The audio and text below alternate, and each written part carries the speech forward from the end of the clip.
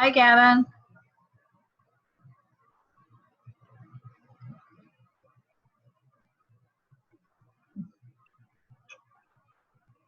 Hi, Gavin. Can you hear me? Yes, I can. Can you hear me? Cool. Yep. You're the first person to also arrive. How are you doing? I'm all right. How are you? Oh, today is much more stressful than the other Zoom meetings because there's real stuff on the agenda. I mean, my prior meetings were a little experimental. Yeah. Yeah. I mean, not totally experimental, but you know what I mean? But this one, it's like, can we get through an agenda? We'll just see. So are you feeling okay? I know you were, last time I talked to you, which was more than a month ago, you were still a little ill, or is that right? Yeah, I would say I'm showing no symptoms of anything currently. Cool. I feel like I've been not ill at all, but I almost feel like I had to have been one of those unknown carriers with no symptoms, just cause the first 2 weeks of March, I was so damn exposed in all the different places I went, including our own board meeting. But anyway, so I'm busy cleaning up my desktop right now so that if I have to screen share, I'm not accidentally sharing multiple incorrect things, if you know what I mean. So, okay. So I'm kind of watching. You'll see me still here, but which is the odd thing about Zoom, because I'm really doing other things. But I think you see me looking just like I'm still there like before. Okay.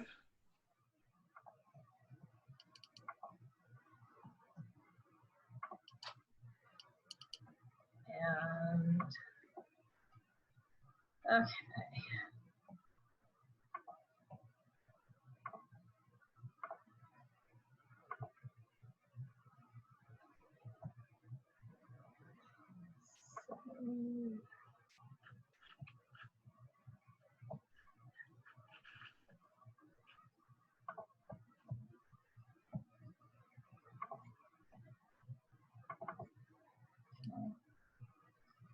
Ugh.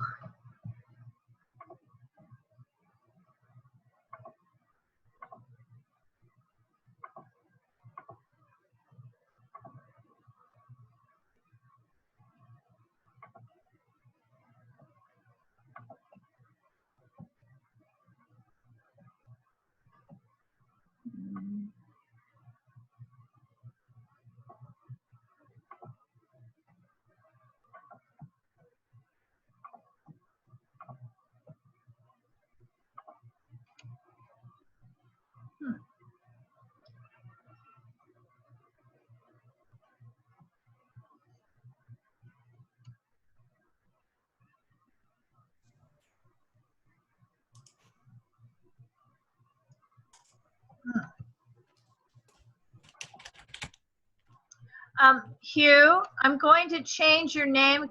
Oh, you just changed it yourself. Cool. Because you were showing as Maris.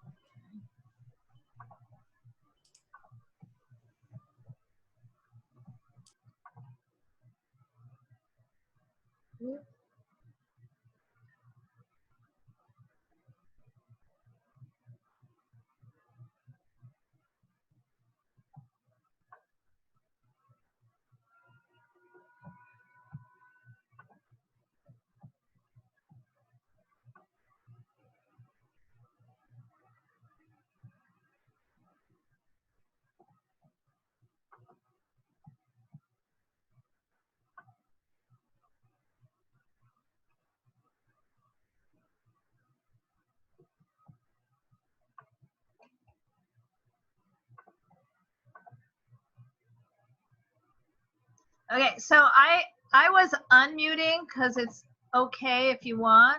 If you guys want to chat while I'm still cleaning up my desktop, you don't have to, but you're allowed to. Hi, Laura. say hi to each other too, if you want. Hi. Hi, you. So, I will be less casual once the meeting starts, but you know, like I said, all I'm really doing right now is cleaning up my desktop in case I have to share stuff. I mean, I know I'll have to share stuff, and I don't want to accidentally share wrong stuff.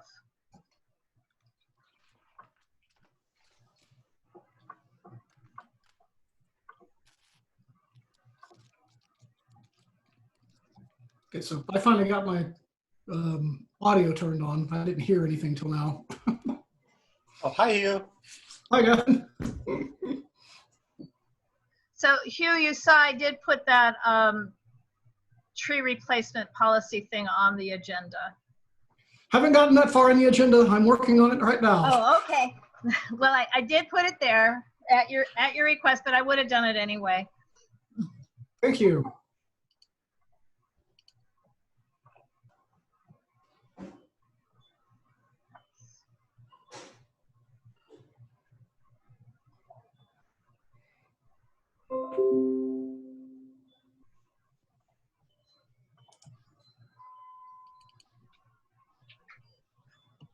And I'm calling Jeff.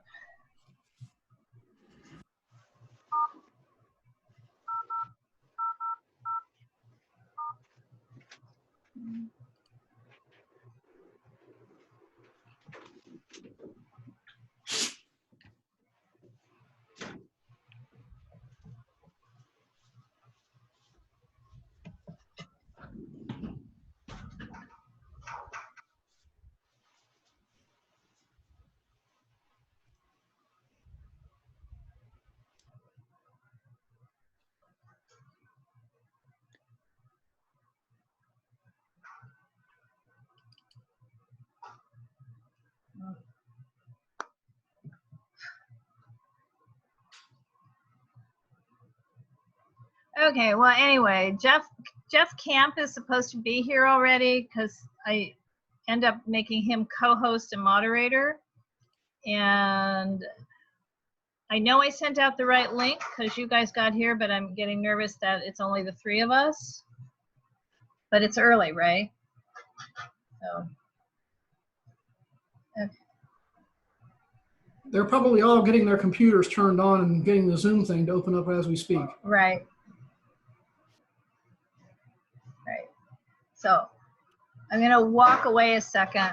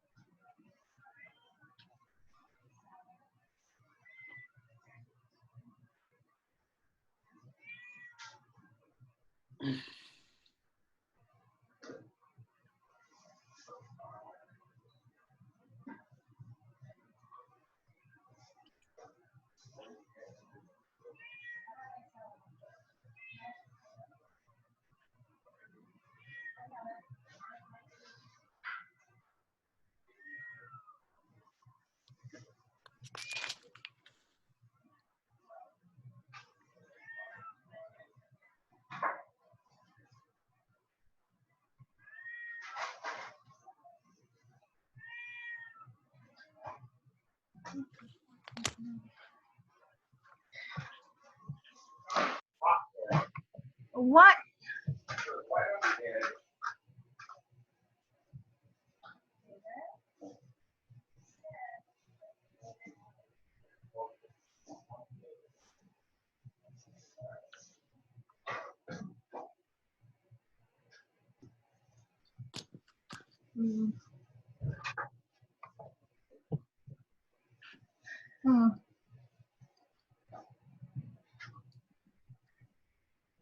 Hi, Jeff.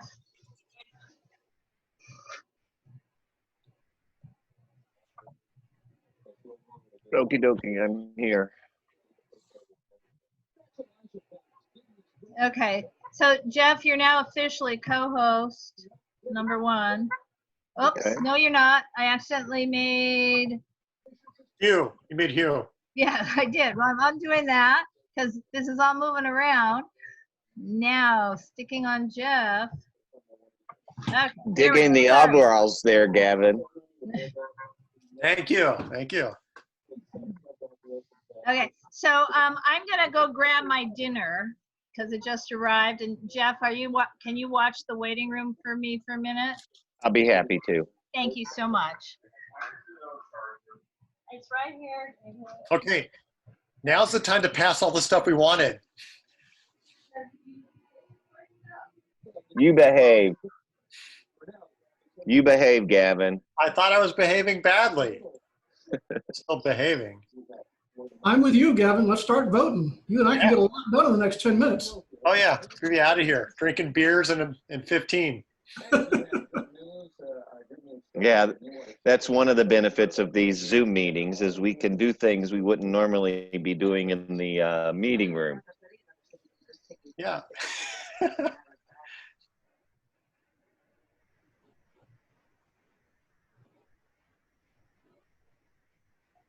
Hey, Dorit. Howdy, I finally figured out how to turn it on. How's everybody? Good, how are you? Not bad. Laura, we can only see the top of your head. Laura is out getting dinner. She stepped Oh, out. okay, so that's not her head, that's like an air conditioner or a fan or something. Looks like a lamp. I don't know how to make it Yes. larger.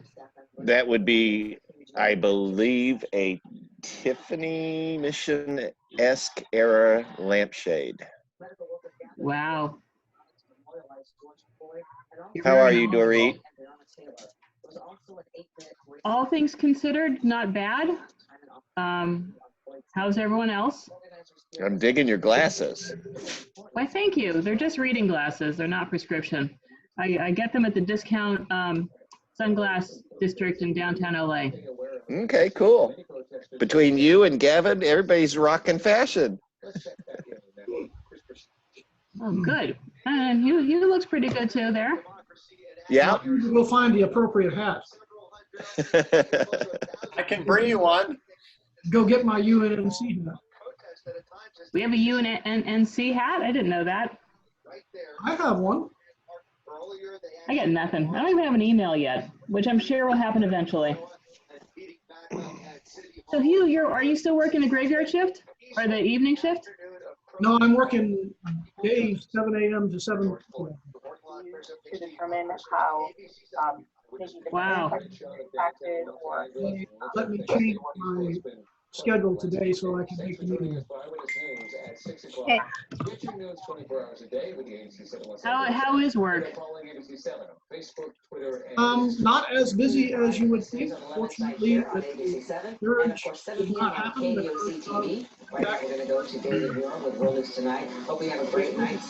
Okay, someone's Wait, radio. somebody IQ is loud. somebody has sound on in their background. There it goes. That's all gone. Hi, Dorit. Hello, Laura. Can you see the Heather Taylor Thomas, whoever they were, masks have arrived. Do you see it? Beautiful. They're kind And it of arrived. feminine. And what's beautiful is they arrived. Well, of course they did. Well, I it was a test. I purchased as a test to make sure the vendor delivers, and they do. So are they all light They're colored, kind of girly-ish looking, or there's some No, masculine ones? David kept the boy ones and gave me a couple of girly ones. How do the boy one? Because that's what I'm concerned about. Since Here, hang 90% of the homeless folks are male.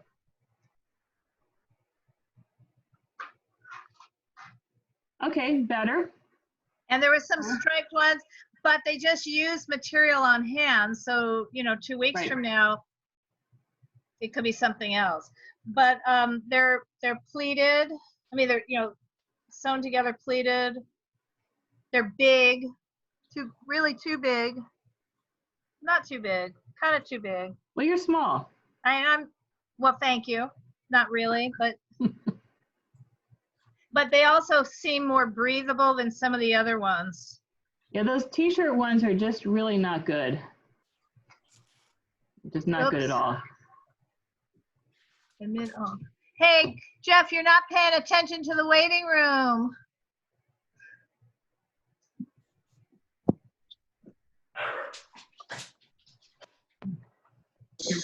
Laura, Here we go. sorry, I was multitasking. Right, as am I. But So Jeff, at 7:30-ish, somebody from SELA is going to be wanting to come in. His name is Josh. So let him in, we please. let everybody in, Dory. The only question is going to be is if he doesn't come, how will we Okay. know? Well, I mean, it's a negative pregnant, so hopefully he finds his way. I mean, he's young and he's smart. He understands all. He taught me how to do all these Zoom crap. All right.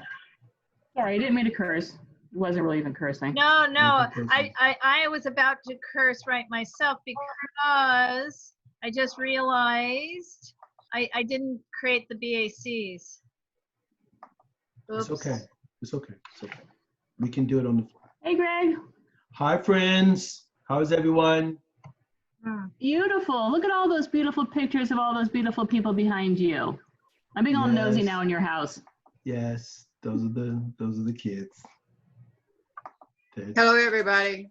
Hi, Hi. Joy. How you doing? Oops.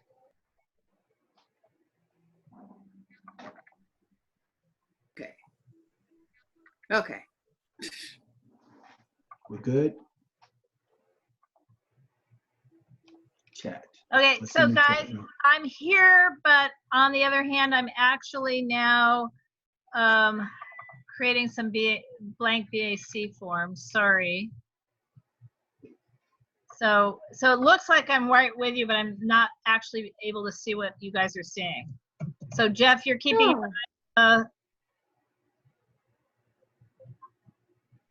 Jeff, are you keeping your eye on the waiting room? Jeff's not here.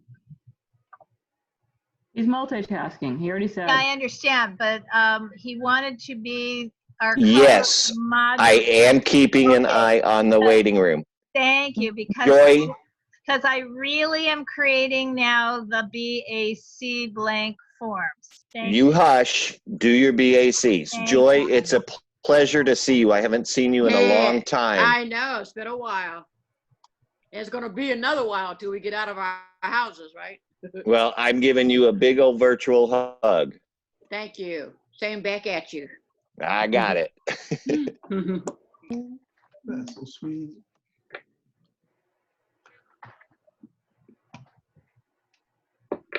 I'm glad to be visiting my own neighborhood council for a change.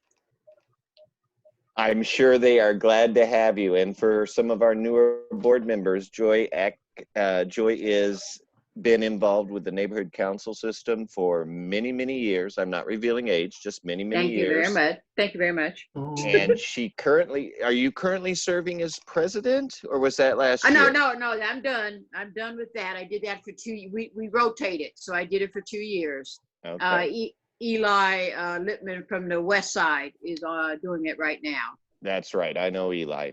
But Mhm. Joyce is our representative on the board of neighborhood councils. Right. And I'm making a new commitment to try to get to all, in the South LA area, there's 15 neighborhood councils. So I have to, between work and all my other stuff, I got to fit these meetings in so you can all get to know me a little bit, because I know there's a lot of new members on all of these boards, on all of these neighborhood councils. So yeah. Well, I know I'm personally glad to see you here. So thank you for being. Thank you.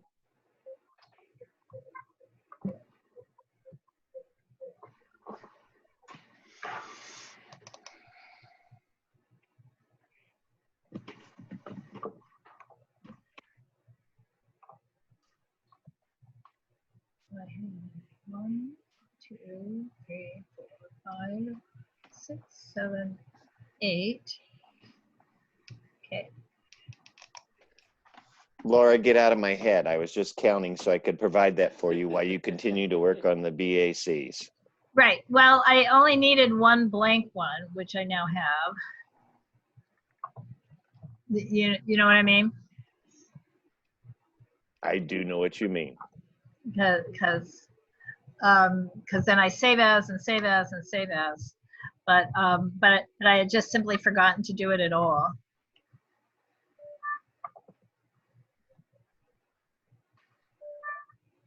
Okay. So whether or not we have quorum, We'll have quorum. when Los Angeles Controller Ron Galperin and his associate arrive, they'll start doing a presentation, because the way I set up the agenda would be so that so that we can start the presentation without waiting for quorum. We'll call the meeting to order after the presentation. So because we don't quite yet have quorum.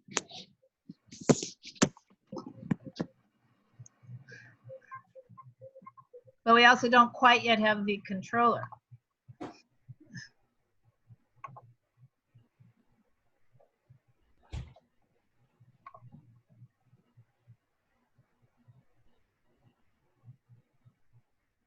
As with any government official, No, that is to be we're- understood. Yes, I know that. I'm just wanting to make sure I'm checking my email just to finding my email. You know, these days are just something else. I have so many windows open. I had so many things to do.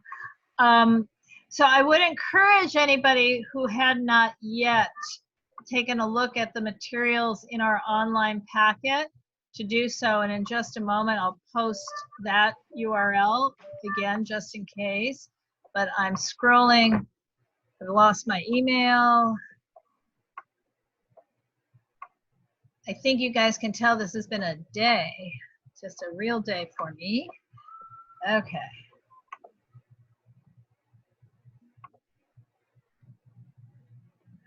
Okay.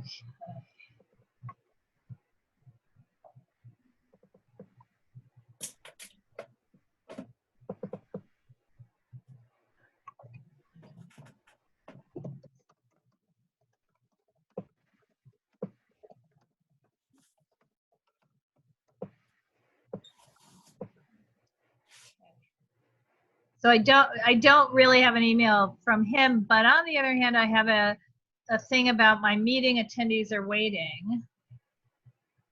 Oy. Okay, but somebody was waiting for last night's meeting tonight. So, okay, well, I'm coming back. I'm coming back here. Octaviano is here.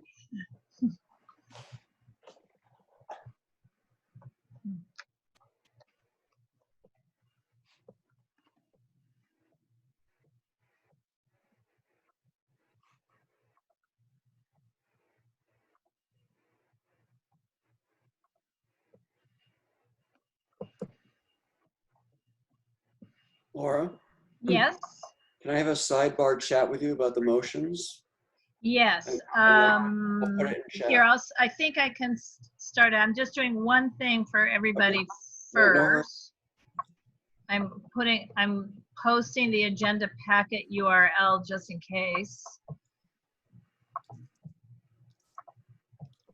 So, and yeah.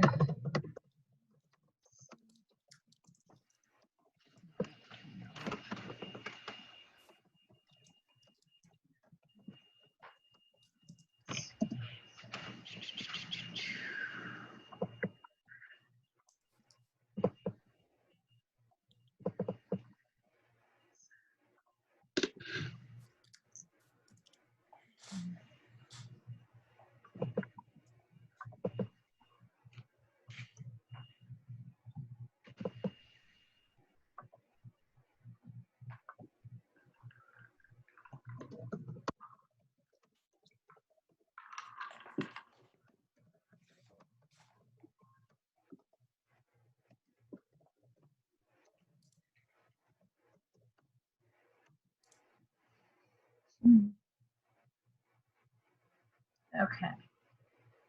John, where does that ladder go that's behind you? It's just a little sleeping loft.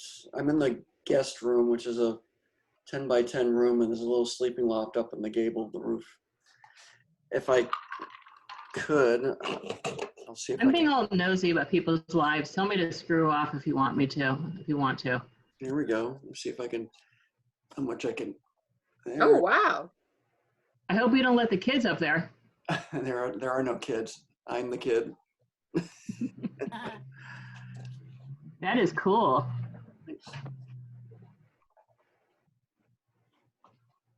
Must get awful hot up there during the summer though, doesn't it? I have, if I could show you more, like sometimes if I turn my computer unplugged, and I have high windows up there that ventilate the whole space up in the gable. Cool. It gets pretty airy.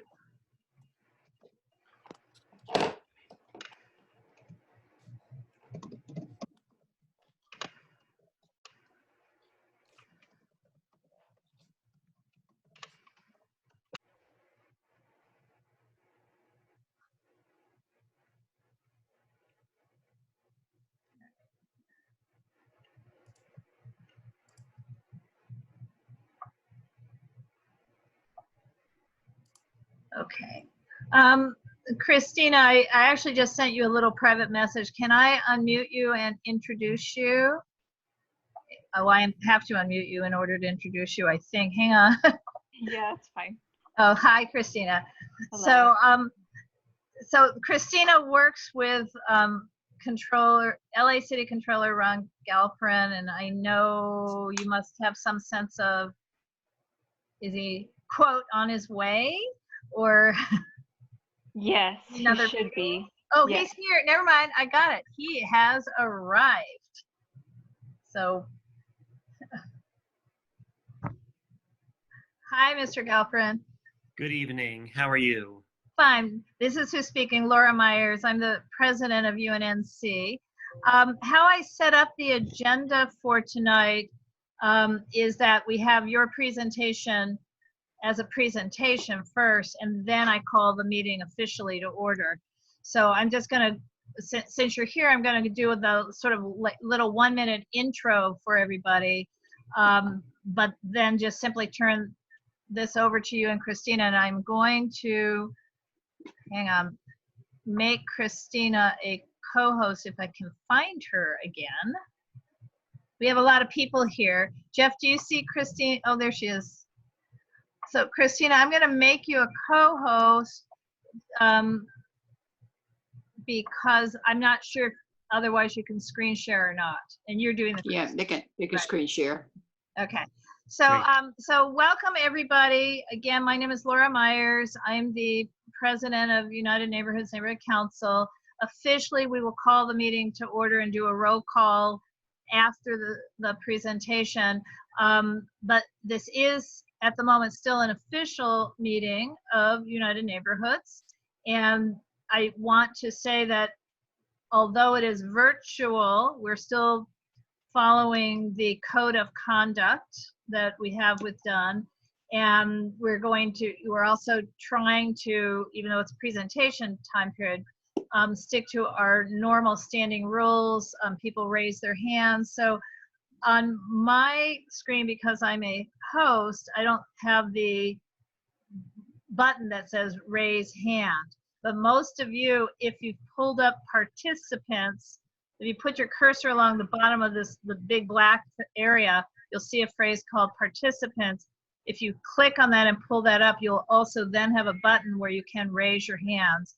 I'd appreciate that while the presentation is knee deep in presentation, that you not raise your hand that soon, because it'll be hard for Jeff and I to keep track of who was first and who was second. Jeff Camp, who was a long time president of UNNC and now works for Council District 10 and is UNNC's liaison to Council District 10, is helping me moderate this meeting.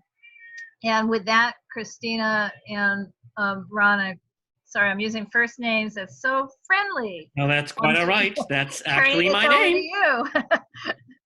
Just turning it over to you. Good evening, everybody. It's very good to join you, albeit virtually at this moment. And thank you so much for all the work that you're doing to uphold the work of your neighborhood councils, and enjoy all the work that you've done for so many years for our neighborhood council system as well. And the neighborhood council system is really what neighborhoods and communities are all about. And we need that more than ever with the challenges that we face in Los Angeles. As many of you may know, before becoming controller, actually I developed my obsession with all things having to do with the city as a member of my neighborhood council. And I got to learn a lot about how the city operates, and that's what really ignited my passion for public service as controller. So I want to thank you so much for what it is that you're doing. And this is a tough moment for Los Angeles and for our nation, and actually for all of our world. As I think we all know, we're all experiencing a certain amount of anxiousness, and some are experiencing depression and worry, anger, being tired, being isolated, uncertain. But I believe that we have a bright future ahead of us, albeit a lot of work to really recover from the many challenges that we have right now. But we have a great city. Now, as I think many of you know, we have lost 2,400 of our neighbors, our families, and our friends to COVID-19 just in the Los Angeles area. And a disproportionate number of those are in our communities of color and among people who are poor. Unemployment has increased by 300% in the Los Angeles area in just 2 months. Many businesses have shuttered, as I think we have seen. We've had tens of thousands of Angelenos and others who have joined the protest to demand reform, an end to racist violence in response to the horrifying killing of George Floyd in Minneapolis. And it's also been difficult on a local level to witness some of the vandalism that has been done by hopefully a small group. And there needs a lot to be done, because what's being asked for in these protests is much more than just an end to police brutality. That's too low a bar.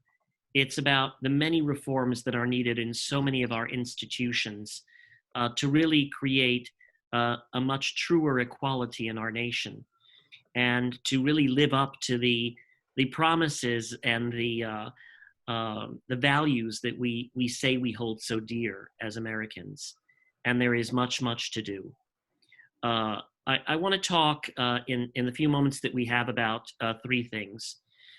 First of all, to talk a little bit more about what the city is doing relating to the COVID-19 crisis, and also the job losses that we have experienced. And then I also want to update you on the financial situation of the city, which, as you may imagine, is not the brightest at the moment, and it's going to cause a lot of budget challenges in the coming year. First, let's talk about job losses in LA. And today, actually, I released a new feature on my site, which is a map of all of the job losses in Los Angeles. And in the US in April, we lost a staggering 20.5 million jobs. In the city of Los Angeles, that number is 300,000. In the county of Los Angeles, it's closer to 650,000. But what I wanted to do was look at what kind of jobs have we lost, and where are those concentrated. And by the way, the numbers on unemployment don't capture the full picture, because there are many people who are underemployed, There are also many people who have been self-employed that really don't have much of a source of income. So these are just the official, as it were, unemployment numbers.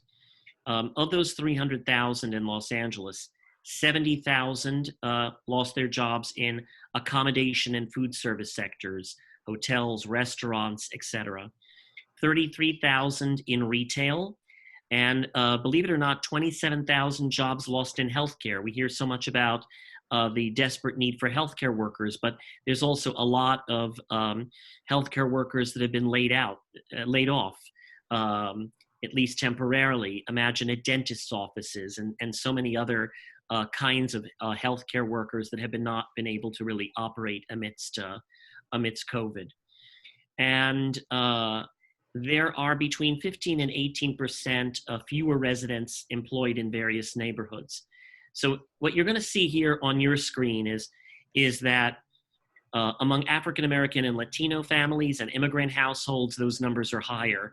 What we also looked at specifically, and on this map, you'll be able to explore various neighborhoods, including ones in your neighborhood council, such as Harvard Heights, where there's been a 17.3% loss of jobs.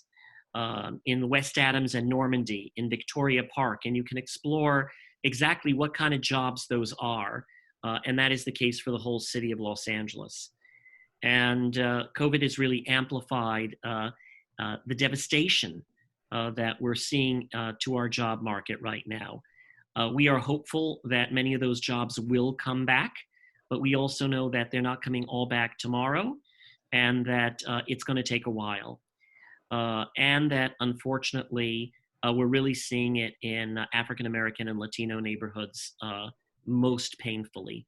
And that just adds all the more pain to everything that we've been seeing play out on our streets and in our communities after the horrible death of George Floyd.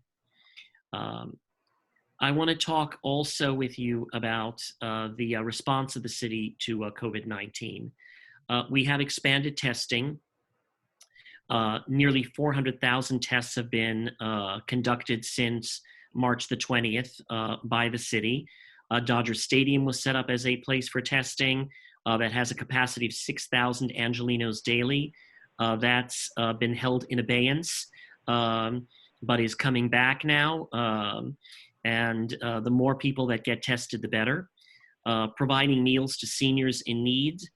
This is the Department of Aging in the city.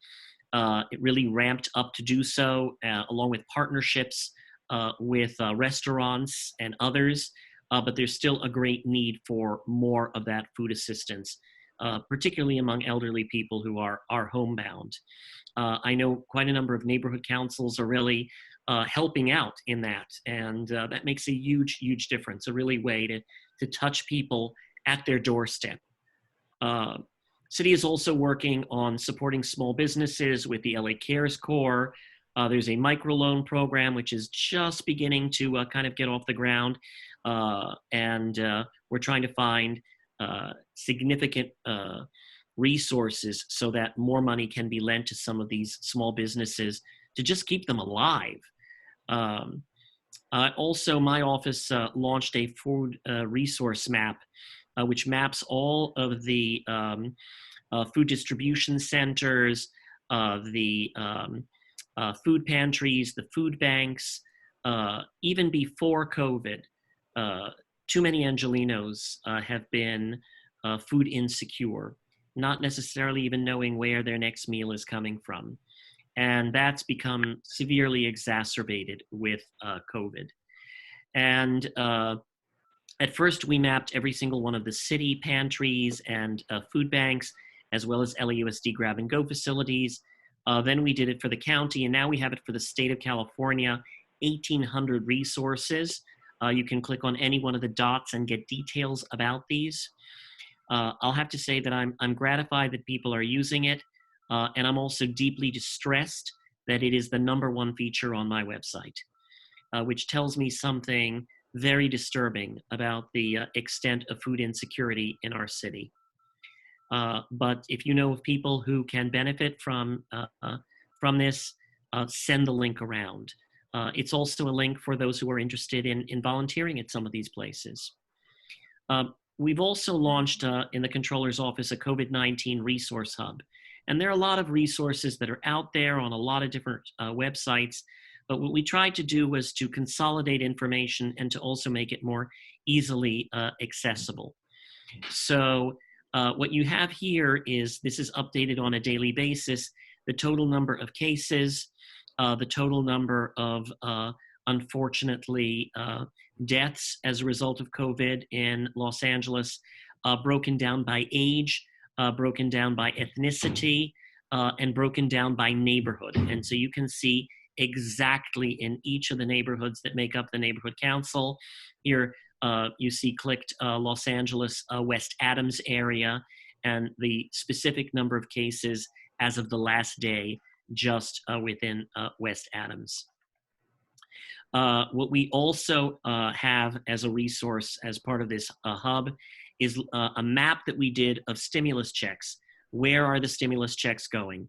And this is based on what income levels are within the communities in Los Angeles, as well as what the density is. And you can see, again, for each community in Los Angeles, including the ones within the neighborhood council, what is the distribution of stimulus checks going to be, in addition to, $500 for dependents, et cetera. So it really gives you a sense of what monies will be coming in. They are not the solution, obviously, to the suffering that so many people have, but they are at least a lifeline for many. And then we've also included links for residents and businesses. What we sought to do was to break it up into 16 categories. So if you're a senior, if you're an employee, if you're a freelancer, if you're a small business owner, if you're a homeowner, if you're a renter, you can click on any of these boxes and see the resources that are available specifically to you. Of course, people may fall into one of many categories, so you can click on as many of these boxes as apply, and there are hundreds of these resources that are there. Let me shift to talk a little bit about the financial situation of the city. Every year we do our budget projections. Every year our revenue projections have been extremely accurate. And then, as I think we all know, things changed radically in March. The city has a fiscal year that actually goes from July the 1st until June the 30th. And so when COVID hit, we had already brought in most of the revenues for this fiscal year. But there's still been a drop-off of what we're anticipating between $230 and $270 million for this fiscal year before the end of June that we will not be realizing. Plus, of course, many expenses that the city was not anticipating. We will be able to withstand this, A, because of some federal assistance that we've been getting, B, because we had, before this started, a relatively robust reserve fund and budget stabilization fund. But that is going to get eroded rather substantially in this coming fiscal year. And budgeting involves a certain amount of guesswork, but this year it involves a lot of guesswork in terms of what revenues are going to look like. We do not propose the budget. It is the mayor who does so. It is the council that votes on it. What we do is the budget projections in terms of what we believe is going to be coming in revenue-wise. We consult with economists and with others, and the truth is nobody's sure at the moment.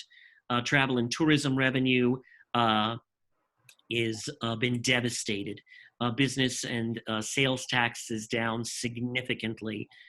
Property taxes, which make a big portion of our revenues, we've gotten most of it for this fiscal year, but in the coming year, it's going to be tougher because there's also a lot of people having trouble paying those property taxes, and they will, in many cases, be asking for reduction in assessed value. So the mayor proposed the budget on April the 20th, and it was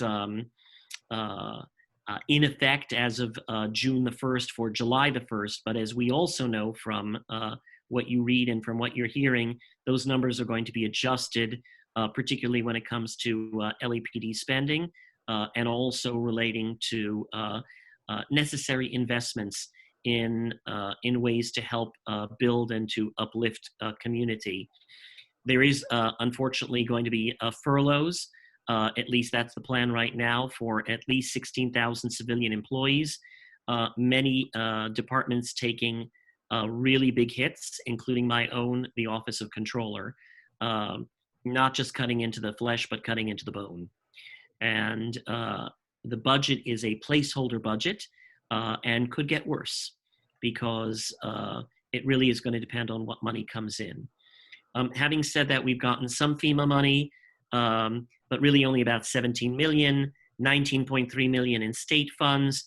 But we have received nearly 700 million in coronavirus relief funds from the federal government. But it should be noted that that money can only be used for medical and public health expenses, payroll expenses, public safety, health personnel related to coronavirus. It can't be used to fill an otherwise budget gap. It can't be used for new programs that are unrelated to what has happened because of COVID. So we're going to have to very carefully code every expense and try to capture it as much as possible that is COVID related so that we can actually use those federal dollars, because while it's come into the city, we can't spend it until we actually account for it. Now, let me also note that we have a lot of budget information on our website. We do the comprehensive annual financial report of the city, but we also do a popular financial report, as it's known, that's meant to be much more user-friendly. And on that, you will find information about a whole variety of aspects of city spending, including spending on public safety and more specifically on LAPD, which is on everybody's minds right now. You'll find a lot of that LAPD related information, everything from crimes reported versus arrests, traffic citations issued. You can also see the dollars that have been going to LAPD as well as every other department of our city and follow the trends year upon year. Actually, it's just showing up on your screen. There's a lot to explore. I'm just kind of giving you a small little taste of what is on the site. It's really my goal, and it has been ever since I've been in office, to bring the city into the greatest level of transparency, to put it all out there for everybody to see, the good, the bad, the ugly, so that people can make decisions based on actual performance data, based on numbers, and to really offer up as much information as possible so that people can truly be empowered with the information that you deserve, because it is your city, it's our city, and we all should have a say in how that money is spent and in what we're getting for that money. Let me just conclude by saying that we have a lot of challenges, but I also am an optimist by my nature. I'm actually the first in my family to be born in the United States. My parents came to this country not even speaking English, and thankfully they were able to create a good life for myself and for my sister. But too many people have not had that opportunity, and we have to make sure that everybody truly shares in the promise that is America, the promise that is California, that is Los Angeles.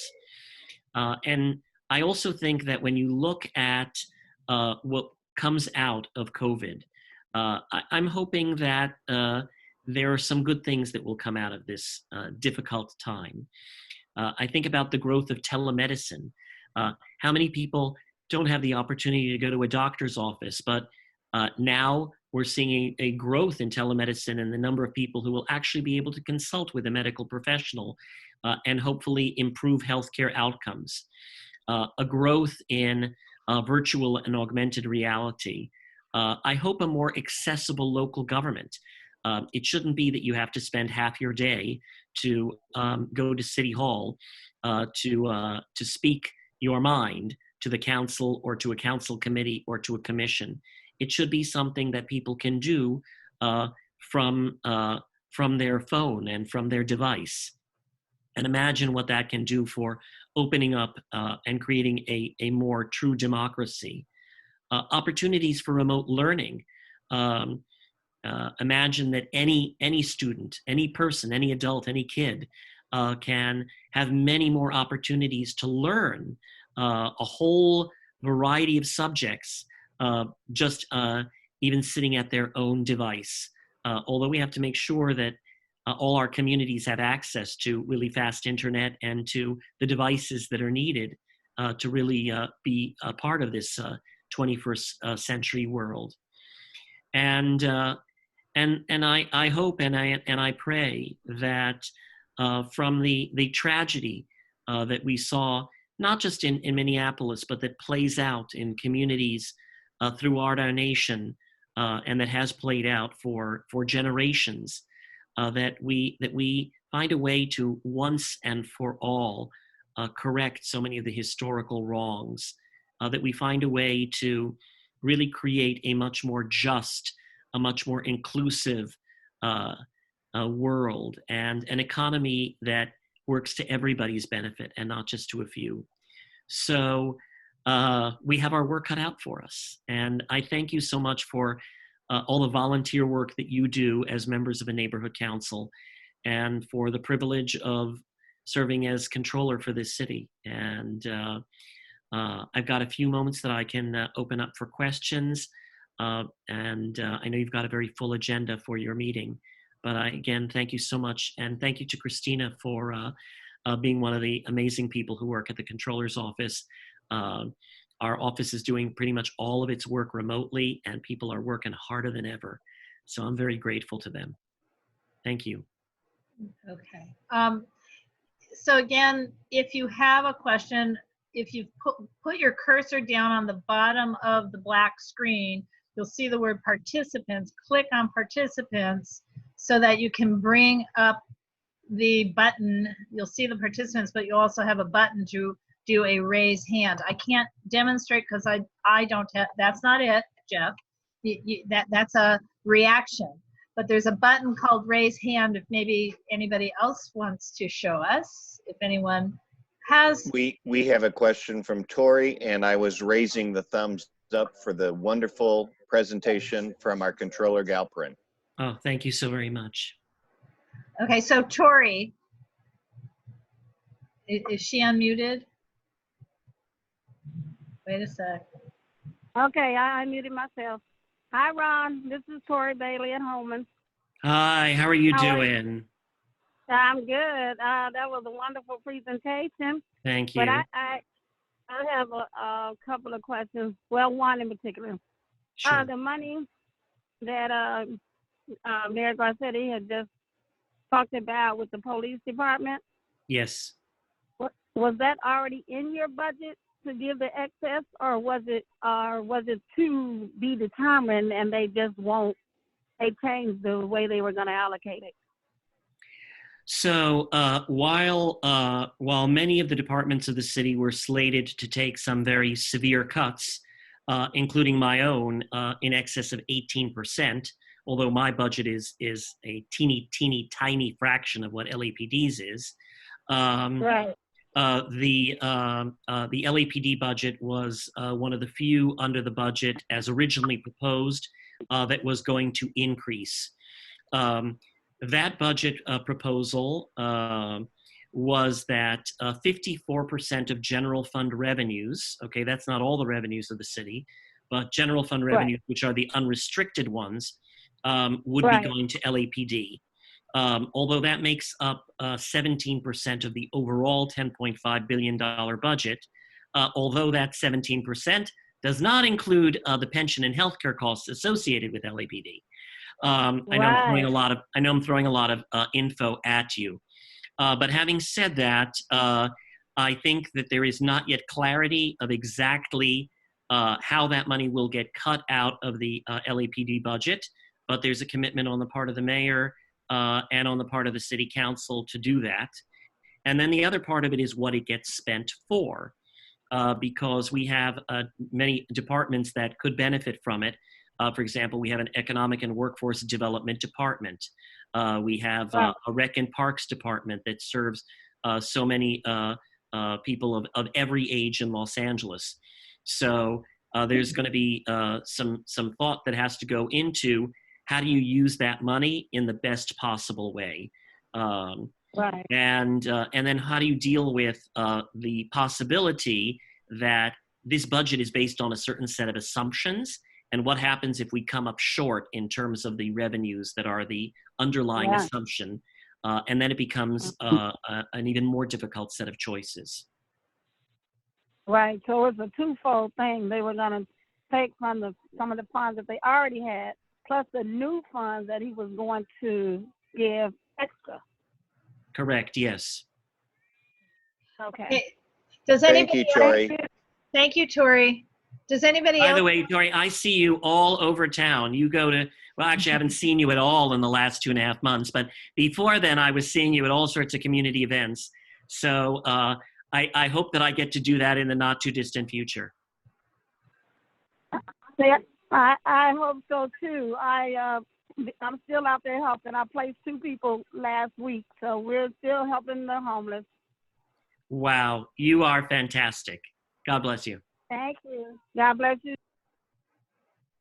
Laura, we have a question from John Arnold. Oh, John, you're muted. There we go. Hey, Ron, John Arnold, how are you? Hello, John. How are you? Similar, good, thank you. Good, thanks.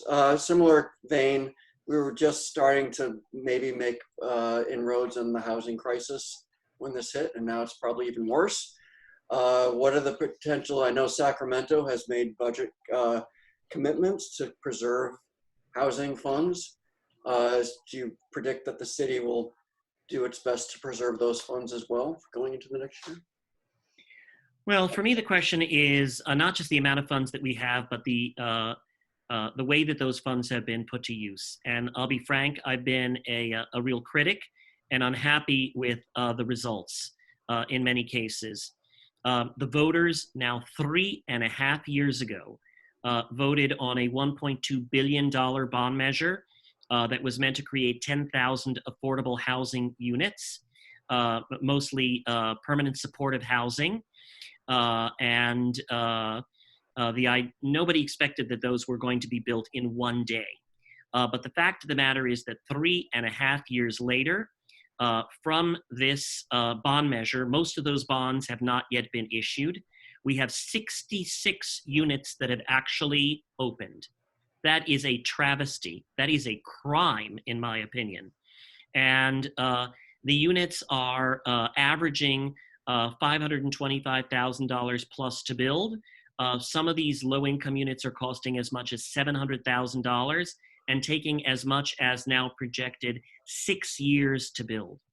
I have an audit that I put out on this. I have another one that is going to be coming out in the near future that looks at the progress or the lack thereof since my last audit.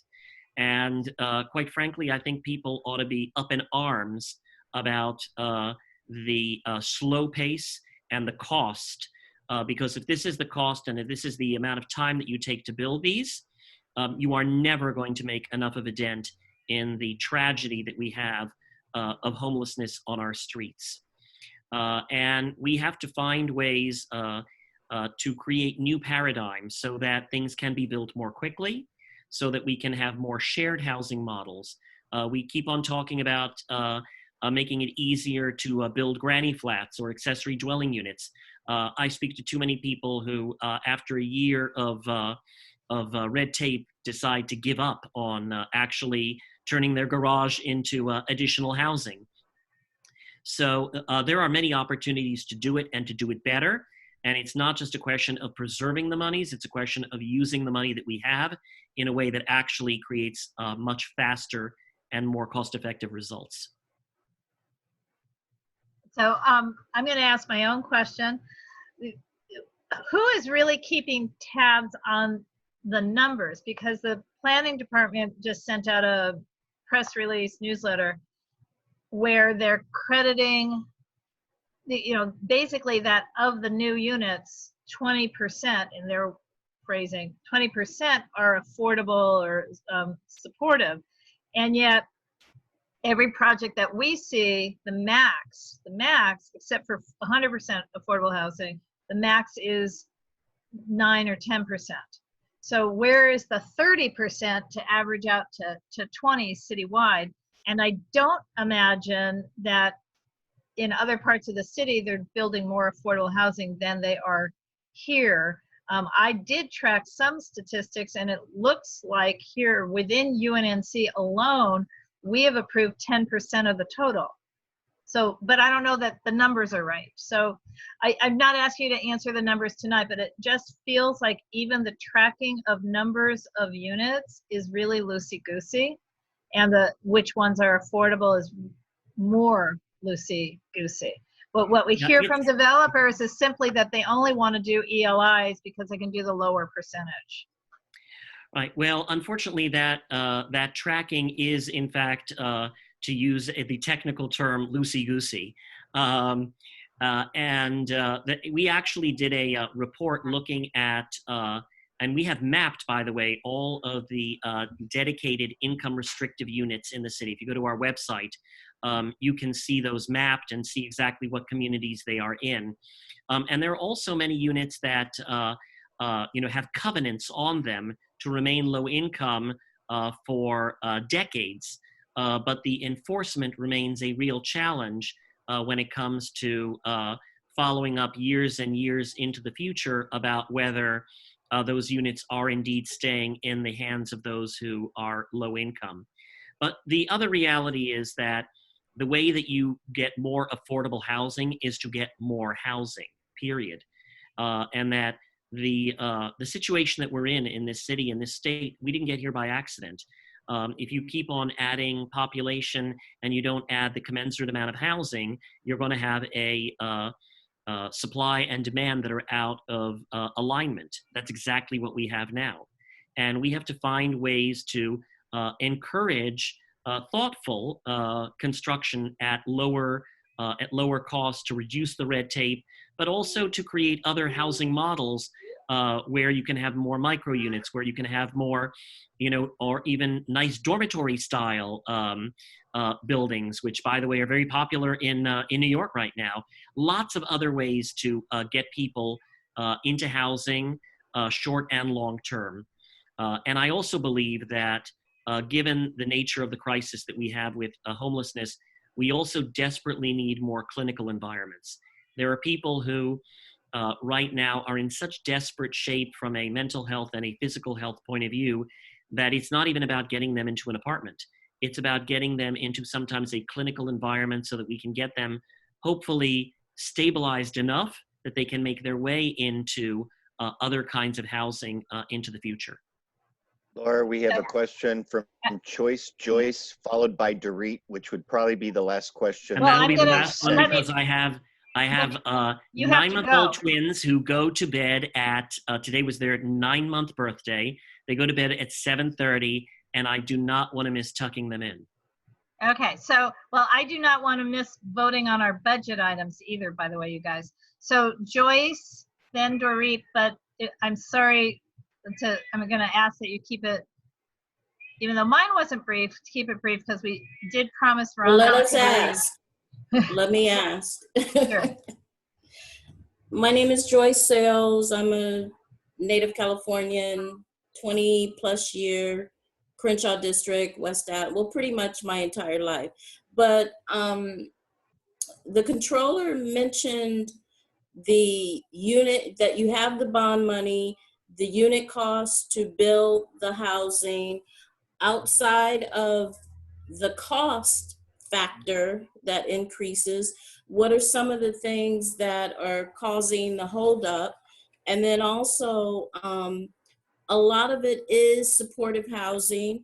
We're getting to a point where this COVID is going to move from a need of supportive housing and a housing in general. So how is that going to play out? And then money funded, federal funding, wherever the monies are coming from, it's always specified COVID related. Again, at some point, things are not going to be, they'll be based on the COVID, but we'll be back to business. So how will we get funding to get the economy, back rolling? When will we get past the point of any funding available is specific for COVID? Wow, that's a lot of questions all at once, and all really good ones. Couple things. In terms of why is that housing so expensive? First of all, it's terribly bureaucratic. The way that we have set up creating low-income housing in California often depends on getting monies from a lot of different sources. It's like piecing together a puzzle. But the more pieces of that puzzle that you have, the more approvals that you need, the more hoops to jump through, the more complicated it becomes.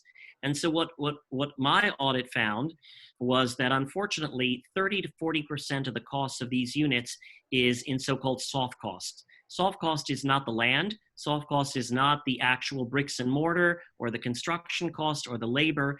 It is just everything from the consultants to the attorneys to all of the other kinds of costs that, inevitably you're going to have some of, but it far exceeds what you would have in the private sector. And so we need to, I believe, change that paradigm. The second part of it is I think we have to stop making the perfect the enemy of the good. And that is that, yes, I am a big believer in permanent supportive housing. But you know something? We have 1,000 people that died on our streets last year in the city of Los Angeles. And by the way, that number is going to be worse in this coming year, I'm afraid to say. And to say to somebody, hey, you know what, we're building you a permanent supportive housing unit that maybe you'll be able to get into in 3 to 5 years from now, that is a lousy response.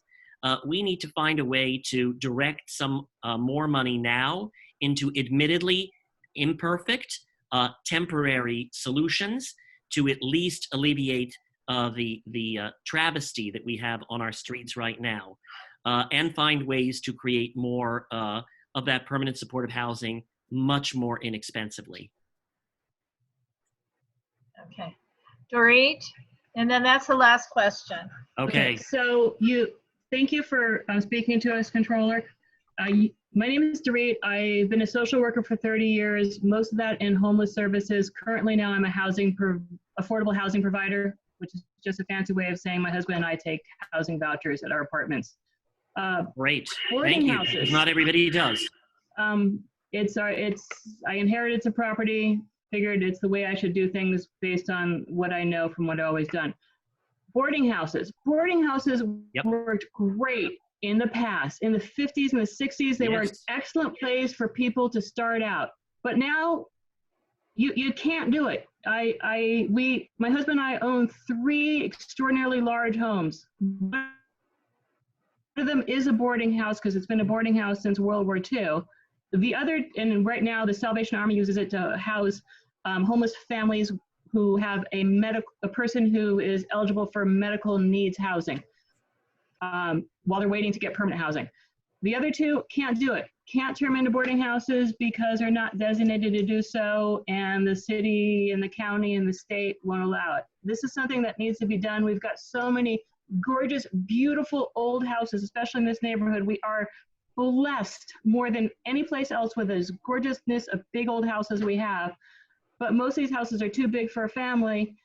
Wouldn't it be super duper awesome if we could bring back boarding houses that are, I'm not talking flop house, I'm not talking crap run, I'm talking really well run by really well organizations like the Salvation Army, like Hopix, like the Gay and Lesbian Center, other places that do great programs. We do have some, but we need more, and we need less red tape because the red tape just made us see red, and we said we can't do it. You are 5,000% right. And as a matter of fact, in the reports that I've issued, I have suggested exactly that. I'm disappointed that we have not seen that much of it. There used to be, as you say, in the 40s and the 50s, a lot of these boarding houses, imperfect though they may be, but nothing quite as imperfect as what we have right now on our streets. And I have visited, for example, there's one house, a very large, old 100-year-old house that got turned into housing for ex-convicts. And there are 20 of them living in this house. And you might think that 20 people living in a house would just be crazy. But it's so well done, so nice, so clean. There's a community garden at it. And it provides much needed housing, not to mention much needed community in a very, very well done environment. I think this is something that has to be replicated and should be replicated. And by the way, is a good way for those who owned property to make some money as well. And so I think that that is a great way to much more immediately house people, and that we should also direct some of our resources in that direction, at least until such time as we have a very ample supply of that permanent supportive housing, but we don't have that yet, and so we should act on those boarding houses. I agree with you completely, and happy to do everything that I can to try and see that happen. Okay, thank you so much. If you're not watching the clock, your little ones go to bed in 3 minutes. Yes, exactly. So I want to tuck them in and give them a kiss goodnight. So thank you very, very much to all of you for everything that you're doing. And I look forward to the not too distant future to actually seeing you in person. Okay, thank you. Thank you, and thank you to Christine. I guess we could clap, or you can go to the reaction. Yeah, see, there's clapping in the reaction button. Yeah, see there you go. Thank you, Ron. Thank you. Okay, so I'm officially calling this meeting to order, and just to be fast, I'm just going to call the roll myself, and then call this to order, just because I want to make sure I have everyone here. Asai is here somewhere. Yes, here. Asai. I'm here. Okay. Jeff, can you unmute everybody at this moment, please? Dorit. Yes. Gavin. Here. John Arnold. Yep. Lizzie. I know Lizzie's here. I saw her. Yeah. Do I still see her though? Oh. She's there. Okay, She's there. She's waving at you. Hi, She's Lizzie. waving at you. Okay. Tori. Okay, I know Tori's here too. Greg. Present. Jorge, absent. Laura, me, present. Hugo. Present. Paula.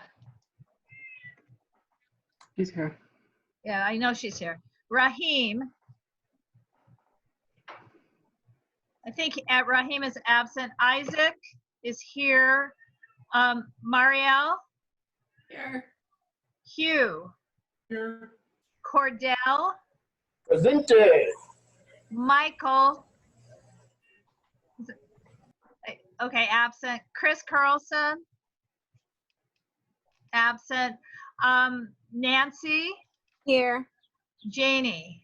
Here. Najee. Absent. So I also want to inform you that Kyle Pratt is moving and has had to here, and he has to resign. So I'm going to share. I'm going to try and do this again. Share the screen and put up the agenda, and then I need, as soon as I do that, a motion to approve. I'm looking for it now. So I hope everyone has seen the agenda. And Jeff, somebody is in the waiting room. I can't see who it is. If you could let them in.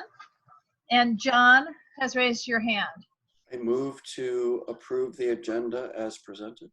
Okay. And is there a second? Greg? 8 seconds. Okay. All in, I don't know how to do all in favor. So I'm going to say all in favor, but what I really mean is there any opposition? Please say so now. Okay, agenda is approved. Because we are so late, I'm not going to eliminate public comment, but I would beg people not, for most of you, not to use it. But if anyone has any public comment, please raise your hand now, and you have 1 minute.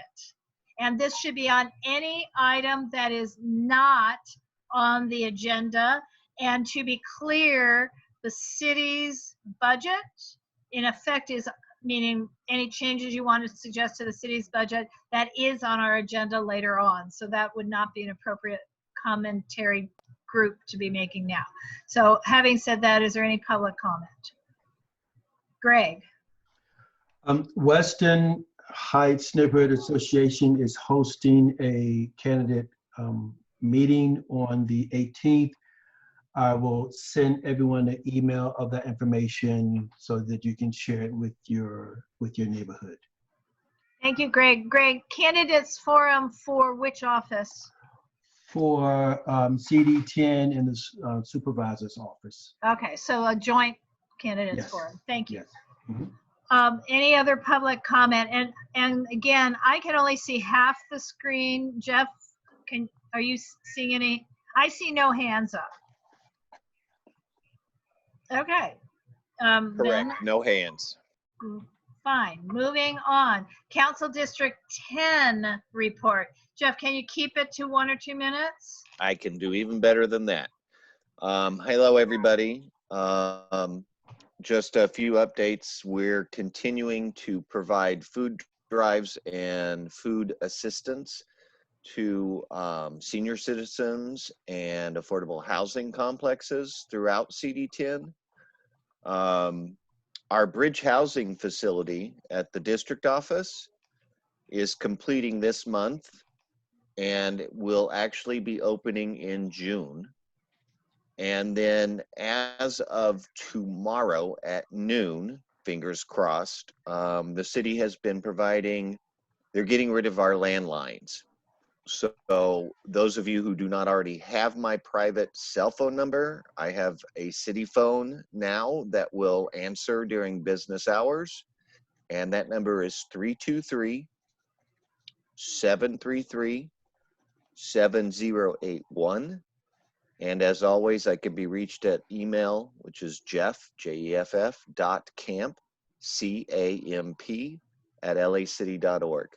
So please continue to send us your issues, your questions, and how we can continue to service you. Okay. And Jeff, would you mind posting those 2 contacts into the chat room, please? As well, to, post to everybody if you can. Are you able to post to everybody? Jeff? Oh, Jeff, you muted yourself. Okay. In the chat, yes. The next agenda item would be reports from any other government officials, city departments, and or agencies. We do have 2 officials with us. We have Joy Atkinson and we have Octaviano Rios. So Joy, you don't have to report anything, but if you would like to, it's no problem. And you may have, let's say, 3 to 4 minutes. Oh, great. I don't need 3 to 4 minutes. I just need about a minute.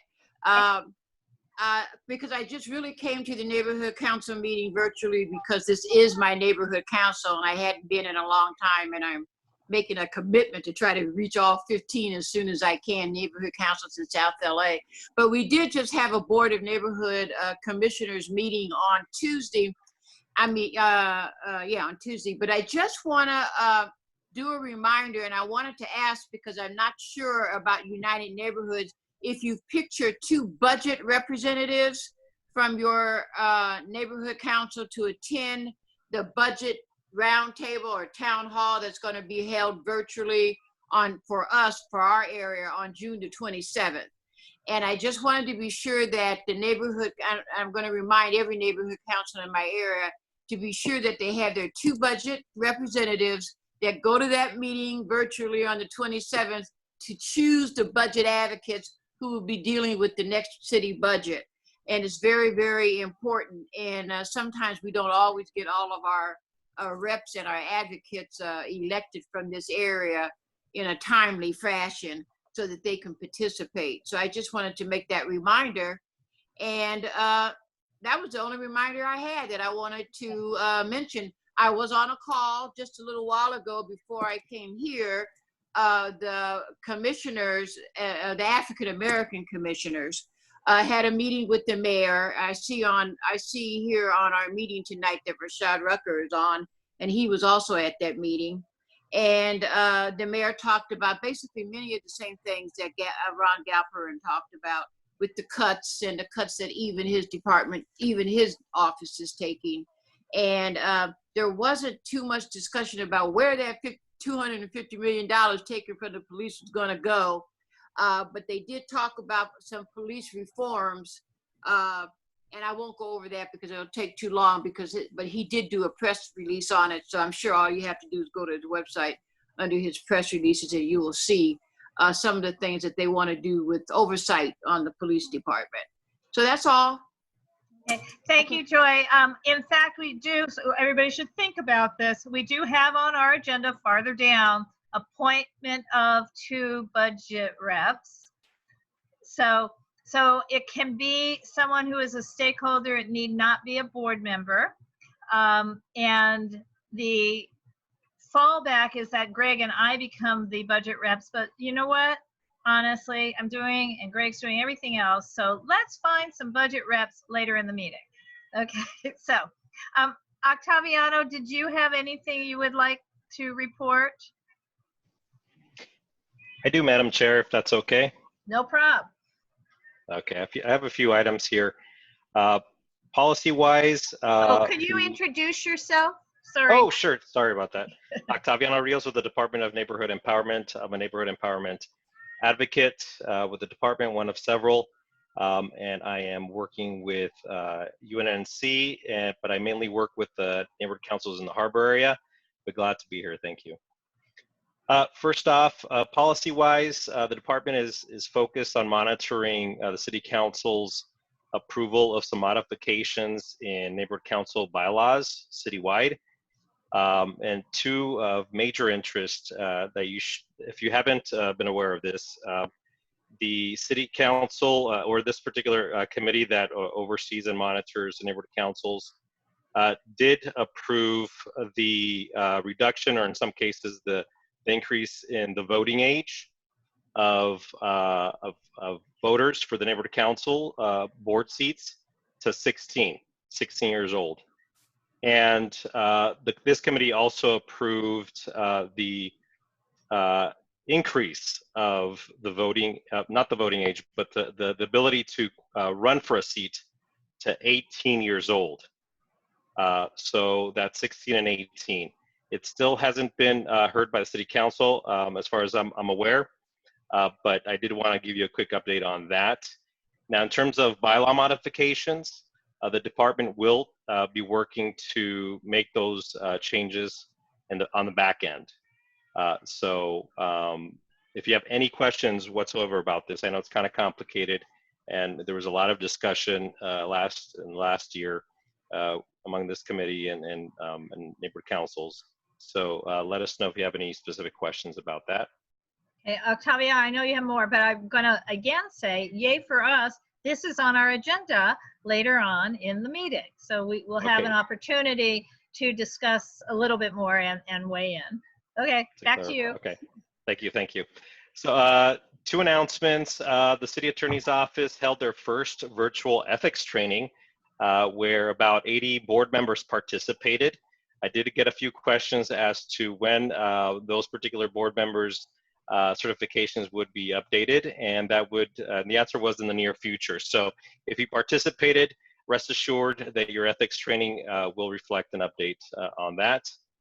And the department hosted about 6 outreach sessions in the last 2 weeks, including this week, to gather feedback and share resources with regards to outreach, elections, and there was a lot of talk about Zoom as well. So if you got a chance to participate, you got a chance to hear the messaging from our general manager and get some of your specific questions and uncertainties addressed on the spot. And last but not least, I want to remind the board and stakeholders of a resource that I did share last month, but I wanted to reshare because it is a wealth of information. The department did spend a lot of time developing a webpage for those transitioning, those neighborhood councils transitioning into a virtual environment, which we are now in. And that webpage is empowerla.org/EVG. And EVG stands for Empower Lay Virtual Governance. So again, that's empowerla.org/EVG. You'll find some resources, protocols, and webinars that we recorded and uploaded for everybody to benefit from. And I won't go over the deadlines for funding because I did that last month, but if you have any questions about that, let me know. And last but not least, a reminder, please help us promote the U.S. Census and for everybody to participate in that, as well as the Economic and Workforce Development Department's wealth of resources online, including for those that are experiencing job losses. There's a lot of resources out there, a lot of live sessions that are being hosted by this department and its staff. And I'll email the board some of those resources as well. Thank you.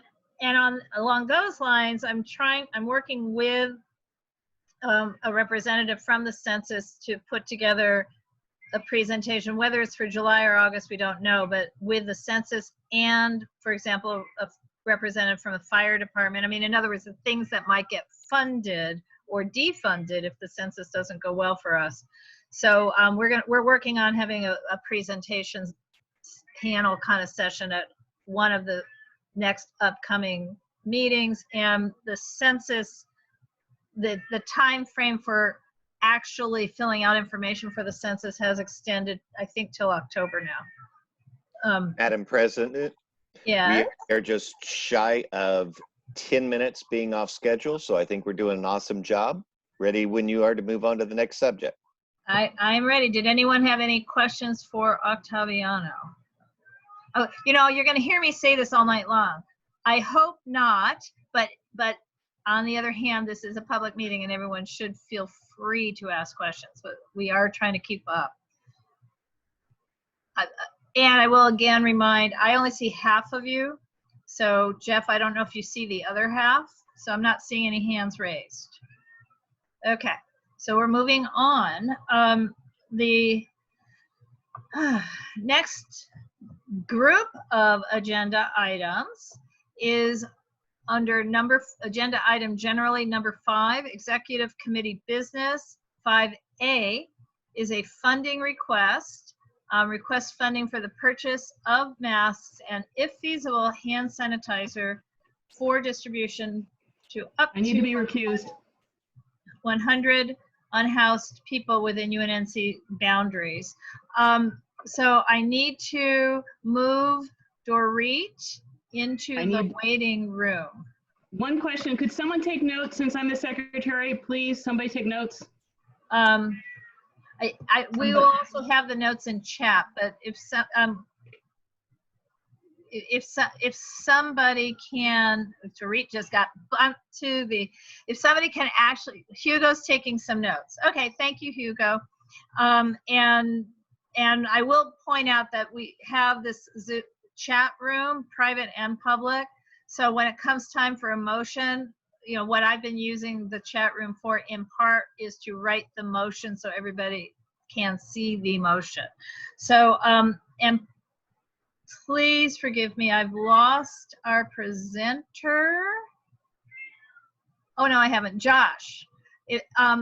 So what this is a partnership between UNNC and an organization called CELA. And Josh, if you could talk about what CELA is while I sadly go take a look for, on my computer, the actual funding request, because I realize I have to share that screen. But if you can be unmuted.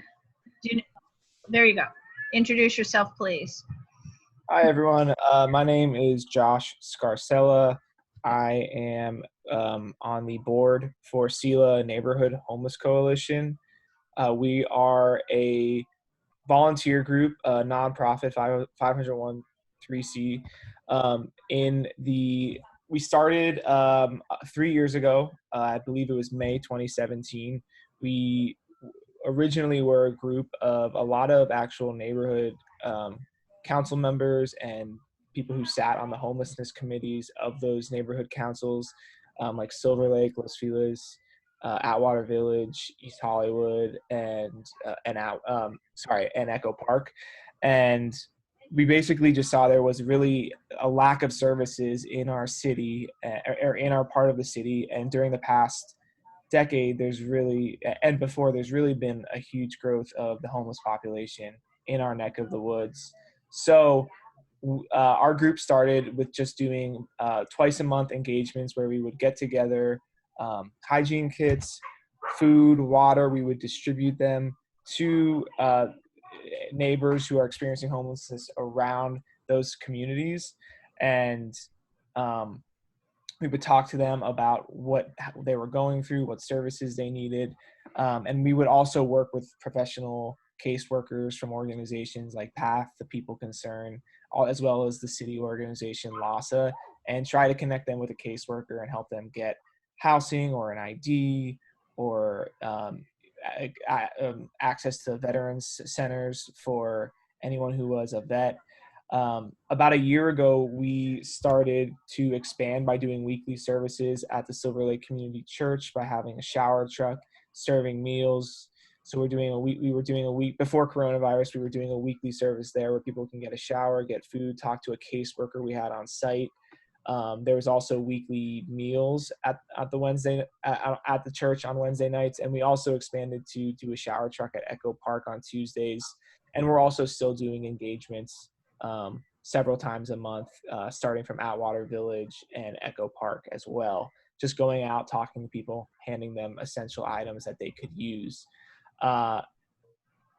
Around this, right before coronavirus started, or actually I think it was after, we have been expanding our services because we have members coming from different neighborhoods, from different parts of the city, including Central Hollywood. We have a great volunteer there named Louie who's involved with the Central Hollywood Neighborhood Council. We have a good friend, Jack, who has started doing outreach in Eagle Rock. And I know we've also started a chapter in West Adams, which is part of the UNNC area. And we have been, during coronavirus, we have still continued our services. We've limited our on-site services. People, we no longer serve a hot meal because it is conducive to large groups. But we are going out. We are handing out food, water. We're handing out information sheets every week that talk to people about where they can get food during this time, since some of the regular places are no longer available, as well as other resources like showers and just caseworkers in general, and also informational items like how they can get their stimulus check if they haven't gotten that yet. Another thing we include. Anyway, Josh, I'm gonna ask you to take 30 seconds to wrap about SELA. Yeah. I didn't know how much time I had. The last part is that we've been handing out masks, and we all know how important it is to wear a mask during this time period, especially for our unsheltered neighbors. A lot of them already have pre-existing health concerns. So for them to be able to avoid getting the illness is a really important thing. Access to healthcare is much more difficult for them. So we want to continue to give masks out as long as this illness is still spreading throughout our city. And specifically, we're looking to hand out masks in the UNNC tractive area, as well as some neighboring areas near the cemetery where there's a lot of homelessness happening. So we're hoping to address the 100 or so homeless neighbors around that area. Okay, so I'm going to put up on the screen, well, first I'm going to just hold up, for those who are on video, masks. We have some samples. They're bigger, I'm just holding them up. I can't screen share, so they're just in my, hopefully you can see them. So we identified a vendor who's local. I actually ordered a group of masks, not with UNNC monies, but I want to make sure they actually deliver them. So they did. It was very efficient. And so I'm going to, because we didn't want to use a vendor that took our money, which is not our money, it's the taxpayers' money. So, so what I'm going to do is share the funding request, and I hope I can do this. Yeah. And the executive committee made a recommendation, which is thus the motion, to recommend that we fund an emergency COVID-19 emergency relief effort to distribute masks and, if feasible, hand sanitizer or other things in a packet to up to 100 unhoused people within UNNC boundaries, not to exceed $700. So I've put the funding request itself. We're on page 2, which the first page of the 3-page funding request sort of describes the funding request generically, not this one in particular. The second page, for those who are on the phone and can't see this, says, please list the primary nonprofit group or partners supporting this effort in addition to UNNC, and that would be SELA and its new West Adams Mid-City chapter. And what is the project and how will it benefit UNNC stakeholders? What we're looking is to provide these face masks for homeless people, unhoused people within UNNC's borders. And I'm now on page 3. We identified the vendor as heathertaylorhome.com for 50 masks. No, I'm sorry, for 100 masks, including delivery and tax, would be $558.45. We have a shopping cart awaiting the purchase if this is approved. The company states that for every mask they sell, they also donate one. So if this is approved, SELA will also approach them to be the entity to whom the second 100 masks could be donated, because in an ideal world, we can give each of 100 people 2 masks. And the other piece of this would be other supplies that would go out, and the executive committee voted essentially an additional $140 for a total of a $700 funding request. So the motion is, okay, hang on. I am trying to figure out how to get to the chat room, and I don't know how. Maybe that's how. Nope, I'm gonna have to unshare the screen. The motion, Greg, are you making the motion on behalf of the executive committee? And Yes? yes, Okay, I can. I'm writing it, but I need to know. Okay. Motion moved, Greg. Approve a funding request up to $700 to partner with SELA in the purchase of 100 masks for 100 unhoused people within UNNC boundaries, and if feasible, to have additional kits. I'm going to call it kits for lack of a, sorry, and Personal hygiene kits. yes, that's fine, because I hygiene. didn't, yeah, to have additional personal hygiene kits. See if this looks right. Oh, well, his name is Greg, not GRE. That's fine. That's fine. That's fine. And who would want to second that motion so we can begin discussion? I second it. Gavin. Yes. I saw 6 hands, but Gavin spoke up. Okay, so so discussion, and again, in the interest of time, I would ask that our normal standing rules say everyone gets 2 minutes, make one round, then a second, but can we do 1 minute? And then we can still do a second round if needed. So I need to see any hands raised. Boy, and I see none.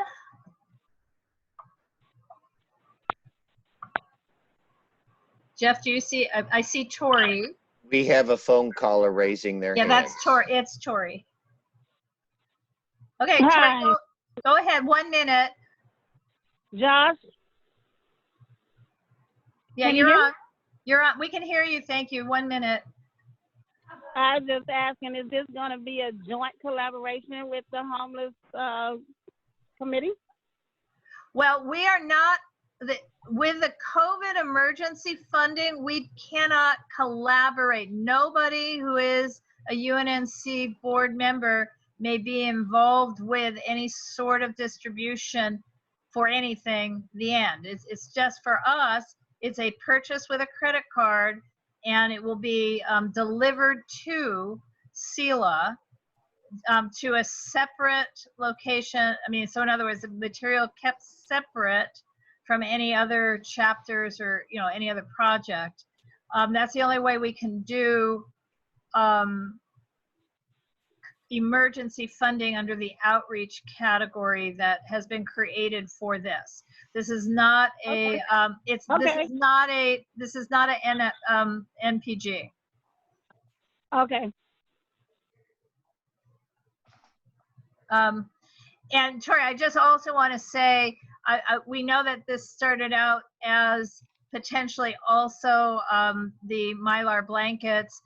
We just discussed that we can have that discussion again, maybe as a community, an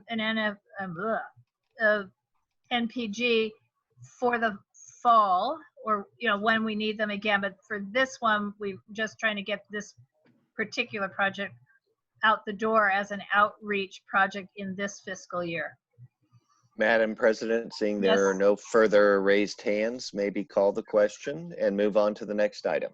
Unless question. Greg is raising his hand. Yes, yes. Okay.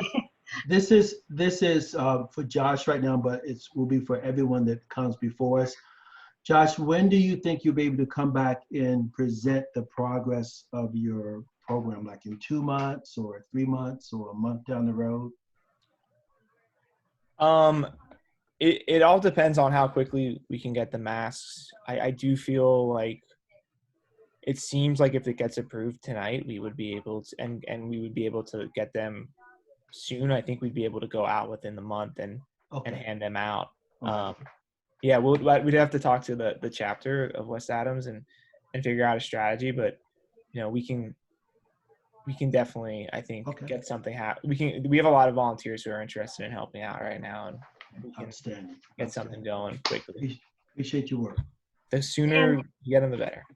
Right. So Greg, and the other thing would be, obviously, we're not purchased, even if we vote tonight, we still have to get approval from the clerk before I use the credit card. Okay. I am going to, I'm doing too much, but I am going to do a BAC roll call on this. So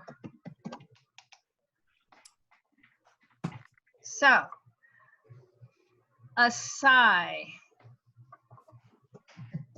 Yes. Okay. Dorit is recused. Gavin. Yes. John Arnold. Yep. Okay. Lizzie. Lizzie, are you here? Did Lizzie She's fall here. off? No, she's there. She's there. She's just, She's muted. waving. Unmute everybody. Okay, Lizzie. She's waving yes. Tell her to start share. Okay, I I can't do the BAC and see the screen. I'm so sorry. She waved yes. Okay, Tori, Yes. Greg, Yes. Jorge is absent. I am a yes. Hugo. Yes. Okay. Paula. Yes. Isaac. Yes. Marielle. Yes. Hugh. Yes. Cordell. Yes. Nancy. Yes. Janie. Yes. Scrolling down the screen, sorry. Okay, that is it. So the motion passes. We have 1, 2, 3, 4, 5, 6, 7, 8, 9, 10, 11, 12, 13, 14 yeses. 1 recused. I'm sorry, I have to count the absences. Sorry about that, you guys. This is slower than when we're in person, right?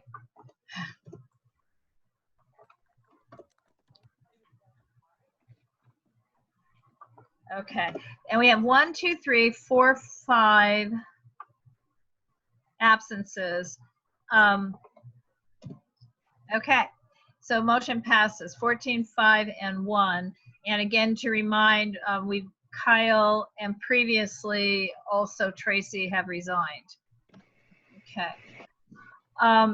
Next item. Okay. The next item is a little complicated. It's 5B. It's a funding, but it's an encumbrance request.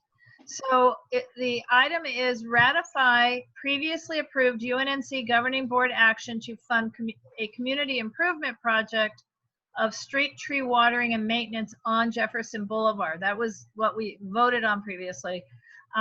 Now with an amendment to expand the watering and maintenance boundaries to other street trees within the UNNC boundaries, still in partnership with KYCC. A matching grant from Lonnie, which is the Los Angeles Neighborhood Initiative, has also been approved to support this project. This was supposed to have a planting and watering now in the spring, and the COVID interrupted it. So we are allowed to encumber it and do it next year. So it's a different specific action to essentially, we already voted to approve this, but now we're voting to encumber the funds. And in addition, we would like to use regular fiscal 2019-2020 funds, encumbering them to next year, and not use the grant funds, which automatically will move to next year anyway. So I am going to share the screen again and pull up, I hope, no, I have to do this another way. I'm going to pull up the request, and the executive committee voted to encumber the same $4,000, but encumber this to next year. If only I could find, okay, I'm sorry, I am definitely looking for, there we go. Are you guys seeing something entitled Jefferson Boulevard Tree Watering and Planting Project on your screen? Anybody? No. No. Okay, trying. I can help you show some of the stuff. Okay. Well, right now it says I am screen sharing, so that's why I was asking. You did. I was seeing it, but not. Here we go. Yes. I got it. Okay. Now you got it? Yes. Okay. So as I said, the executive committee voted to, I don't think you wanted to see what you're seeing now. Are you seeing my documents library? Or are you seeing Jefferson Park, guys? Jefferson Park. We're seeing Jefferson Park. We Okay, saw so library I'm not, earlier. but I'm glad you are. Okay, there we go.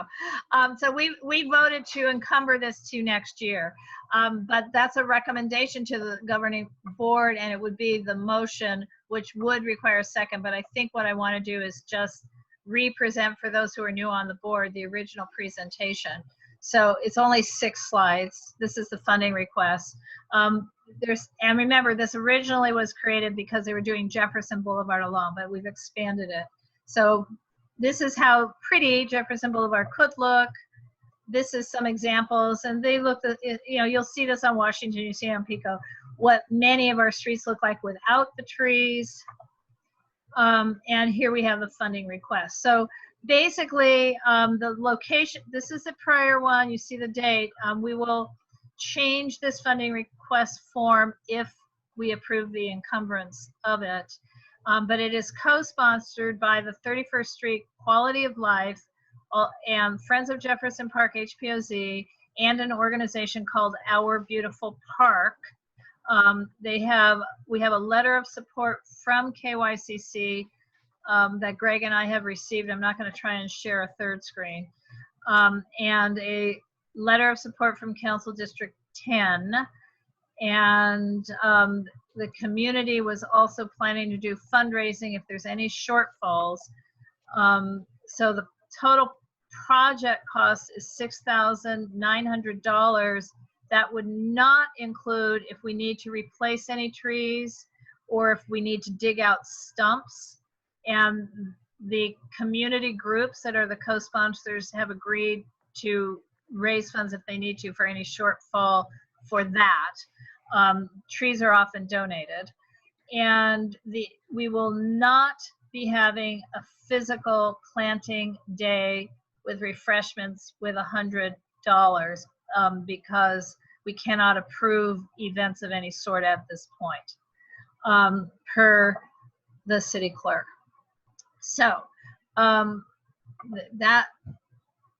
so again, this is the former letter, but we now have a new letter, but it's still $6,900 from KYCC.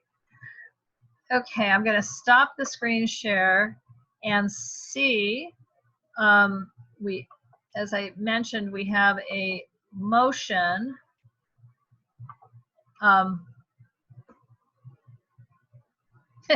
We have a motion and a little private commentary to me. So the motion is to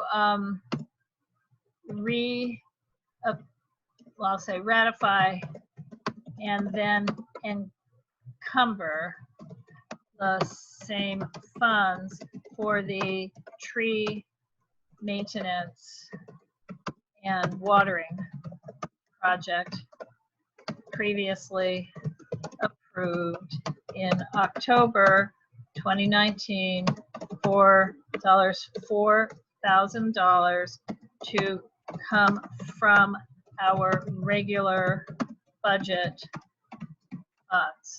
Okay, that's the motion. That's from executive committee in general, but the motioner in this case will be me, Laura. And who seconds? Second. Hugh. You Okay. second. All right. And Lizzie.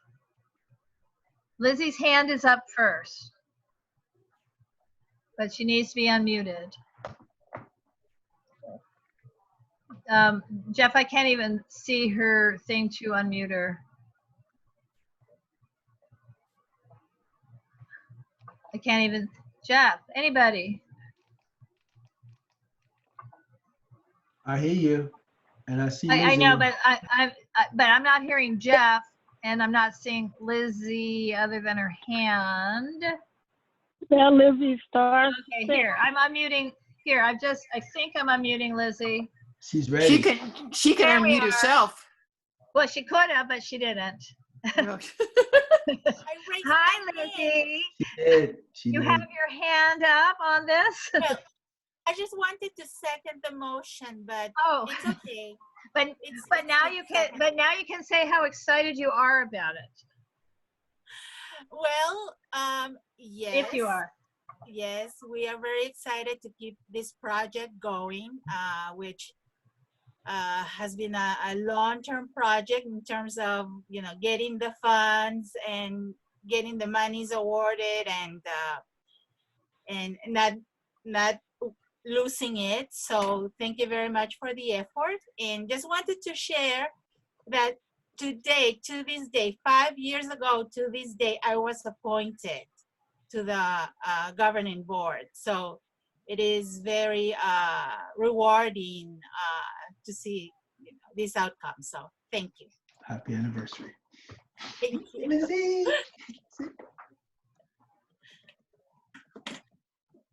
Okay, Thank is you, there, everyone. Jeff, do you see any other hands raised for discussion? No further hands. Okay, Greg, is there any? Cordell seems to be raising his hand. I can't see it, but okay, Cordell, go ahead. Wherever you are. Up, you're muted. Here, wait a minute.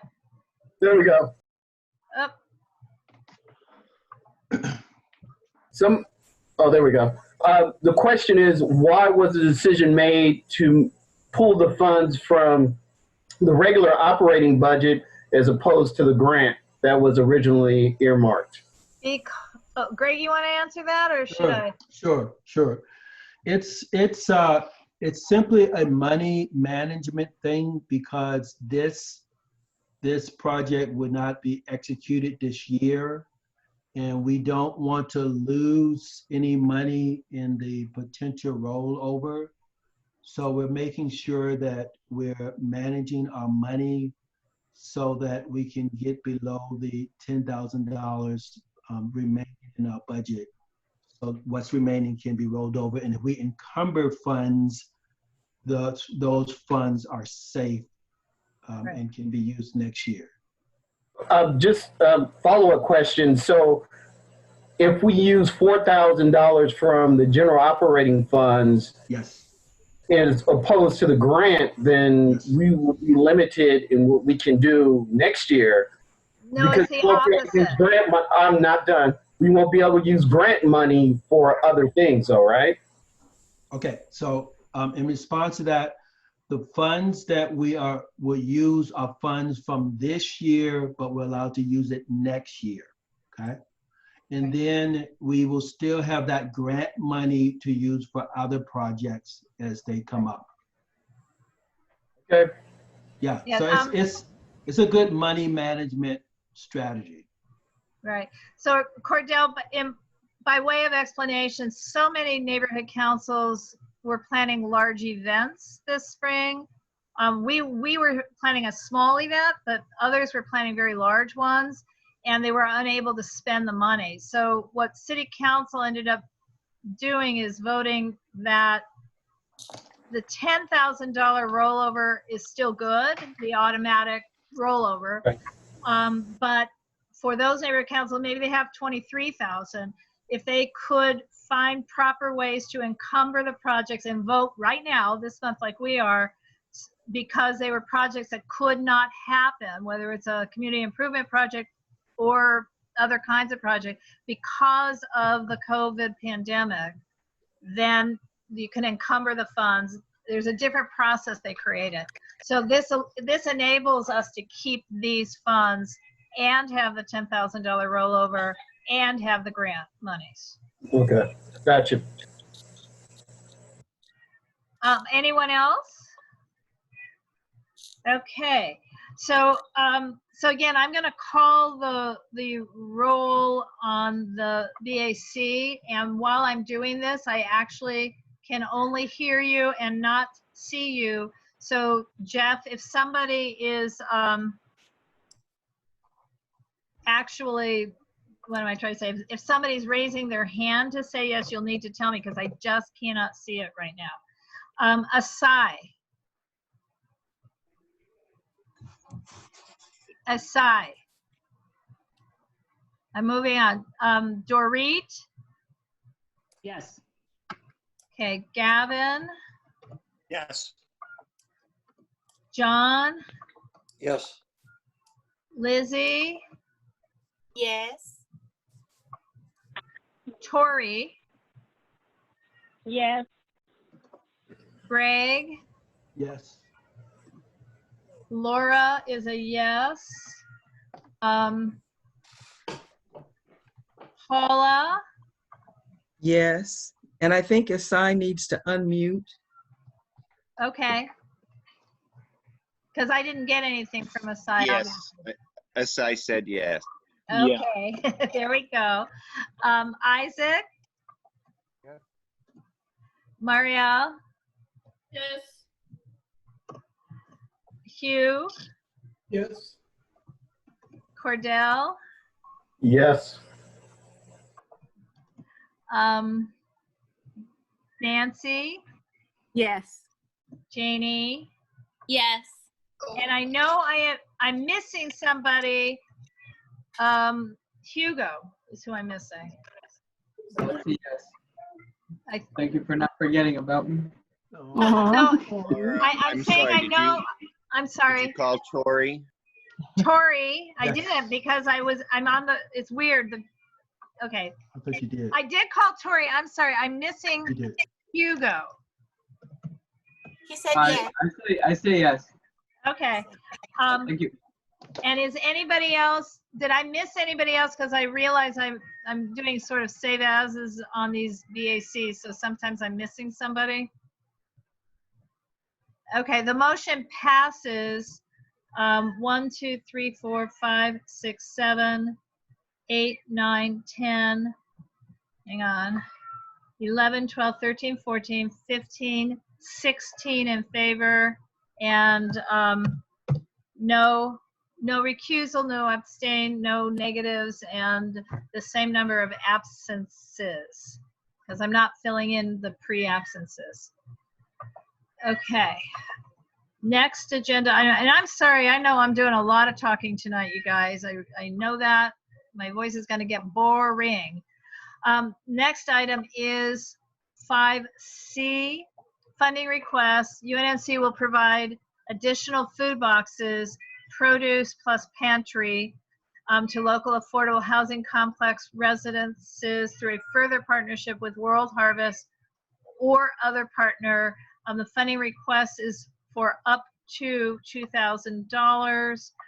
This follows on is another COVID-19 emergency relief outreach spending. It follows on the heels of, we've already voted emergency funds for, similar emergency funds for this. And the idea is to purchase what I call the PPP, produce, pantry, protein boxes from World Harvest. They are costing us $30 a piece, and we're distributing them with the help of Council District 10 and their nonprofit partners to affordable housing complexes where the residents may be either food insecure or people unable to actually go out shopping for groceries and or both. So the recommendation from Executive Committee is to devote $2,000 to this effort, which would be at least 60 boxes of food. And I can write this motion down.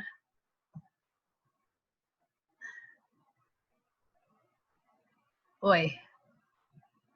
Okay, so is there, while I'm writing this, because I realize even on the last one, I did the motion just privately to Jeff and not publicly to everyone. And in going back to looking at this, Jeff may not actually be here. He's looking for a battery.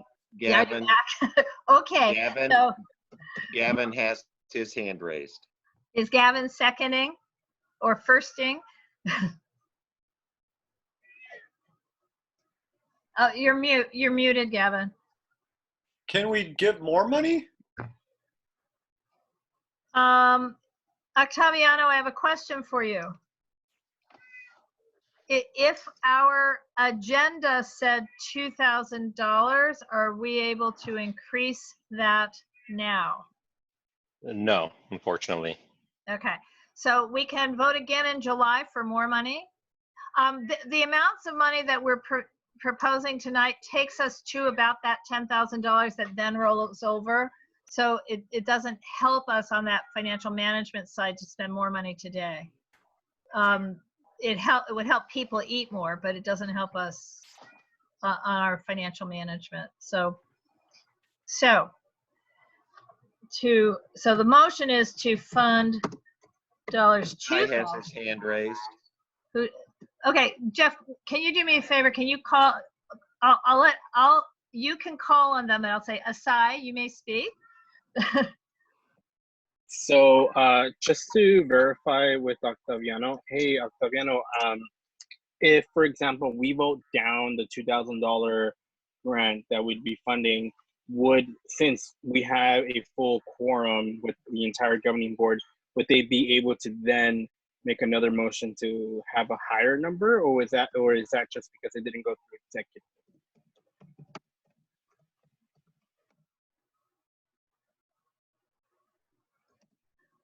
Go ahead, Octaviano. Unmuted myself thank you for the question. No, it's a general requirement to post on your agenda the amount, whether it's the exact amount or as you did today, up to.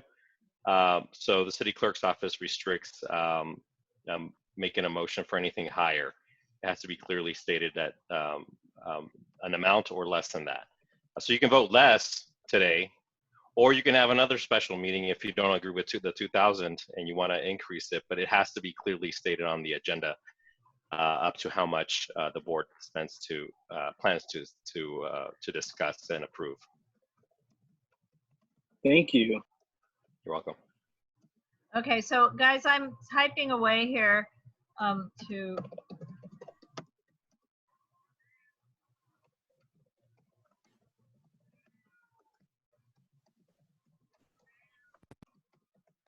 Okay. This would be the motion. I would need to know who's moving. Paula has raised her hand. Hi, Paula. Hi, I just wanted to say, and I guess I can make the motion that we go with what we already have so that food can be distributed to some rather than delaying this. And as you said, we can vote again for another amount at another time. Okay. But So, motion is with what we have right now. So Paula, do you want to be the executive committee makes the motion? So who would that be? Laura, Greg, Asai, Dorit, Greg. Okay, Greg moves. Paula seconds? Yes. Okay. Okay. So Jeff, you and I both know we've already distributed food boxes both to Jefferson Square and Jefferson Park Terrace, or is Jefferson Park Terrace still awaiting their food? Jefferson Park Terrace is still awaiting theirs, but they will be delivered, and any amount that's given from UNNC will also be delivered. Okay, right. So we've already delivered once to Jefferson Square, which is the 40-unit project at Jefferson and 4th Avenue, and the residents were thrilled. And in fact, the housing manager, this next donation is triggered by them begging us to do them a second time, but this would be more than enough to also do another complex. And we were thinking about maybe approaching Pass, which has apparently reopened the apartments at 4th and Washington, or other housing complex. And I want to negotiate with World Harvest. Maybe we can get more boxes, or maybe we can find somebody who'll personally donate some additional monies so we can get more. But this is where we are right now. So I feel that a lot of people in the middle of this crisis, food is the thing they're most concerned about at all levels. Even people who have plenty of money are concerned about, but where do I buy it? You know, is it safe? And so we like this idea. Is there any other or any comment at all? Okay. So I am going. Laura. Oh, God. Laura. Yeah, go ahead and Laura? I'm back on the looking at the BAC. So Jeff, can you call on people, please? Jeff?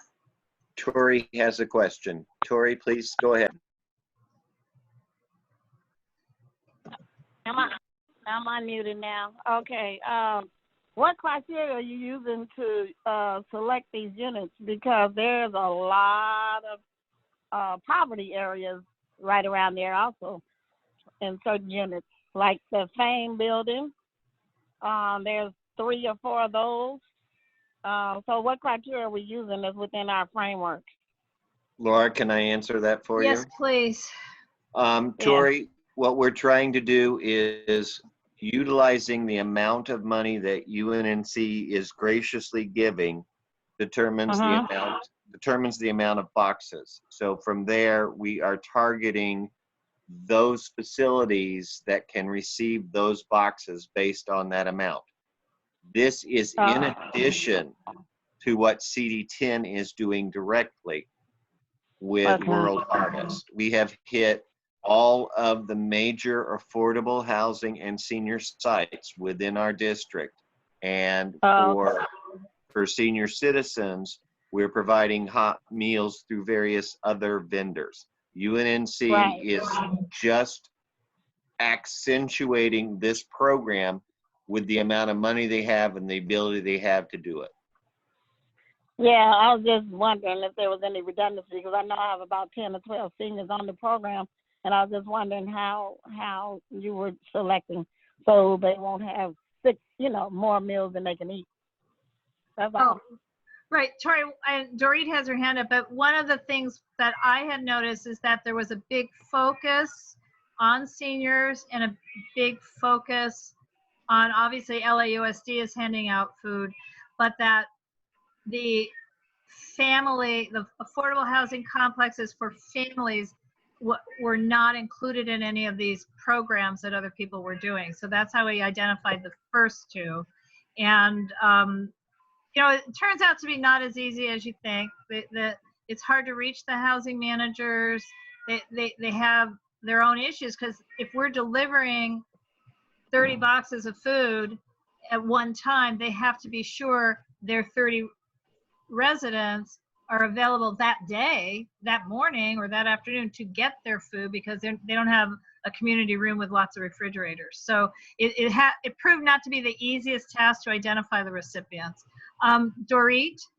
How about great thing that we're doing going to the affordable housing complexes, but there's poverty, as Tori just pointed out, there's poverty outside the affordable housing complexes. There is poverty in the community. There's people who are living in poverty, who are living in their own apartment. Right. Think about maybe trying, I know it's Remember, we can't easy. Yeah. For these donations, the outreach for COVID-19 emergency funds, we cannot hand them out, distribute ourselves. Well, and Laura, to everybody out there, this is complementing what's already happening within CD10. In addition to senior delivery, we are reaching out to, quote, the poverty areas, inviting them and including them in drive-through pickups of food banks that's happening at our CD10 office. We've done veterans, we've done senior citizens, we've done diaper giveaways, and the next thing that's in the work for the pet lovers out there are people out there with pets who can't afford to pay their pets or to pay for food for their pets. That's coming. Right.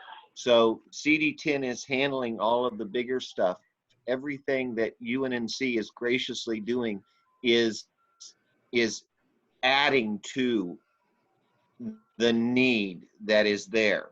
So we're looking, I mean, logistically it's hard.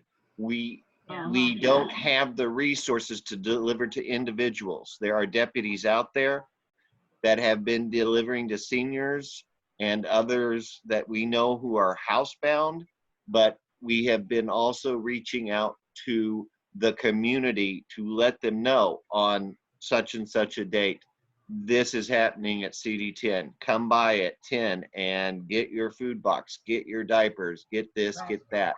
But what UNNC is helping to do is help cover some of those areas we can't cover, or adding to those areas that we are covering. Can I ask a second question? Could we get a list when this is all said and done? Can we get a report, a list of how many went to where? Yes. I would be more than happy to provide that information. Absolutely. Right. Super duper. Thank you. Right. And again, remember everybody, we're more than happy to do all of these projects. I can't keep being the person to put them together because, you know, I'm working too. So let's vote on this one. And everybody think about food insecurity and how other programs we might be able to do in July, August, September, because it is something we like to do. You know, I've thought about it's not going away anytime soon. Not going away anytime soon, but I just can't do all of these, come up with which complex and who we're working with, and neither can Jeff. We're doing the best we can. And on this one, since we're not voting the particular complexes just for the money and the particular food partner, I think assuming it's approved, we will welcome people's ideas, just share them with the executive committee. So on that note, are there any other questions, comments? Can we vote? Because it is 8:30 and we're about 15 minutes behind, which I'm surprised we're only 15 minutes behind, but we are 15 minutes behind. Let's vote. Let's vote. Okay. So again, I'm back to that poor me thing where I can't see you when I'm calling your name. So Asai. Yes. Dorit. Yes. Gavin. Yes. John. Yes. Lizzie. Anybody see Lizzie? I see her. I see Lizzie. Is she waving She's her hand? smiling. Is she She's saying smiling. yes? Yes, she's Lizzie, unmute yourself. She's doing thumbs up. Okay, Tori. Yes. Greg. Yes. Laura, yes. Hugo. Yes. Paula. yes. Isaac. Is Isaac still with us? Yes. Great. Marielle. Yes. Hugh Moore. Yes. Cordell. Yes. Nancy. Yes. And Jeannie. Did we lose Janie? Is Janie absent for the moment? Janie has to unmute. Okay.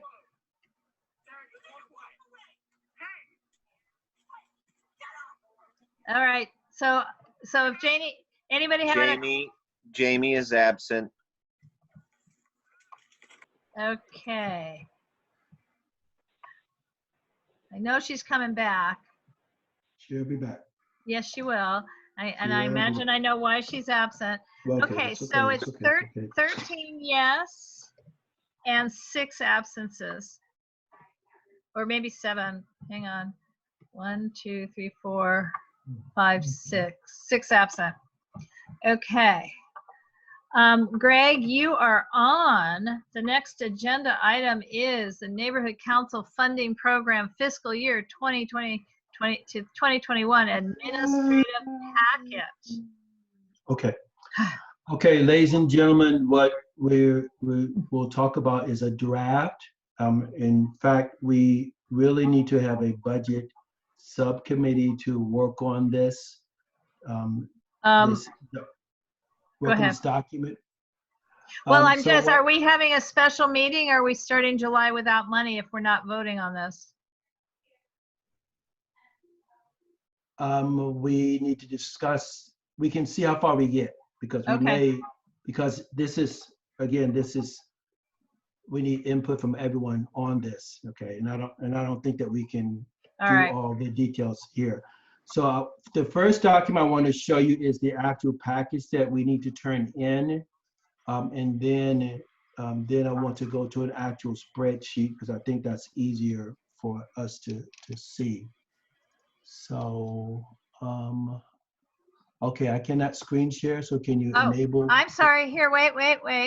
I Okay. can make you a co-host. I thought I already had. Thank you, my friend. Thank you, my friend. And I appreciate thought I had done that, but now I it. will. Okay, so let's do Okay. screen sharing. Okay, there we go. Can you do it now? Okay, let's see. Yes, we can do that now. Okay, so And while you're doing that, I just looked at the calendar, and on the assumption that we all can come to a meeting on the first Thursday of July, it's only July 2nd. So if we don't finish this tonight and have to go 2 days into July, I think we'll be okay. yeah. Okay, so this is the package that we need to complete. Most of it I can do, and Laura has signed some documents and sent to me, so I will scan it. Isaac, I need to send a few pages to you that will need your signature for bank card holders, etc. Then we come down to the actual budget part, and you can see the numbers that are in here, but again, we'll put it in here, but I want to show you that information on a spreadsheet, because I think it's easier for us to see if we look at it in the spreadsheet. Is that good? Yes, okay. So, okay, so how large is this? Can everyone see this okay? Is that good? Good view? It looks like a good view to me. Okay, all right, so the first item is that the amount of money that we receive next year is $32,000. Looking at our budget for this year, our rollover amount will be approximately $6,000, but we really won't know that. This is just our best guess. This amount here is the special funds that we were talking about earlier, that for the Clean Street Project. So this is the amount of money that we will have for next year to work with, right? So the next part, we need to look at the operational funding that we have. And for the most part, this is just cut and paste from what we did last year. Like we had $100 set aside for copy. We didn't do that. We had $500 set aside for training. We spent a good portion of that. We didn't rent any spaces. I doubt that we will still be holding virtual meetings, so we won't need that much money for refreshments, but I still have it there. Not as much we had before, but we still have that there. Office equipment, we didn't spend any money on office equipment, but that money's still there. Postal, we spent. Temporary staff, we didn't spend any money there, but it's still there. We didn't spend any money for translations, but we still have that there. Phone systems, we spent that money, and this is the money for web page maintenance. We've increased that from last year, okay? Any questions so far? Okay, all right. Then we go down to outreach. This was the majority of our funding for last year. We had $1,500 on this advertising bags and pens. We didn't spend any of that this year, so we are proposing, again, this is a draft, $1,000 there. And then we had about $17,000 in events for last year, but that was actual gathering. So we reduced that amount. We can see that when we look at footnote 3. So bear with me as we go down to that, because some of the events we still may want to have in place, but we have other things that we possibly can do. This is last year in community improvement. We had $1,000 in this line, but we didn't use that. This is the biggest proposed change for us to consider, is that since we can't have events, this proposal is that we set aside money for each neighborhood in each region to say to the neighborhoods that we have funds for a project in your neighborhood, and let all of those smaller neighborhoods know that we are funding projects for them. And this way they can know that we're there for them, we're supporting them. And if my calculations are right, we have like 11 neighborhoods in UNNC. Jeff Law, correct me if I'm wrong on that. And then we have then this next one is just projects funding school projects. We have 13 schools in our footprint. And then we would proposing that we give them about $200, but again, they have to tell us what they're going to do, but we need to go out to the schools or send something to the schools to let them know that we want to fund their projects. And as Octavius talked about, getting the age for people to vote is lower, and this way we could get our young people involved in our organizations. So that would be that line. Then our neighborhood purpose grants, we have $8,000 there. And then elections, I'm not sure what's going to happen with the election, but we have $1,000 on this line. In the election last year, we had $500 on this line. We have $1,000 there. Any questions so far on the big roll up? Okay, then I'm gonna go down to the individual things. Again, planning, there was $100 set aside that Laura probably spent money out of her own pocket for things related to that. I did. Yes, I'm sure you did. Temporary staff, again, we never use any temporary staff, but we put money there in case we needed someone to audit stuff. Basically, we sit down and do it until we figure it out. Okay, so this is where we had the majority of our funding in the past. We had about, I believe, $2,000 to $2,500, $2,000 on these lines. The reason why that they are reduced in this draft budget is because we believe that we will still be restricted in gathering, so we would have fewer gatherings, events that we would sponsor, like for example, movie night, the things that we did in the park. We still want to put money there, but we doubt that we would do all those things. Okay, I have a question. Yes.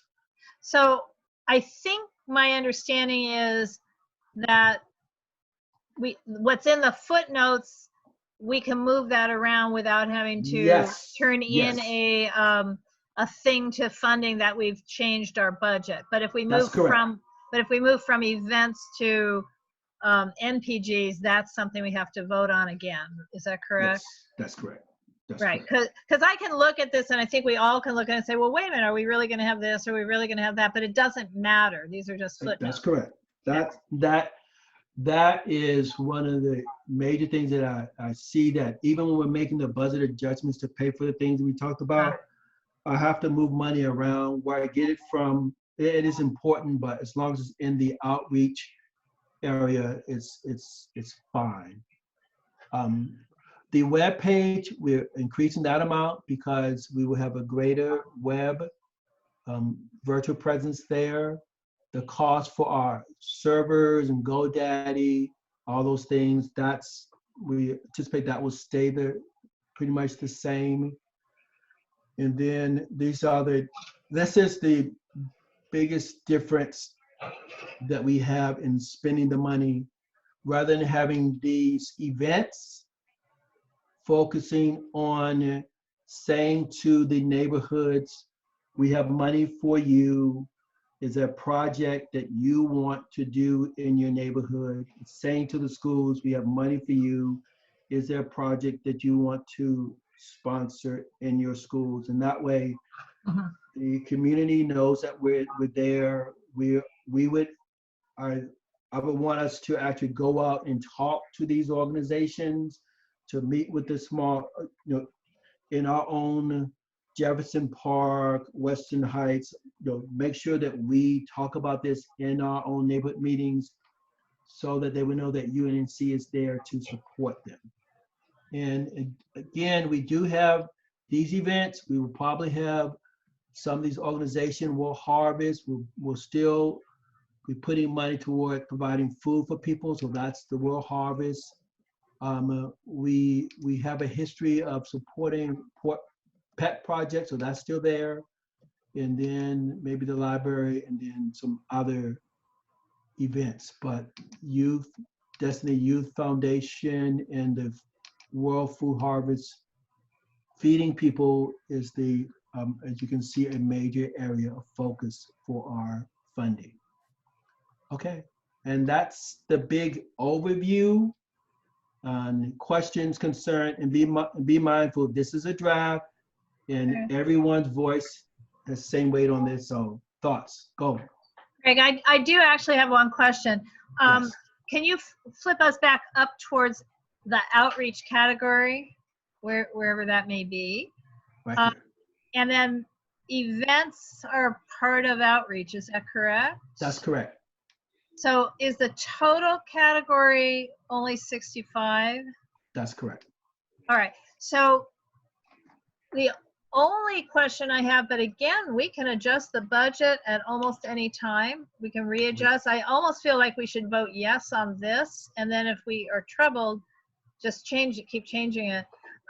But at the moment, things like our partnership, when we buy from World Harvest, yes, they're treating that not as a MPG, they're treating it as an outreach, not an event, it's an outreach emergency funds expenditure. So the only question I would wonder is if we should start out with a couple of thousand higher in what we're calling outreach and events and a little lower in the NPGs. Okay. Given the conversation tonight about can we buy food, can we keep buying food? Right. Reed has her hand raised. Okay. Well, can we respond to Laura's question first? So yeah, that makes sense to me.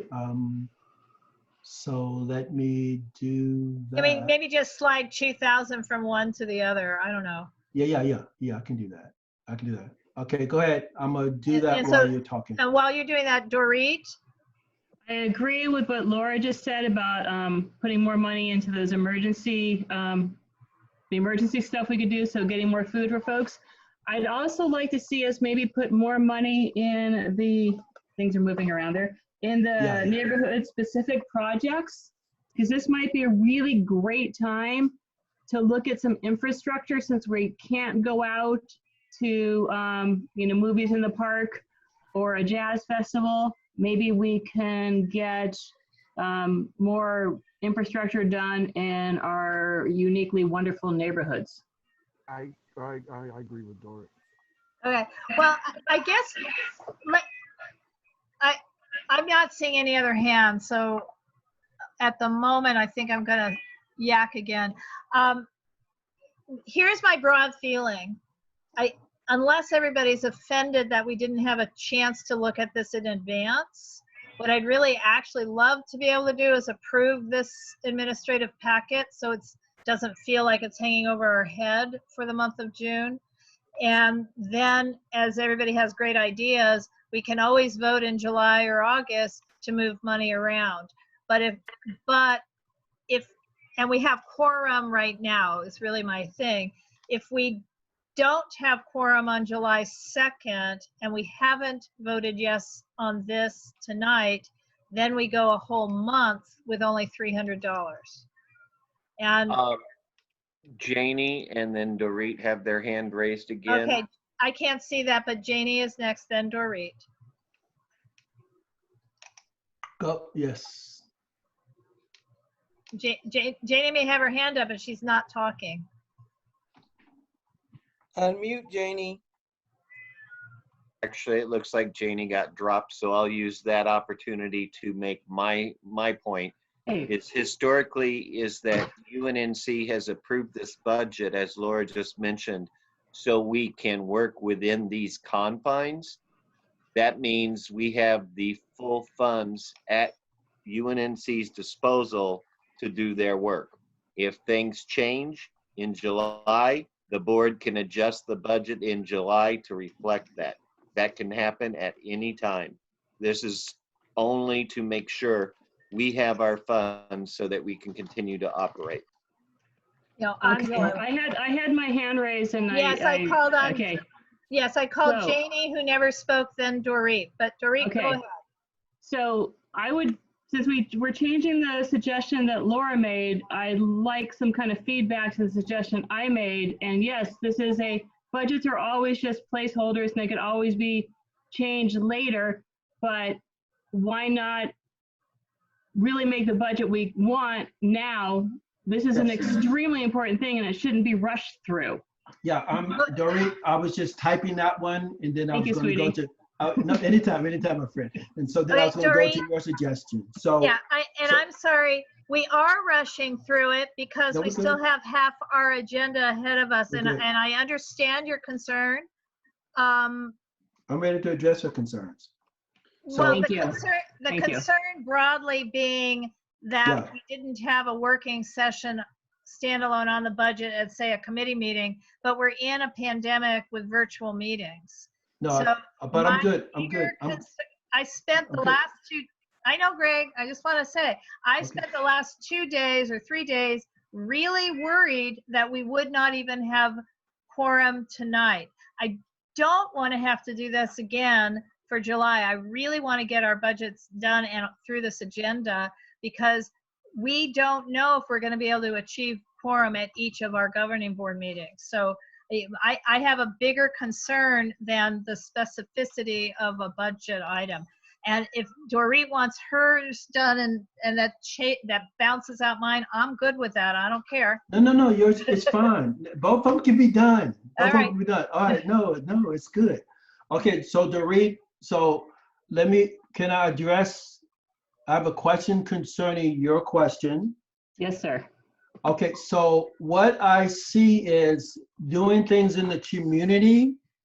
I know we have the title, we have 2 different titles, community improvement, and we have neighborhood purpose grants. Community neighborhood purpose grants, from what I've seen, have been used for like the library coming to us, asking us for some money, and we give them some money. For doing things in our specific neighborhood where we live, and for is in this area here. Right. So we are increasing, like last year we had $1,000 there and we didn't spend any of that. This year,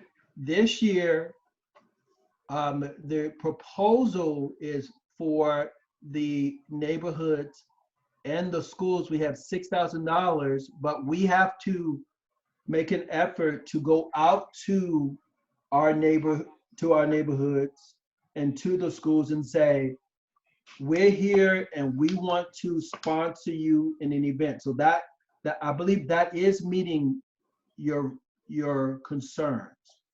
Do you think so? Yes, no? I'd love to see infrastructure get done. I'd love to see us go out to the neighborhoods and ask people what they want. I don't know if the schools are going to be in session for us to even go to the schools. We don't know what's going on there yet. Right. Wouldn't mind seeing a little bit more on that, and that's because my understanding is anything in these 2 groups can be moved together. Anything in the 300 community improvement can be moved within that, but if we wanted to take it out of somewhere else, we have to bring it in front of the board, right? Right. Okay. Oh, I'm sorry, Dorit, we have to bring everything individually, no matter what it is, in front of the board, except recurring expenses such as the PO box. So that's why it doesn't really matter. We can always, somebody brings us a proposal and we need to move money, we just do a simultaneous BAC to approve the project and then also to move the money. We've been doing that for years. That's the way I it's know. done now. Madam That's the way President, it is. Janie is back. I see that I let Janie back in. I don't know, but Janie hasn't heard the rest of the conversation. So at this point, I don't know how we handle that. So Dorit, are you proposing something different than what we see, or do you see that what we have is meeting your concerns? That's it. Now that I'm looking at it and it's not moving around, I can live with this right now. I can live with this. Yes. Okay.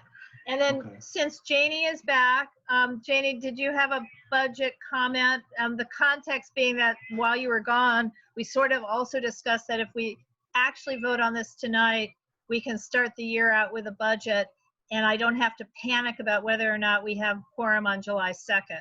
Because if we don't have quorum on July 2nd, we have no money for the month of July. I don't know what you were going to say, but that's what you missed. That's fine. Can you hear me? Yes. Yes. Okay, sorry. I'm having computer difficulties. That's why my computer died. So hold on. Okay. Can you still hear me? Sorry. Yes. We can hear you, but did you have a problem with the budget? No, I don't. And that's fine. We can move on. Okay. Anyone else? I do need to ask either Greg or Octaviano, what does the motion need to be exactly? So we're just done. Is it approve the entire administrative packet, or is it approve the budget, or is it approve the budget and the administrative packet? Boss man, you go. You know. Well, I'm not sure if Octaviano is back or not. He had to step out. Okay. Well, I know we have to submit both. So the budget will be part of the administrative package. So what's the motion? Octaviano is on. Okay. Sorry, guys. I'm a big fumbler with my mute button. So as a package, the budget package together. So the motion would be specific to that, including all the figures that you just went over. So you're essentially approving this whole proposal for next fiscal year. So the administrative packet and the budget, essentially. Correct. Yes. Okay, I just meaning a little more words than that, but essentially that's the motion. Yeah, those words are good. Simple, to the point. Approve the 2020-21 administrative package and draft to include draft budget, because the draft budget is part of the package that we send in. Well, we're not going to call it a draft budget. We're going to call it a budget. And internally, we know we can change it every month if we want. Sweet. Sweetness.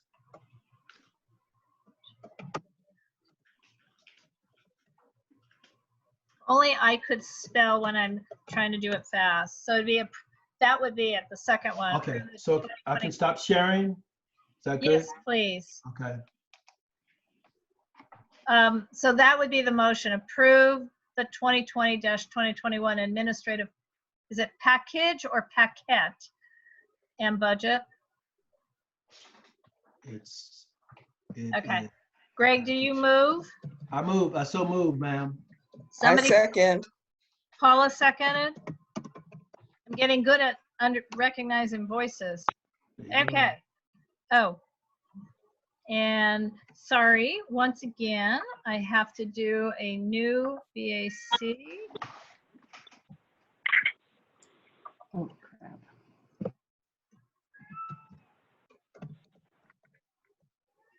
Okay. So I'm going to call the BAC roll again. Asai. Yes. Dorit. Yes. Gavin. Yes. John, Yes. Lizzie. Okay, guys, remember, tell me if she's waving her hands. She's waving her hands, yes, with two Okay, thumbs. Tori, With the left. Yes. Greg, Yes, ma'am. Laura, yes. Hugo, Yes. Paula, Yes. Isaac, Yes. Marielle, Yes. Hugh, Yes. Cordell, Yes. Nancy, Yes. Janie, Yes. and that would be it. So we have 14. Did I miss somebody? Pardon? Tori Bailey. I had called her, I thought, and I heard her say yes. She called me. She called me. I thought she meant I did. Hugo. Okay. Yeah. I might be going crazy, but I thought I'd heard Tori. Anyway, it's 14 yes and 5 absent. Okay. Next agenda item. Oh, these people have been so patient. Is Jake still here? Jake from State Farm. Is Jake from State Farm still here? Hi, Laura. You have Jake and Bill is here as well. Okay. So this item, and I will share a screen in a minute, but Jake, not from State Farm, but from the dairy, are here. So I will say we had a very long discussion about this item last night, and so I'm hoping we can have a brief discussion tonight. So it's item 6 on our agenda, planning and zoning, A, and it's the case number DIR 2020. DIR stands for a director's decision 2020 for the year 2205 SPP, and that's a specific plan approval at 3101 West Exposition and 3625 through 3637 South 11th Avenue, AKA The Dairy. This is a project at the former Dairy Manufacturing and Distribution Center that's at Exposition 11th Avenue. The property is being rehabbed as an adaptive reuse project, changing the former dairy into a corporate headquarters complex for the company Sweet Green. Some of the project is by right, but the phase 2 part of the project falls, which is new construction, falls under the Crenshaw specific plan and requires a planning department approval. And I am going to search once again to be able to screen share. And while I am doing this, Jake, do you want to take like 1 or 2 minutes and just give a quick overview while I am actually looking for the image? Yeah, I'm happy to do that. Hi, everybody. I'm Jake McGregor with the McGregor Company, and we are part of the development management team for the dairy project. Some of you on this will recognize my voice and are already familiar with it, but for those of you who are not, the dairy is located at the corner of Exposition Boulevard and 11th Avenue. And the majority of the project is rehabbing the old dairy facility that's there. We have opened up all of the existing buildings, cut new openings, brought in skylights, and done a full landscaping layout around those. And then the phase 2 part that we're discussing is new construction at the corner of 36th Street and 11th, which Laura now has pulled up here. And this is half a level down of parking with half a level up of parking. It parks 50 cars. And then there are 3 levels of office above. All of this very strictly following the Crenshaw specific plan, and us doing everything we can to promote greenery landscape around the building, a rooftop terrace there that you see with a lot of planting, and then just facade articulation with a window pattern and facade material and window accents, all to sort of jive with the dairy facility that was there and the phase 1 portion, which is the rehab of the buildings. So I'm going to show you, go to the site plan,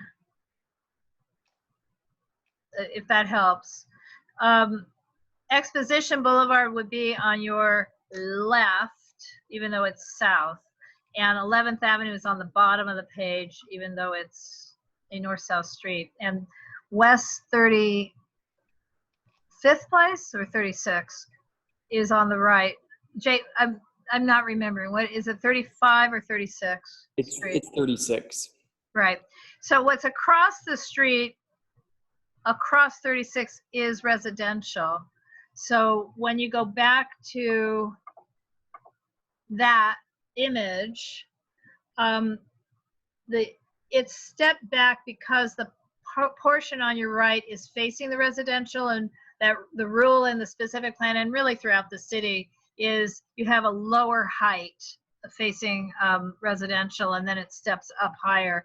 So that's what creates the terrace, and then functionally they wanted to create the terrace. And the Planning and Zoning Committee had a heartfelt and deep conversation about this and did vote to recommend approval. And John Arnold, I have the motion. Okay, here's what I'd like to do. Is it okay with everybody, not that I can see anybody, for me to stop sharing the screen so we can have a conversation? Hearing nothing, yes? Yes, yes, yes. Okay. And is John still here? I've lost John. I'm here. Yay.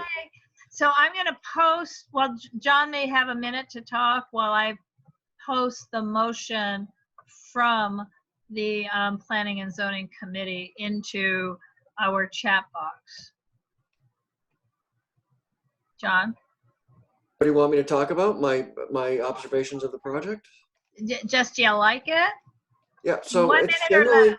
so I think everyone who is, we're all, we know the character of Exposition and that whole area that runs down Jefferson. It has a character that's kind of old school industrial. And in my opinion, this project preserves a lot of that feeling, a lot of the scale that's already there. A lot of the buildings they're proposing to retain. Some of them aren't attractive. They're just concrete boxes that had dairy things going on in them. There's one brick building that's kind of cute. But I think they're keeping with the familiar vibe, if you want to call it that, that's down in the area. And I think what they're proposing is modest. They're filling in, they're taking down one building that's not useful to their repurposing and putting in building a low-rise new building in its place. They are, they seem to be, I like that they've chose our neighborhood. I like that they see value in that location, both from a neighborhood perspective and a transit perspective. I think the whole ethic of repurposing this old dairy site is a good vision. I think overall the way it was presented to us yesterday, there's a heart behind it. There's also a practical. They couched everything in practical concerns about the current state of events. Restaurants, Sweet Green included, are not having an easy time. So plans that were amazing in February, might be tenuous now, and they acknowledge that. So they're hoping that they can keep on track. And they do seem genuine and like that they wanted to invest financially by locating there and emotionally into the neighborhood and contributing to the community. That's my take on it. Right. And I will say there were some community questions a couple weeks back that we then readdressed last night. One question was or is, hey, is there enough parking? And the basic answer is they have 100% of the parking they are allowed to have. They cannot have even one more parking space because the Crenshaw specific plan requirement is that they have no more than 90% of what the normal requirement is from building and safety. They cannot exceed it. Sweet Green chose this site with them for, among other reasons, they are a company that supports transit. So, so the parking is the parking. Another question was, is there a requirement to do a traffic study? Answer, no. And since it's a what technically is called a categorical exemption, probably we can't have a traffic study with mitigations because that's not the way it's done.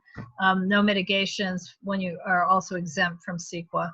And one of my questions was, can you screen better that terrace so that people who live across the street don't feel like people are looking into their backyards? And they said yes, they can add even more greenery even though they have a lot of greenery to do the screening. So our motion reflects that. And one of the, again, back to the parking and the concern, you know, well, what happens if everybody has cars even if there's no parking? So we're asking that there be a plan from the company, not the developer. We're dealing with the developer, but we still would like to have a bit of a plan to show that there will be company practices that would encourage their employees to be in carpools or on the train or on buses. It's a right at the near the intersection of the Expo line and the new Crenshaw line. So this is a very transit rich community. Okay. Jeff is telling me get going, and he's right. Is there so besides my chitter chatter and John's chitter chatter, is there anybody who would like to ask any questions, or are we? Have you read the motion that I posted up here on the chat? Greg, is that you raising your hand, or is that you telling us to move along? Well, let's go like this. Move along? No. I'm raising my hand. So, Jake, I have two questions. One, how many people will be employed or in this building? So Sweet Green is a really flexible company. They have work from home is a big option for them. They work from different offices. Asha, who is the developer, has said it's probably about 150 people to start, way under what the building can support. Okay.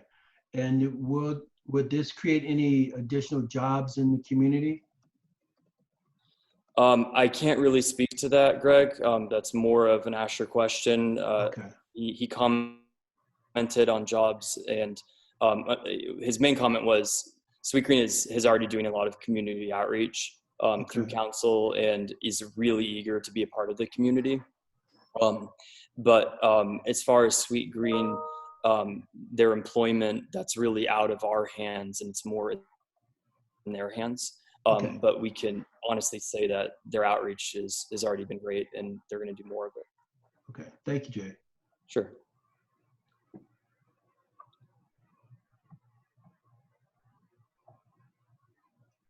Is there anything else? And I'm sorry, we did two motions last night, so I posted the wrong one.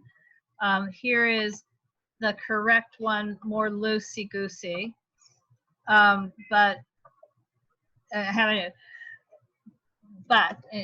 We moved to approve this project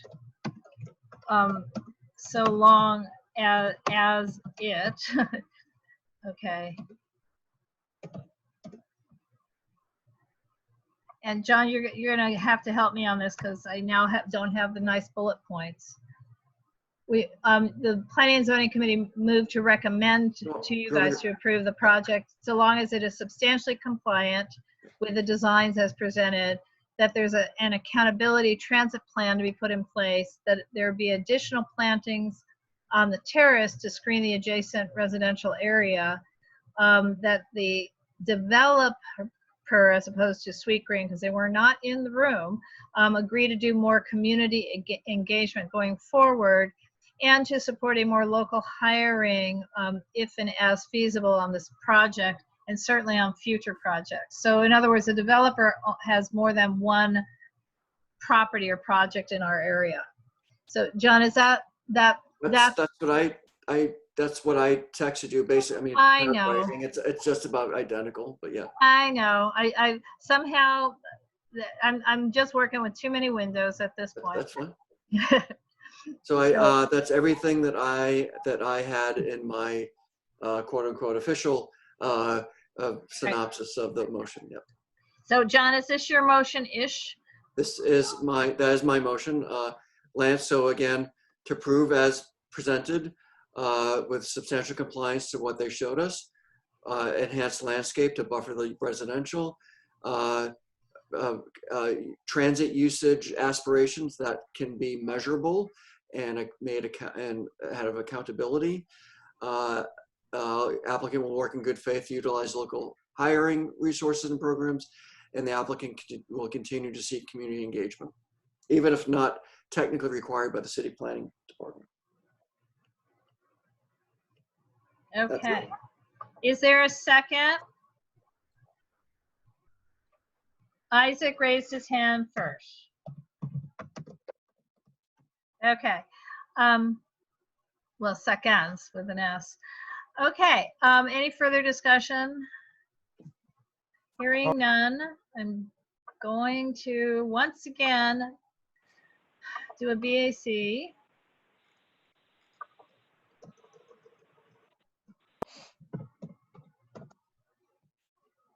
Joy, you're really sticking it out here, I have to say. Okay. Joy, you're on mute. Yeah, and I'm on BAC, so I can't even see your face, but I appreciate those who are not board members sticking through this. Okay, Asai. Yeah. Okay, Dorit. Yes. Okay, Gavin. Yes. John. Yes. Lizzie. Everybody remember to tell me. Okay, there she is. Yes, Tori. Don't see her anymore. She's there. She's there. Okay, I'm looking. Tori's here. She's there. She's there. She may not be there, but she's there. It's okay. I'll move on. Greg. Yes. Let me say, yeah. Is that Tori saying? Yeah, that's Tori. Is it a yes? One for of the me? officers. Yes for me. I got one of the officers are calling me. I'm gonna go back on for a minute. Okay. Okay. Laura's a yes. Hugo. Yes. Paula. Yes. Isaac. Yes. Marielle. Yes. Hugh. Yes. Cordell. Yes. Nancy. Yes. Janie. Oh, did we lose Janie again? Oh, she I is. see her. Hello. Okay, it's just muting had a problem. Okay. Yes. Thank you.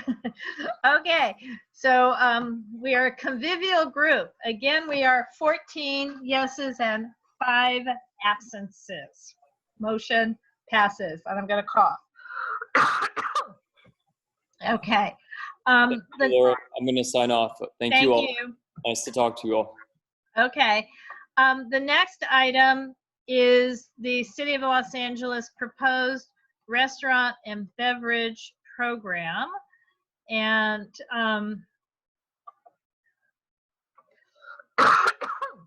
excuse me.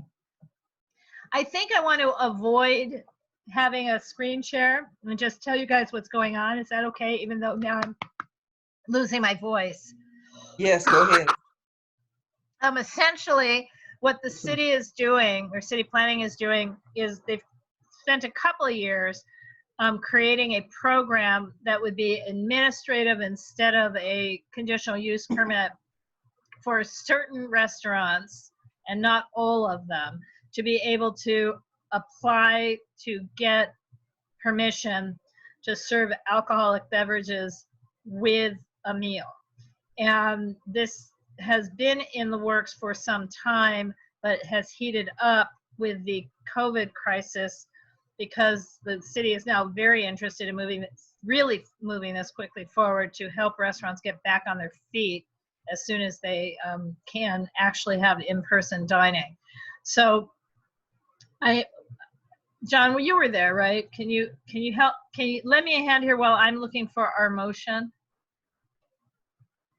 Is John still here? I'm sorry. This is about. This isn't the about restaurant beverage administrative process. I mean, I can tell you what the concerns were, because we did have quite a discussion 2 weeks ago or 3 weeks ago. So basically, again, the neighborhood councils are apparently sort of left out of this process because it's only 3 weeks from the beginning of an application till decision making, and that's completely too short of a period of time for a neighborhood council to actually weigh in. So we're concerned not so much that more restaurants may be able to serve alcohol, but that the neighborhood councils and thus the stakeholders should have a little bit of time. I mean, we want to move fast, but that seems like just a little bit too fast to have an approval. So there's, the Planning and Zoning Committee did recommend, because what would we do? We're not going to say no to something that's years in the making that we just didn't bother to look at, but we do recommend that the Neighborhood Council recommends to the Planning Commission that an 8-week approval time is far more appropriate than 3 weeks if neighborhood councils are meant to be notified in order for us to have a community meeting and review the application. So with the waiver of any sort of public hearing, the notification to a neighborhood council becomes critical. And in addition, this is meant to help small business. So there should be, since they're saying that, they should have a better definition of what a small business or small restaurant is. So these were our concerns. And otherwise we recommend approval.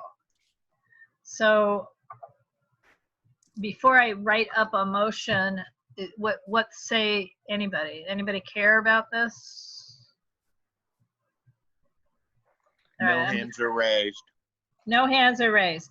So the motion is to recommend a conditional approval to the Planning Commission. In other words, it's holding a hearing next week with the suggested change that it be an 8-week approval period, and that NCs be. Madam President, Yes. John Arnold's hand was raised, and so That's is fine. Paula's. Okay, Janie, so you guys can start talking while I'm typing. Why don't you finish? You were just halfway through the motion. Why don't you And that NCs be notified at the very beginning of the time frame in order to hold our community meetings. Okay, so that would be it. The motion is to recommend a conditional approval to the Planning Commission with a suggested change that it be an 8-week approval period and that NCs be notified early in order to hold the community meeting. So I see Paula, John, Janie. Okay, so my question was, this is not the traditional liquor license. Correct. There is some type of administrative where they can serve liquor with a meal. Correct. But And this is not there's the a same list as a- of 50 or 60 restrictions. Okay. There's a long list of restrictions. Okay. Yeah. Thank you. Janie? My question was, are there any negative impacts that we know of to extending the amount of time to 8 weeks for local businesses, or is there any do we know of any negative impacts of doing that? Well, they would say time is of the essence, and the whole purpose of this is to make it easy. But and they would say, and there's a thing in it that would allow them to cancel the permission. But we all know here, having gone through this for years, that once something is established, it is very difficult to have it removed. So we just felt that having several more weeks of approval time is better than trying to have anybody go through a nuisance revocation process. Got it. Thanks. My question and comment was very similar to Janie's about, how, if we want to regulate the deregulation, how close does it get to the current process? Is the current process? I can answer that because that's one of the slides that I'm actually looking at in their presentation. They're saying the minimum time at the moment to process a conditional use permit for alcohol is 6 months, but the more common amount of time is 18 months. And they're trying to reduce it to 3 weeks. And so again, I kind of feel that just giving a neighborhood council enough time to handle it is still a far shorter.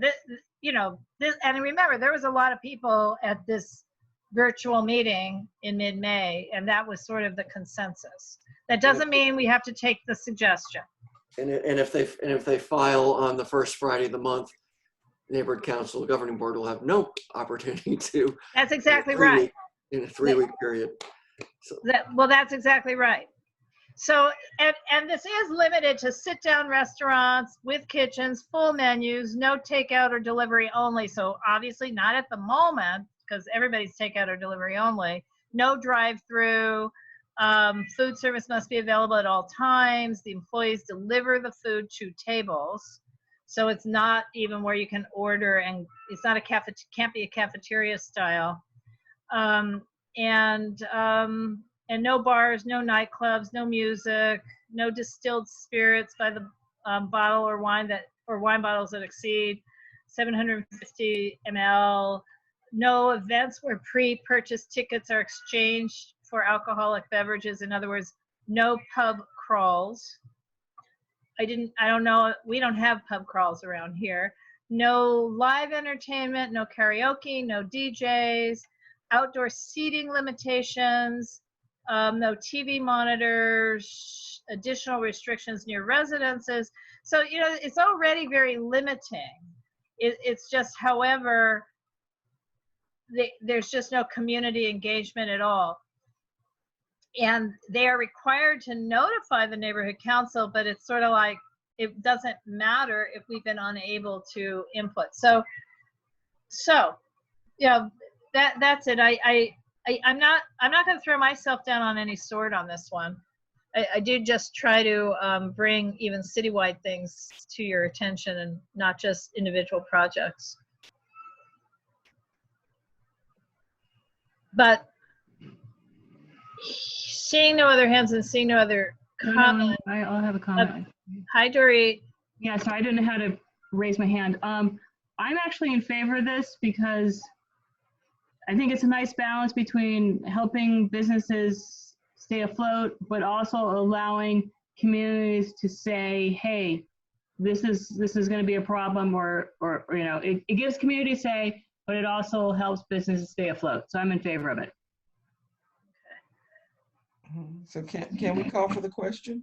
Well, we first have to have a person make the motion and another person second. So, the motion is from Planning and Zoning Committee, so I will make the motion since it comes out of my committee moves, but I need a second. Second. Thank you, Lizzie. You're welcome. Okay. Laura moves, Lizzie seconds. I'm going to create a BAC right this second for this. Sorry.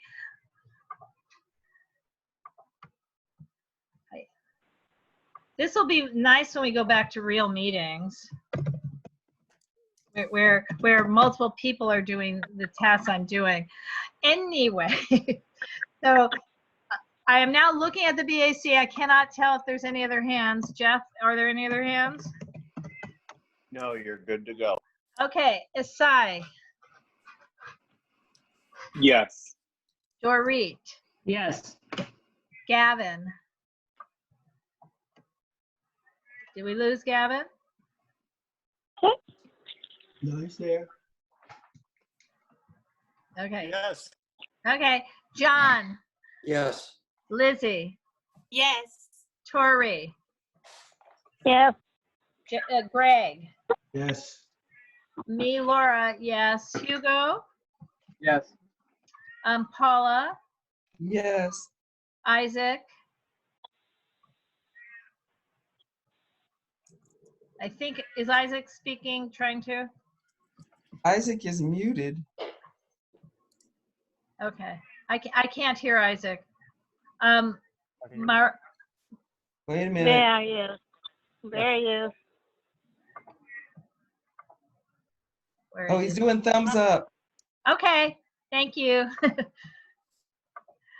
That's okay, that's good, thank you.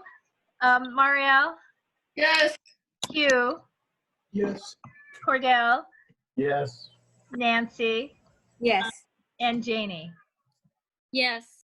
Okay, so once again, we are 14 yeses and 5 absent. All right. Have to make a change here just to hit a save. So the next thing is on the agenda is simply an update. Some while ago, I want to say, shoot, late 2018 or very early 2019, we UNNC voted to support, well, to ask Herb Wesson to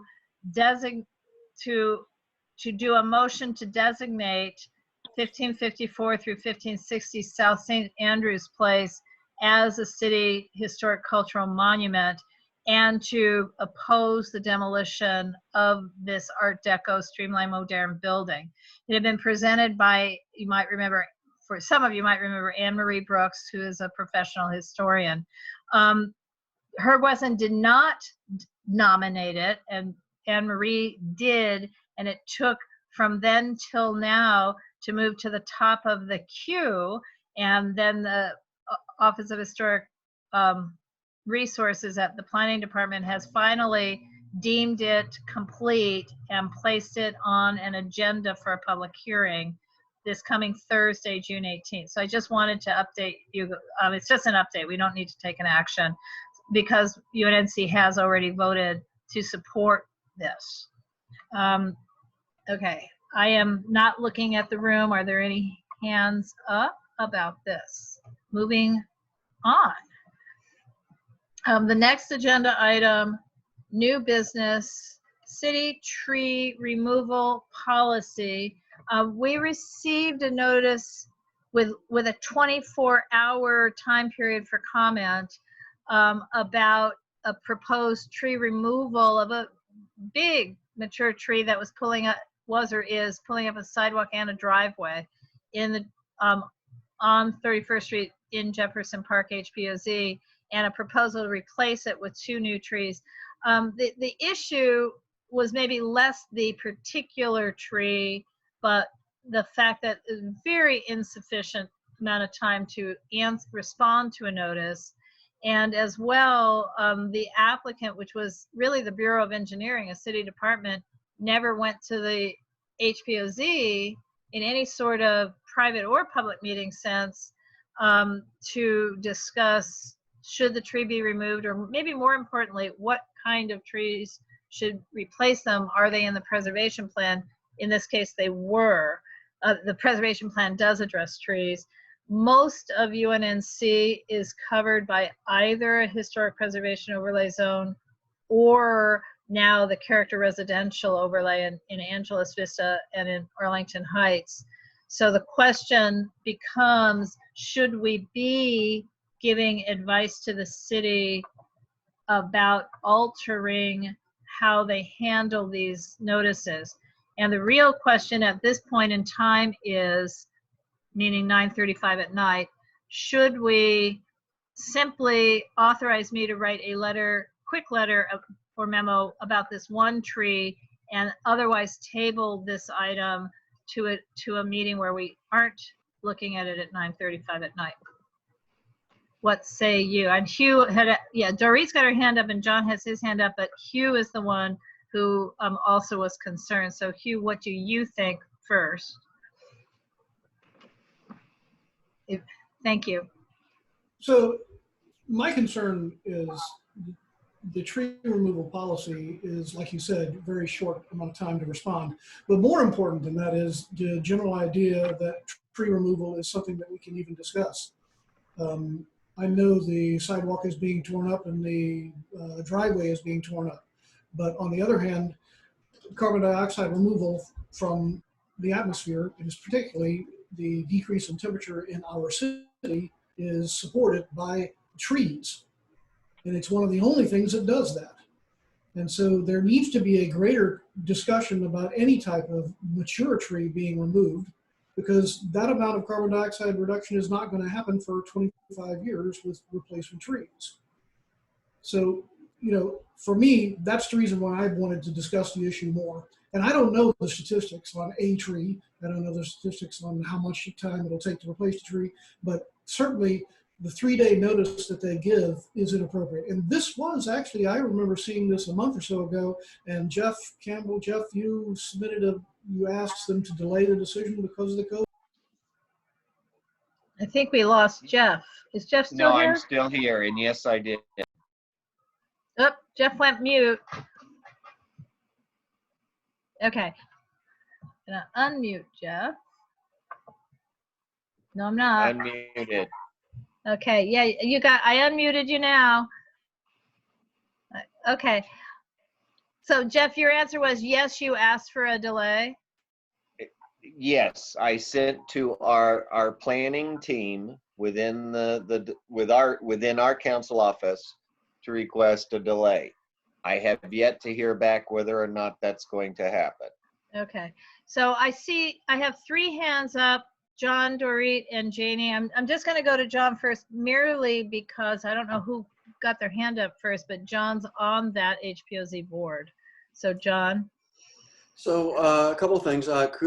First of all, thank you, Laura, for getting that notification out to us within the 24-hour period. I think 3 of us responded to you with very variable opinions and information about that particular tree and what they were proposing.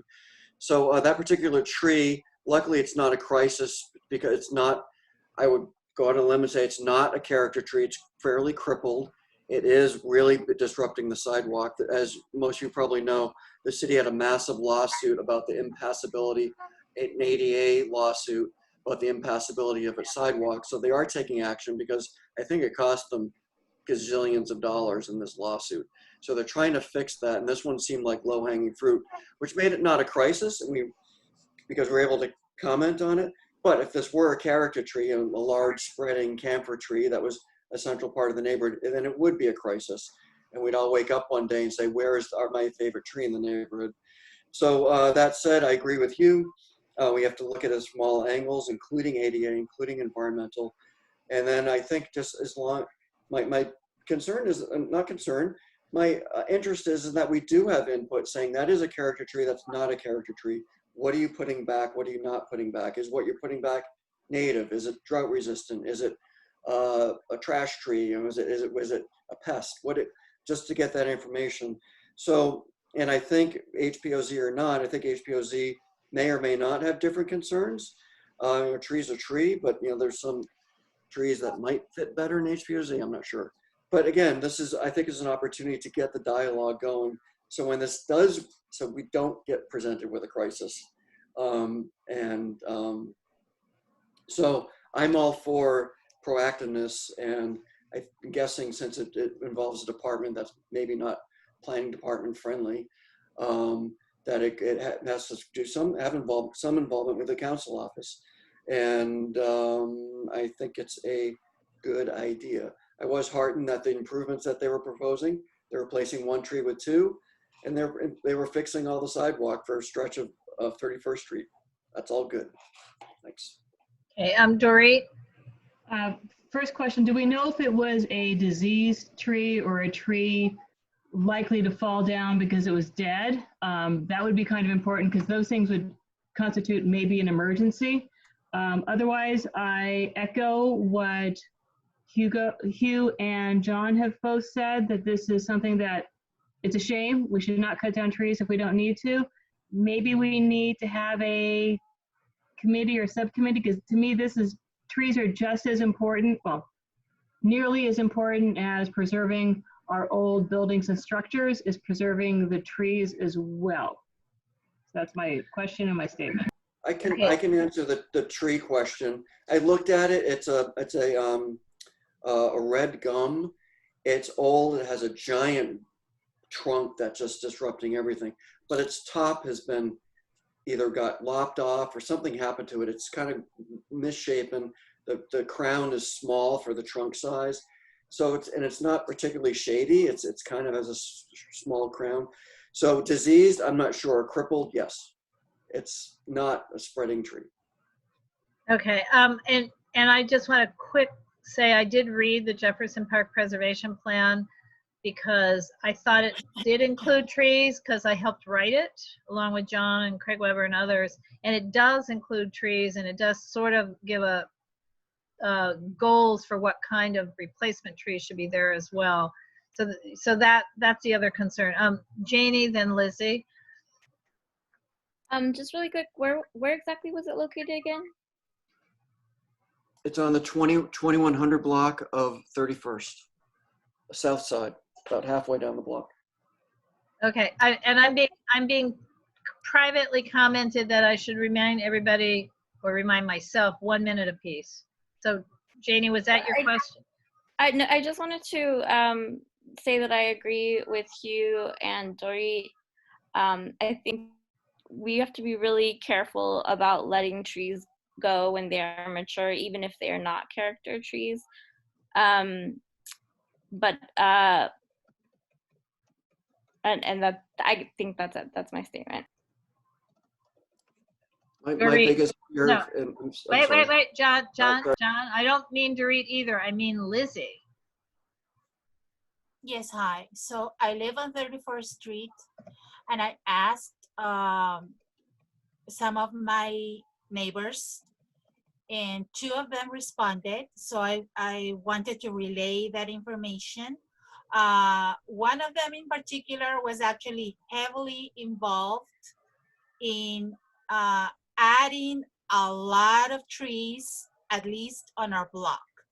So they both agree that for the sake of, because it presents a safety hazard for the residents and pedestrians, that and given that the tree is already in a very poor state, that they support the removal of the tree, and they agree with adding 2 of the African sumac. So they also approve the replacement trees. Okay, so this is relaying information from 2 stakeholders who reside on 31st Street. Okay, thank you. Lizzie, do you know if the 2 stakeholders had read the preservation plan?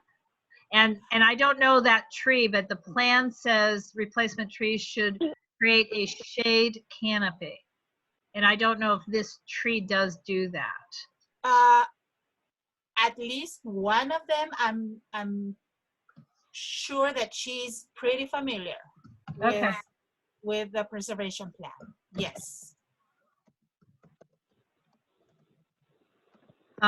I see John that started talking and then Tori. And then again, I want to limit the time, please. John's hand is down. I can't remember what I was gonna say something in response, but I can't remember what it was. Okay. Yeah, it's almost 10 o'clock, John. Right, I know, we gotta get Because we're sleepy. We're sleepy. Well, you'll think about it in a minute. Is Yeah. Octaviano still on the line? Yes, please, Tori. Octaviano? Oh, Octaviano is still on the line, yes, but we can't. Did you want to ask Octaviano about trees? Yes. Okay. Okay. My question is, they had the city, last time we were at City Hall, had created this new department that specifically was to go out and look at the trees and make sure everything was safe. I think it was Safe Streets. I have a whole packet from them here. Why can't we just contact them and see if they'll come out and look at it? There's a special number for that.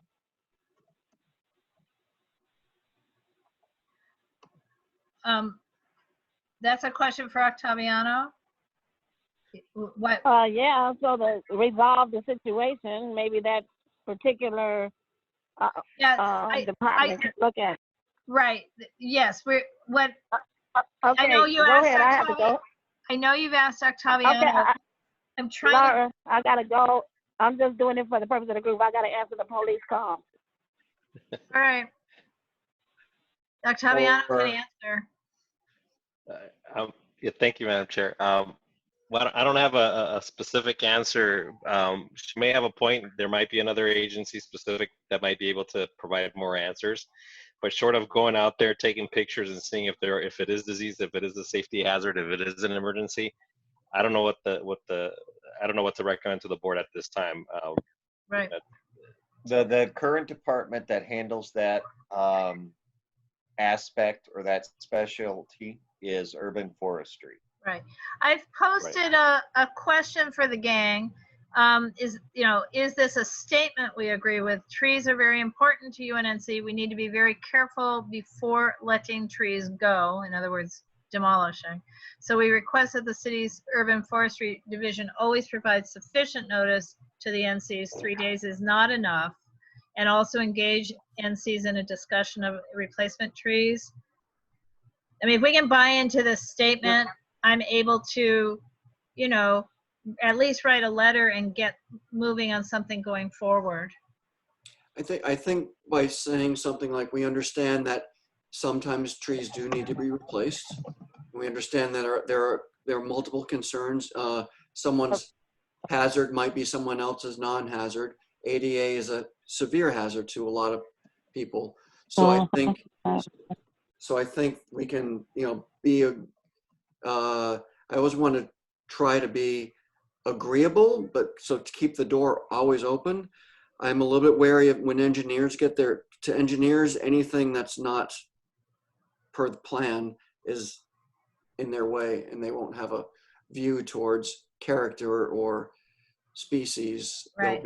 So I think all those things. If we can insert ourselves in some way, I agree with all that. Okay, well, I mean, we do need to move along. This is not, other than there's a tree in question, this is not urgent that we must compose a letter tonight.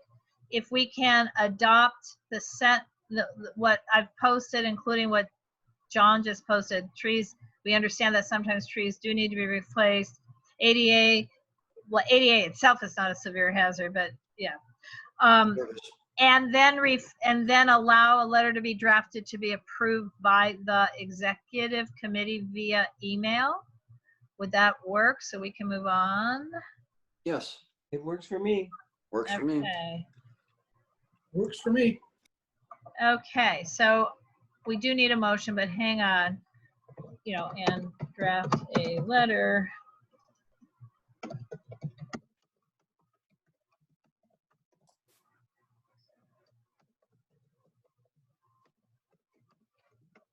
Okay, so it's sort of a loosey-goosey motion, but this would be my motion.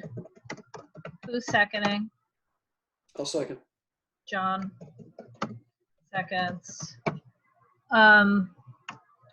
And so the motion would be essentially to adopt these statements, but write it better and have the executive committee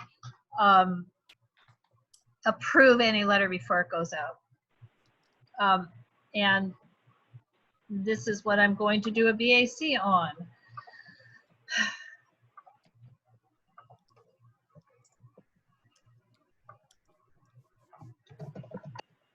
Okay, Asai, Yes. Dorit, Yes. Gavin, Yes. John, Yes. Lizzie. Is she waving? Yes. Yes, Okay. she's thumbs up. Okay. Thank you. Tori, is Tori still here? Yes. Okay, thank you. Greg, Yes. Laura, yes. Hugo, Yes. Paula, Yes. Isaac, Yes. Mario, Yes. Hugh, Yes. Cordell. Yes. I know we're all getting so tired. Nancy Yes. and Janie. Yes. Okay. Ugh. And here we go, Janie. The next item, new business, 7B. The newest part of the new business is Janie has drafted, with probably too much help for me that she did not appreciate, a proposed, we have it as a proposed CIS, but it's really become a letter. So it's a proposed resolution and CIS. And I'm going to share screen of the letter while Janie starts talking. Hopefully, Janie, your phone is now working, or computer. While I go grab the screen share. Is Janie still here? I'm here. Can you hear me? Yes. Okay. Should I just Yeah, talk a little bit talk about about what. Yeah, I'm looking for this to screen share. So if you'll just sort of introduce why you got interested in what we're doing here, and take no more than 3 minutes on that. Sure. Maybe 2 minutes on that, please. Sure. So I actually called in to make a comment at the last city council meeting, and was able to hear people make public comments for an hour and a half on the city budget. And what I heard was anger and rage and frustration. And I had actually called in to make a comment requesting that the climate crisis programs not be eradicated, that had just actually were about to just start for the first time. But I was overwhelmed by what I hadn't realized was the case, which was that 54% of our budget was actually allocated to the police at a time when, you know, our city is facing a very, very serious economic and health crisis. So I wanted to kind of reflect what I'd heard a lot of the people saying, a lot of our constituents saying about how they feel about the budget, and make some recommendations, and also kind of reflect, I think, a feeling of solidarity in this moment, and kind of a recognition of a need for change on a very deep level. So the letter that we have here starts by calling specifically, so let's see. Can you see it on the screen? Can you guys see it? Yeah, well, Janie, can you see it? Yes, I can see it. Okay. Can it be enlarged? I can make, yes, see it. I made it smaller, but I can now make it larger. Should I just read it, Laura, or? Yeah, you don't need to read the dear this or the council file that. Right. Start with we write. Okay, we are collectively feeling the pain, anguish, and outrage over the senseless killings of Ahmaud Arbery, Breonna Taylor, George Floyd, and too many others. As we ask for justice nationally, we also must look for the potential for change at the local level. One way to do that is to adopt a city budget that reflects our moral principles, ideals, and goals. In this moment, we can no longer maintain a position of careful politeness and neutrality. In order to combat a system that reinforces and maintains economic and racial inequality, we must invest differently in our communities. As a first step in this effort, UNNC supports the motion to reduce. You got that?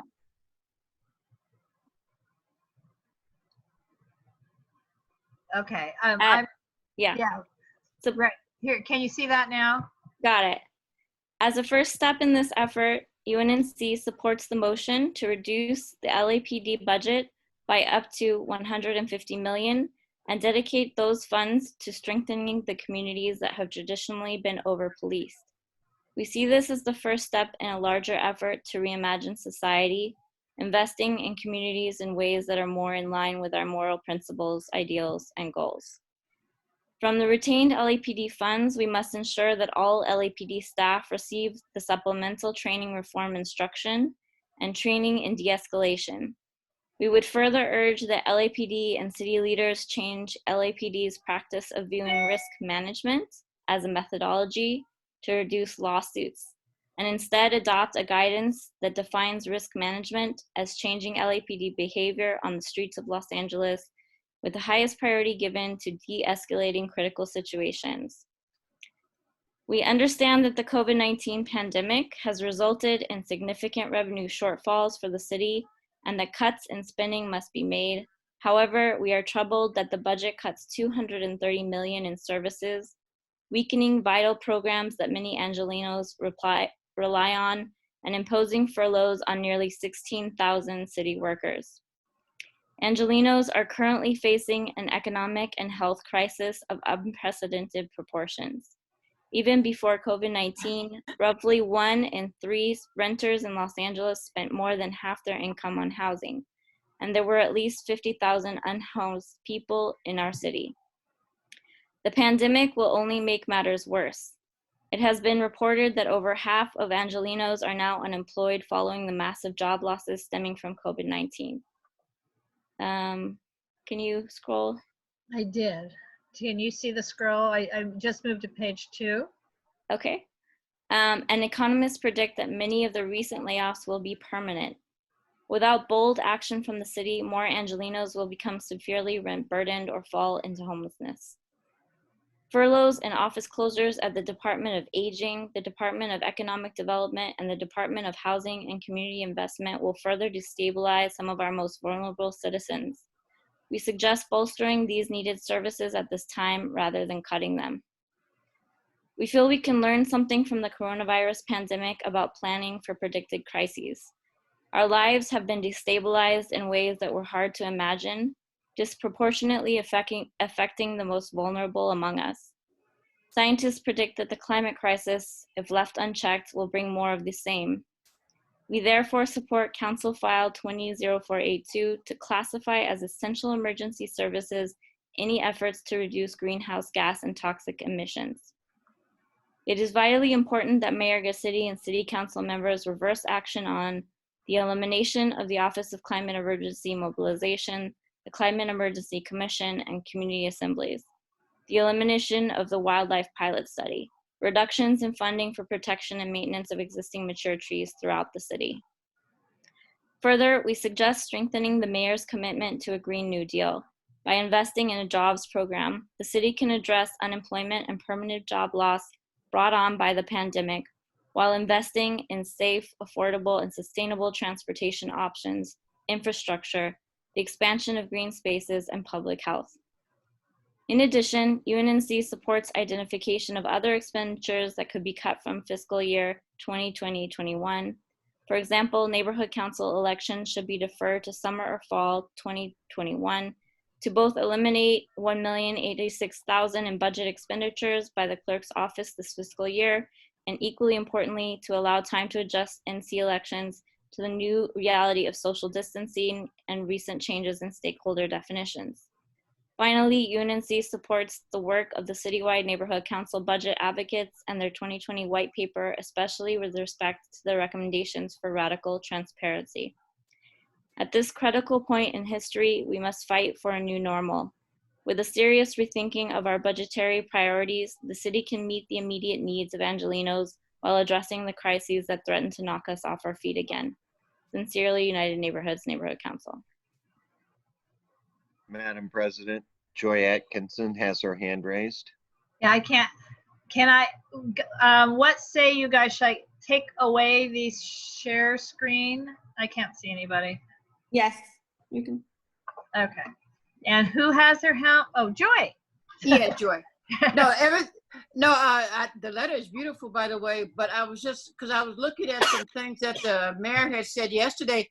It seems to me you could taking some more money from the police department. You said up to 150 million, and they seem to be looking, the city, the mayor's office seems to be looking at working to identify 250 million for further investment in community programs. Now, I don't know if they want the whole 250 million to come from the police department, but they almost make it sound that way. You might want to up that to at least 200 million, just up that amount, because I think they're looking to take quite a bit of that amount from the police department and put it into further investments in community programs.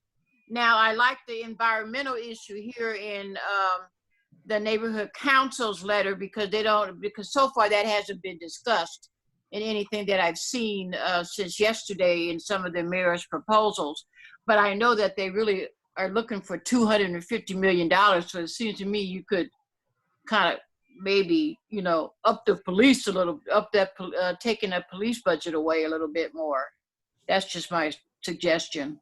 Madam President, I would jump on Joy's comment that the City Council, including this office, has been supporting such initiatives. And then you have questions from Gavin and also Isaac.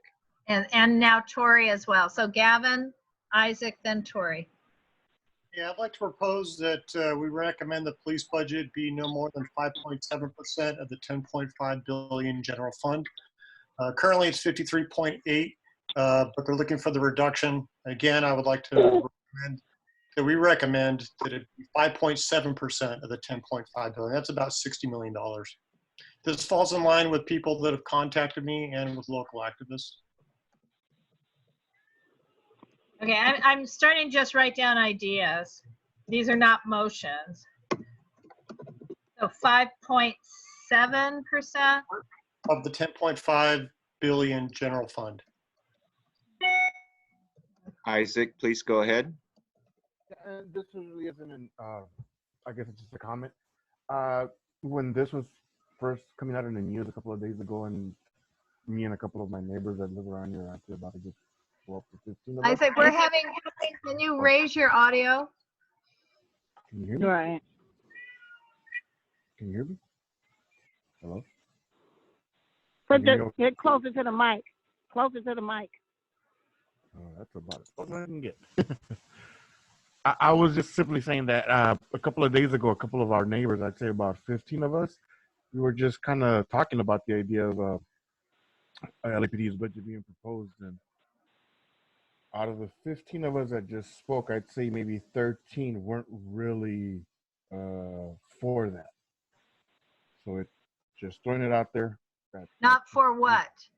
Reducing LAPD or for the budget? For cutting the budget. Got it.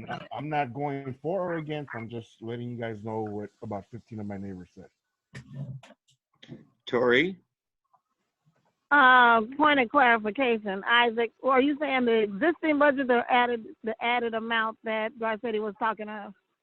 Well, that's the confusion, I guess, that some of us had is, were they cutting that from their existing budget or additional budgets, and they're going to cut from there? Okay, I want you to go back and read on that and then rediscuss it with the people that you were speaking on and then make a report, because it's two different issues like I was asking the controller's office. But that wasn't my comment. My comment was that I concur with Joy and that we all need to be clear on what we're speaking on when it becomes this budget for the police.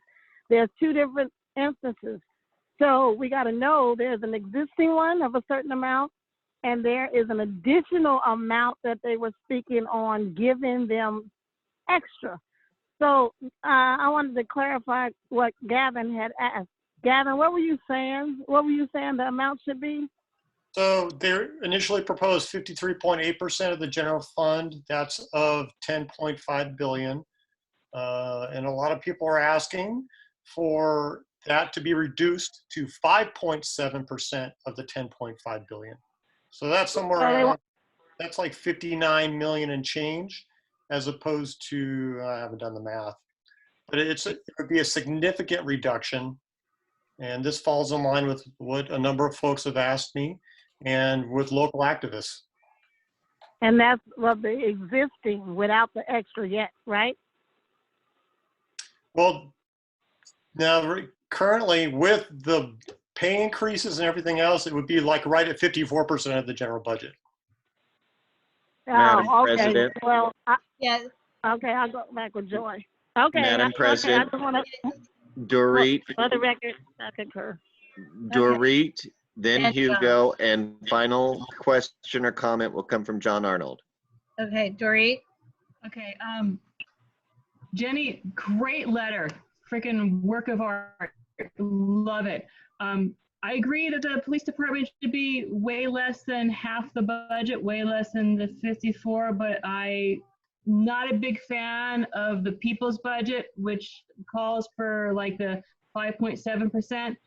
So I'm uncomfortable putting exact numbers into the letter because I don't think all 16 of us here are going to agree on exactly what we think the budget, how much the LAPD should get from the budget. Maybe we'll say greatly reduce it or something like that, put it into other programs. But I'm uncomfortable putting an exact number, an exact percentage. Can I respond to that really quick? So the mayor has already, or actually the council president and Herb Wesson has signed on to the motion. They've already made a motion to reduce the police budget by 150 million. Mm-hmm. So that's why I put that number in there. I said that we support that motion that they've already made. And then I further, to kind of leave it a little bit open, I said, and we put that as, we expect that to be a first step in a move towards investing more in communities. So it's, yeah, I agree. It's a tricky area, but. No, I love what you wrote, Jenny. I love what you wrote. I just don't want to put like, other, like, we say you should only give this much percent. I love what you wrote. What you wrote is freaking great. I think John's next. So what I heard, I agree with generally that I think the letter supporting the motion that's already in the council floor, city council floor, is supporting or not supporting something that's going on.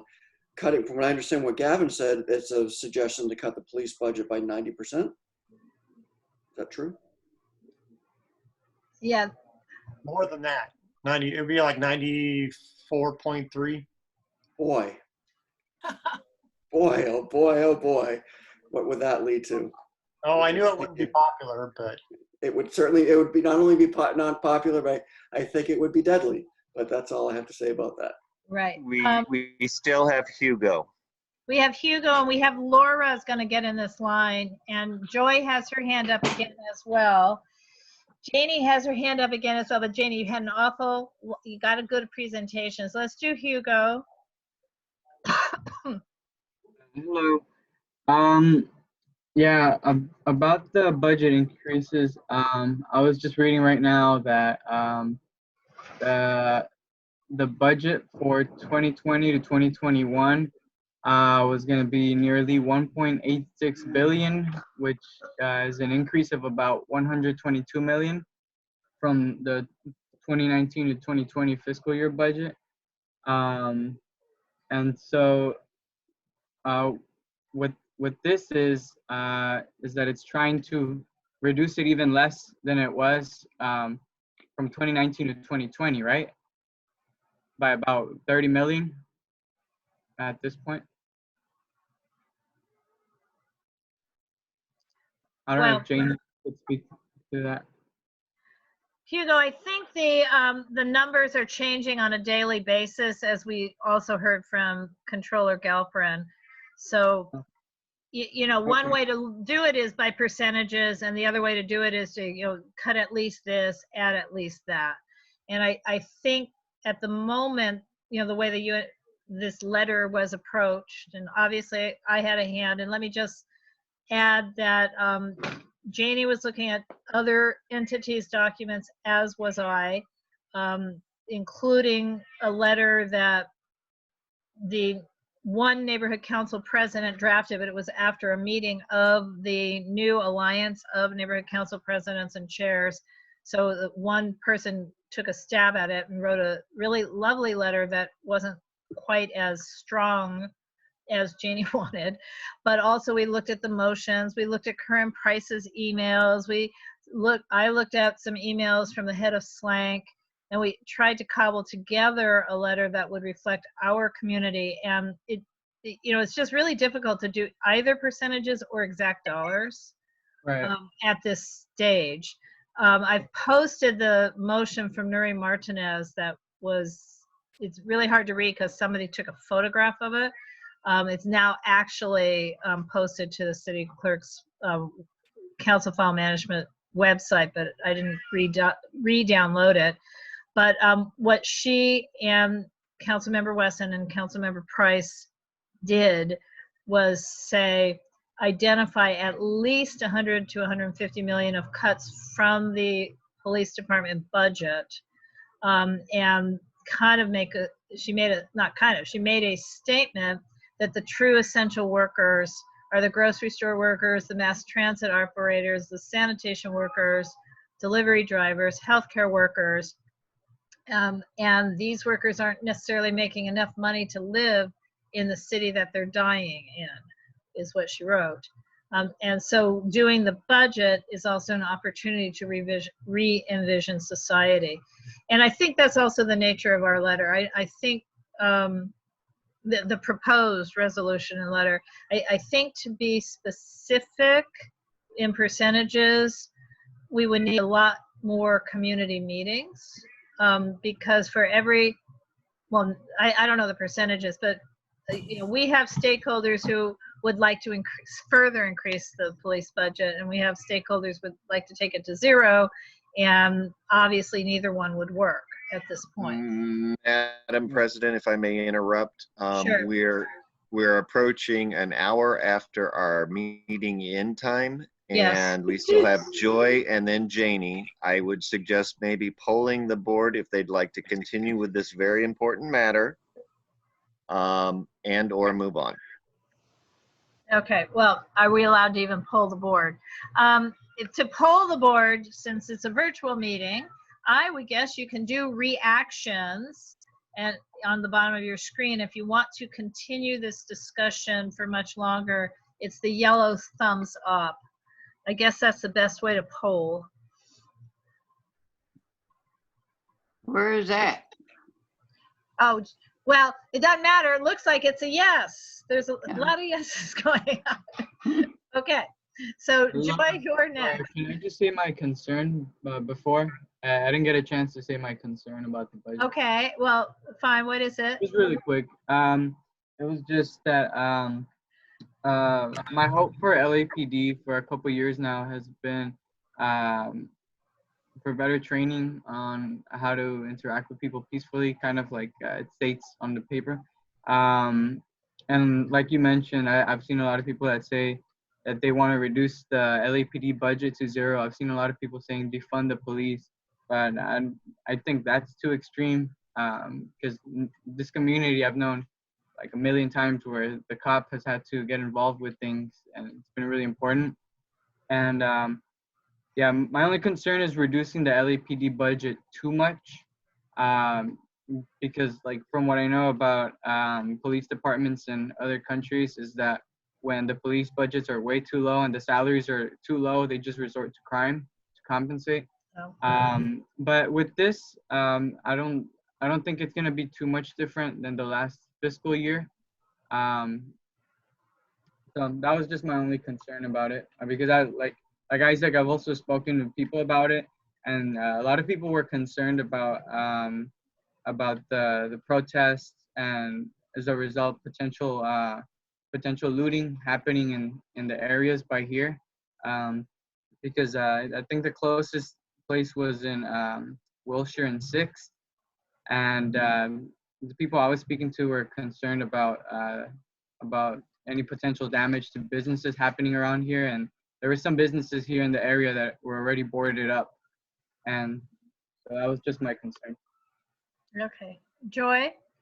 I was looking again at the statement from the mayor, and so now I understand that the 150 million you're saying had already been discussed about taking that away from the police budget.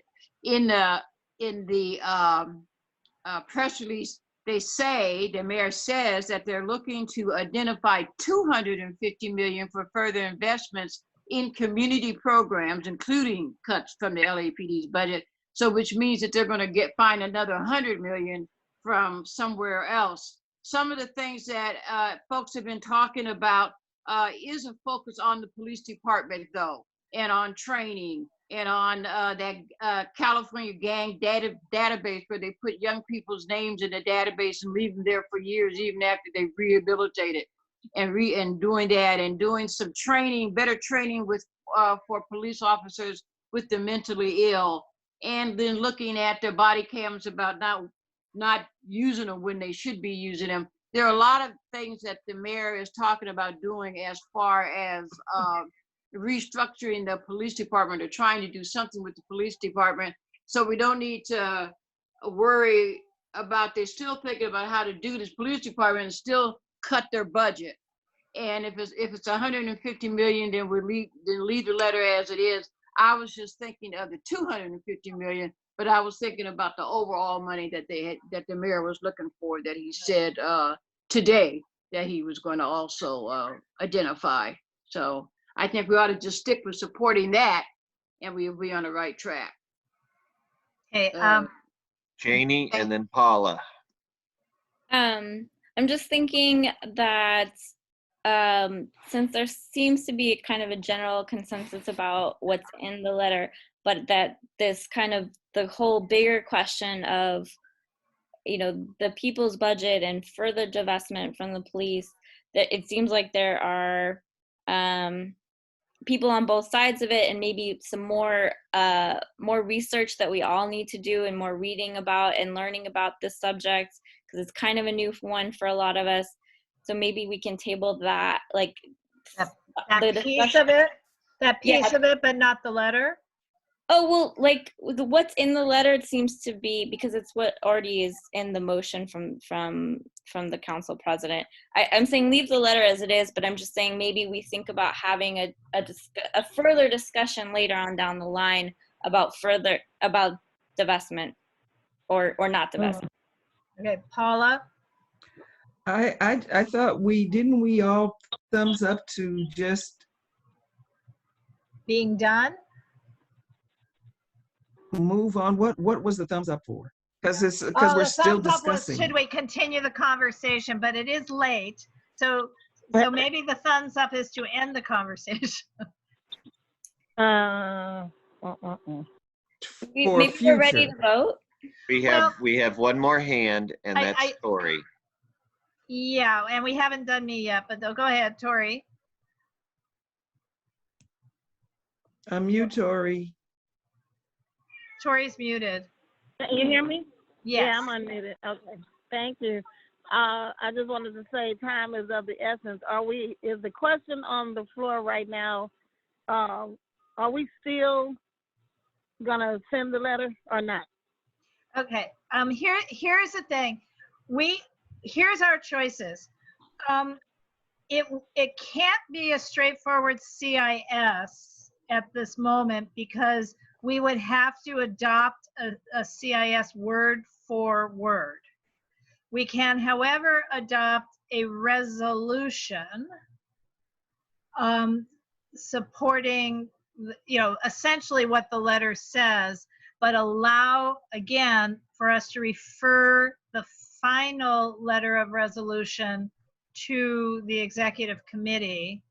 I don't think we have consensus to add Gavin's recommendation to reduce the reduce the LAPD budget to 5.7%. So having said that, I noticed there's still typos, that it's a moving target. Maybe there's a different number, as Joyce said, but we could adopt the letter in concept in prime. And John, what is that phrase that we use? Is John still here? For architectural things, it's almost the same thing. It's substantially as presented. Substantially compliant. Substantially, yeah, adopt this resolution and letter so long as it's substantially compliant with everything we just looked at, but allow it to be referred to executive committee or a special subcommittee of no more than 1/2 of the board, for half of the quorum of the board, pick one, to do a final version. Nancy. Just in terms of timing, when are they approving the budget? Yeah, well, it's going to be a moving target, but yeah, in terms of timing, that's why I'm trying to get, we're not going to be able to do a CIS because we would have to come back in July. So that'd be too late. And that's why I'm trying to figure out how to get this approved without getting it approved. Gavin has his hands up. I see as that. well as Dorit. Right, and I will then remind you that Paula did really sort of ask us to call the question. And that's what I'm saying. I can't second because I'm not on the board. Right, Gavin? Potentially June 8th, they might vote on it. And I would at least, at the very minimum, like to get out of here with some kind of a resolution or something in writing, asking that at a minimum their budget be reduced and that money be spent on social programs for our community. Well, that's what the letter that Janie drafted does say. Yes. At a bare minimum. It does. Yes, understood. But Gavin, we have a problem in that we represent all stakeholders, and I can't necessarily, in good faith, personally vote for a specific cut to 5.7% because I am not even sure my neighbors would agree with that. But if we don't state a percentage, it's a little easier. Yeah, I just said at a bare minimum, I would like to get something in writing asking for a reduction. Okay, we have that. Dorit? This letter is great. I really think we should vote on it, and maybe, not putting an exact number for percentage, but say reduce the budget, which the letter kind of already does.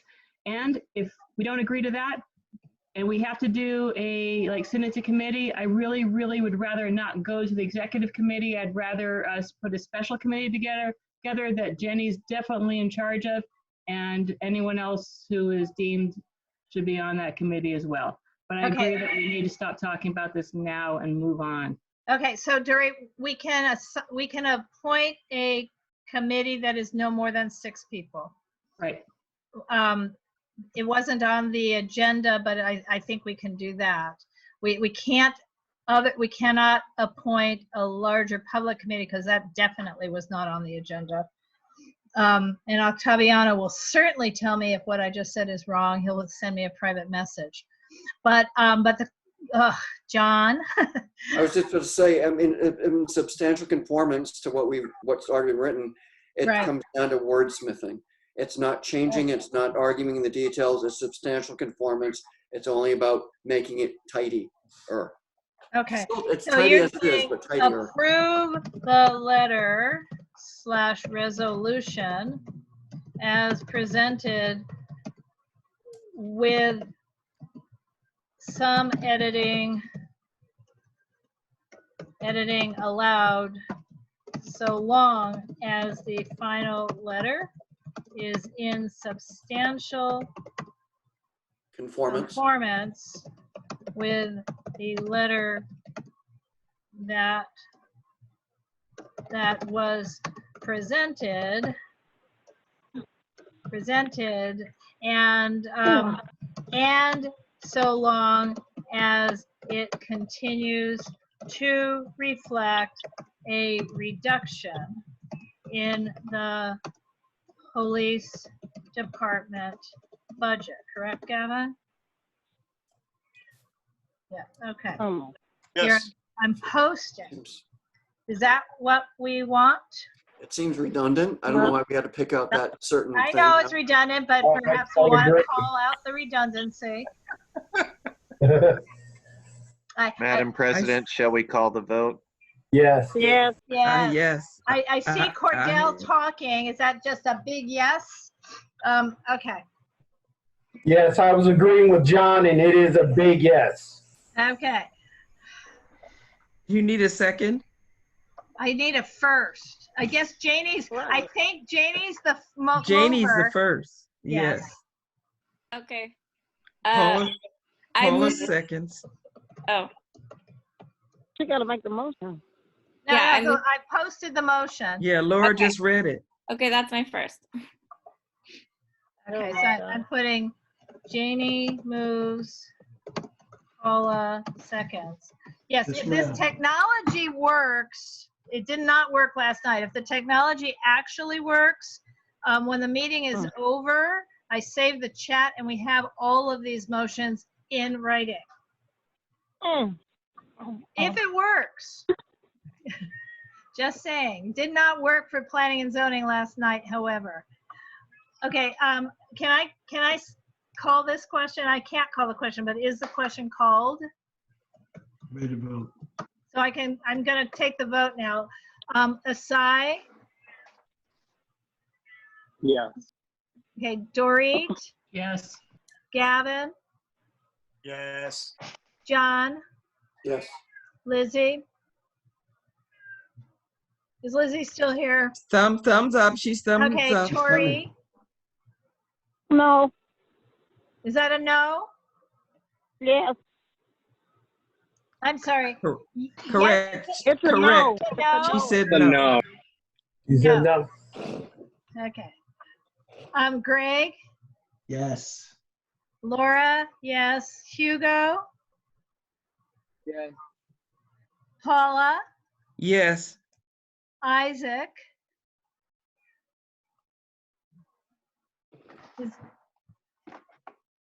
Isaac, Frozen. I think he's frozen. okay. Mario, He's frozen. Hugh. Is Hugh still here?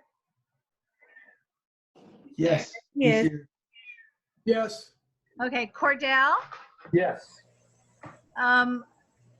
Okay, Nancy Yes. and Janie. Yes.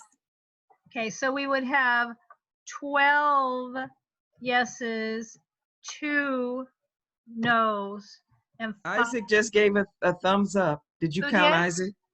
Isaac Oh, he did. Okay. gave so, a thumbs up. Okay. So that now is 13 yes and 1 no.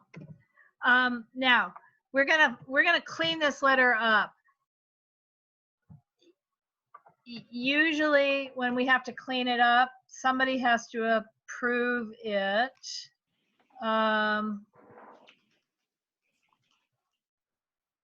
Okay, so our choices are the 5-member executive committee, and Janie's submitting it, so she's involved.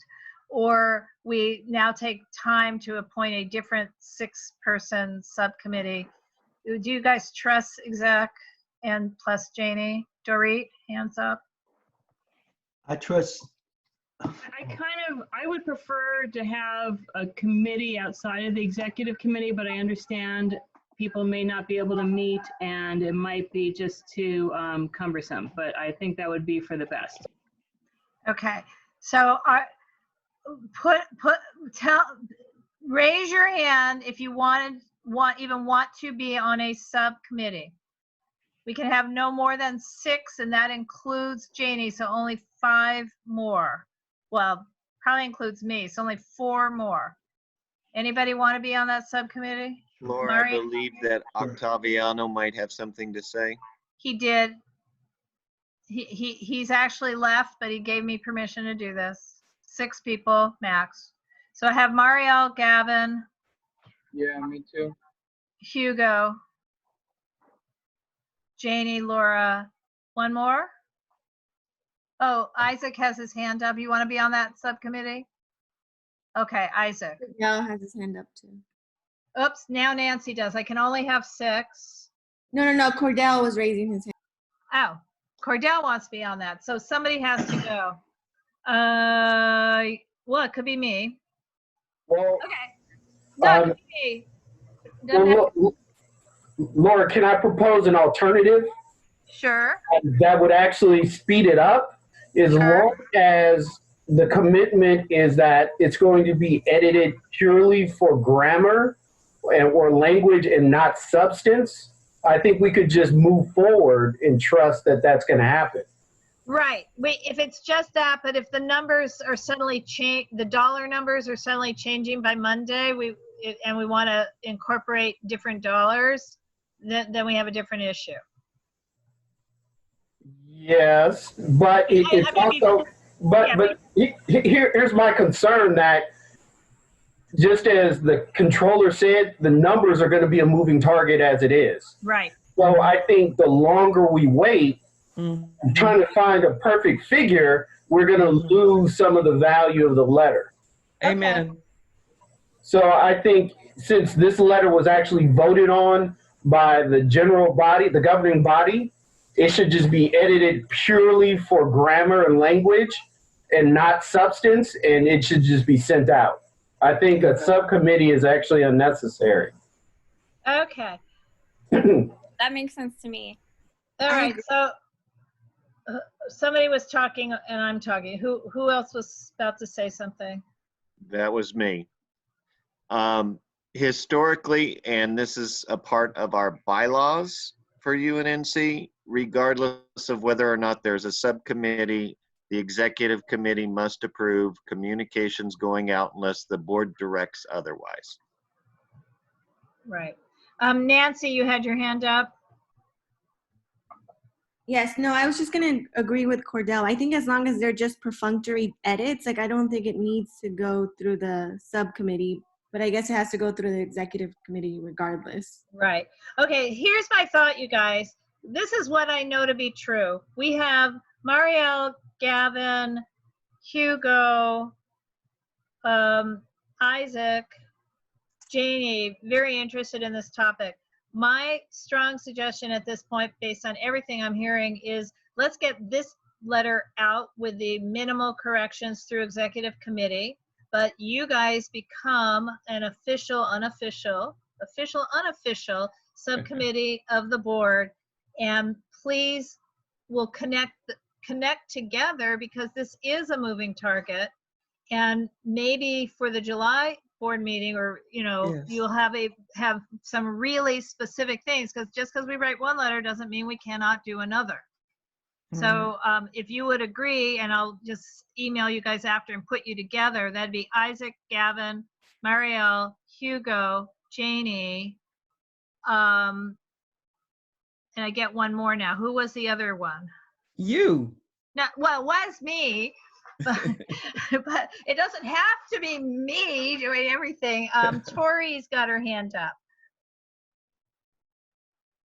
Tori's hand went down. And Cordell. I'll step up. It's not a problem. Okay. Hello. Hi, Yeah, Tori. I'll step up. Can you hear me, Laura? I can. Okay. The reason why I said no is because what just happened right now is that a legal action, Joy? What do you mean? You kind of changed up the motion. So my input that I'm gonna give right now is that I love the letter, but nothing should be changed other than the grammar. Is that what we should be voting on? Well, Now, if there's going to be if there's going to be a separate committee, on what topic other than this letter? Okay. I know you asked Joy, but I'm going to try and quickly answer it. The letter will go out substantially as it is now, but I mean, there's definitely corrections, like at one point said this. I mean, you know, there's repeated, you know, stuff in it. We're doing it fast. So that letter will just be cleaned up, sent to executive committee, and posted as a resolution so I can upload it to the CIS system as a resolution, not as a CIS. Then, since people have some strong ideas on the budget, giving specific further advice on the budget, we've just established that subcommittee of no more than 6 members of the board to continue to explore and look at. We're allowed to do that. It's separate from this letter. They may propose another letter for our next board meeting. Right? Okay. So so that's what we're doing. And then is the 6th person Cordell? I'm also losing track. Yes. Yes. Sure. Okay. Yes, Well, I want Cordell to say yes, you guys. Everybody Yes. else. No, I said, Yeah. We know what he wants. We know what he wants. Sure. Okay. So that's it. We have approved the letter, and we've now got a subcommittee. And oh my God, it is so late. And what else is on this darn agenda? I think that. Good job, Cordell. Turn off the lights. Hey, Asai, is this Asai? Is Asai still here? Asai, is it important that we do the Latinx tonight, or can that wait a month? Unfortunately, I mean, the speaker for this has been waiting since 6:30. Then we must do it. No way. Yeah. Who's our speaker? Okay, who is it? His name is Rashad. Rashad, are you there? Okay. Yes. No, I'm sorry. Oh, yeah. This would be me being politically incorrect. So let me call the agenda item. Sorry. So this agenda item is 7C, request that UNNC support United Latinx Funds and Latino Coalition of Los Angeles campaign for nonprofit resiliency. These 2 groups are asking that UNNC both sign the petition, which was on the agenda, and promote it through UNNC's email blasts and social media outlets. And Asai, do you need to be put in a waiting room? I do. I guess okay, I'll do I'll be that. introducing Rashad. Thank you. Asai is out. Rashad is in. And I'm in. I didn't get put into the waiting room. Oh, wait, you're still here. Yeah. Wait a minute. How did he get back in? Who put him sneaky in? like that. Yeah, he is. I saw him in the waiting room. Who let him in? Okay. He's out again. Well, I know you guys have been on for a long time, and I bring greetings from the Crenshaw side of the border, next door neighbors of West Adams, former vice president of their neighborhood council for a long time. And I really appreciate the work that you guys are doing over on the other end, and taking the time to take care of the neighbor's business and all that. But anywho, I also serve as a commissioner for, as Joy mentioned, for the Community and Families Commission, which is under the Housing Department, primarily serving the work source centers. But the hat I'm wearing tonight is the campaign for nonprofits resilience, which is 2 coalitions, the Latinx Fund and Latino Coalition, which I represent, in pushing the both city and county once we receive federal funds in assisting the city pick up the slack, if you will, that the pandemic has brought upon us, to share some of those funds ultimately with a lot of the nonprofits that have been affected through COVID-19. Our goal is for 3,000 signatures, which we are well on our way. I believe we were pretty close to 2 the last time I checked in. But of course, we're seeking support from as many community leaders, community groups as possible. So as Usaid had mentioned, part of what we are petitioning, if approved, is that your neighborhood council can help us spread the word and encourage, as myself and Usaid will, of course, actively and continue to do, is to get other neighborhood councils on board, and maybe even Slank, which I'd love to connect with anyone that's associated with, as well as Commissioner Joy. That's all I have in a nutshell. I see that you guys have the information. I can also share the link to your board president as well, and I would be happy to take any questions if there are any. Okay, so this is not controversial, is it? No, actually, it is supported by Council President Emeritus Herb Wesson.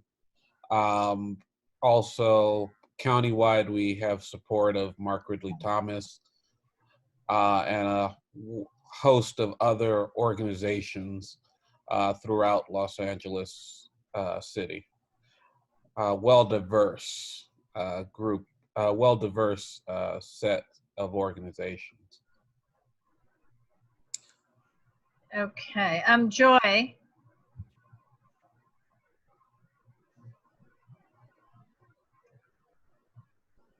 Oh, Joy, you're muted. Let's see.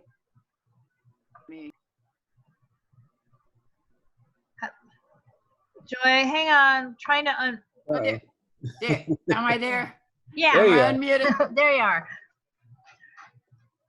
Oh, did I have something to say? I don't know. You had your hand up.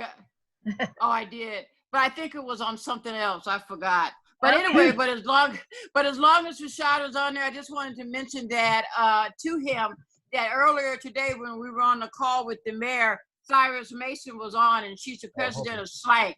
So Right. be sure to catch up with her, Rashad, about the program. I have her email. I'll send it to you. Okay. All right.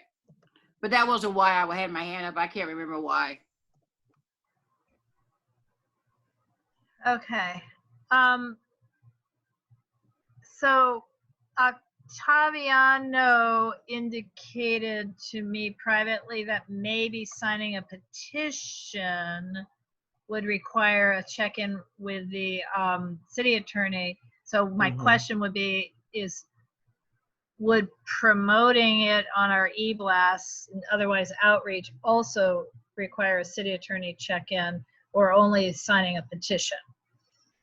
So Octaviano, I emailed you that, but if you're still here, or privately, both. Okay.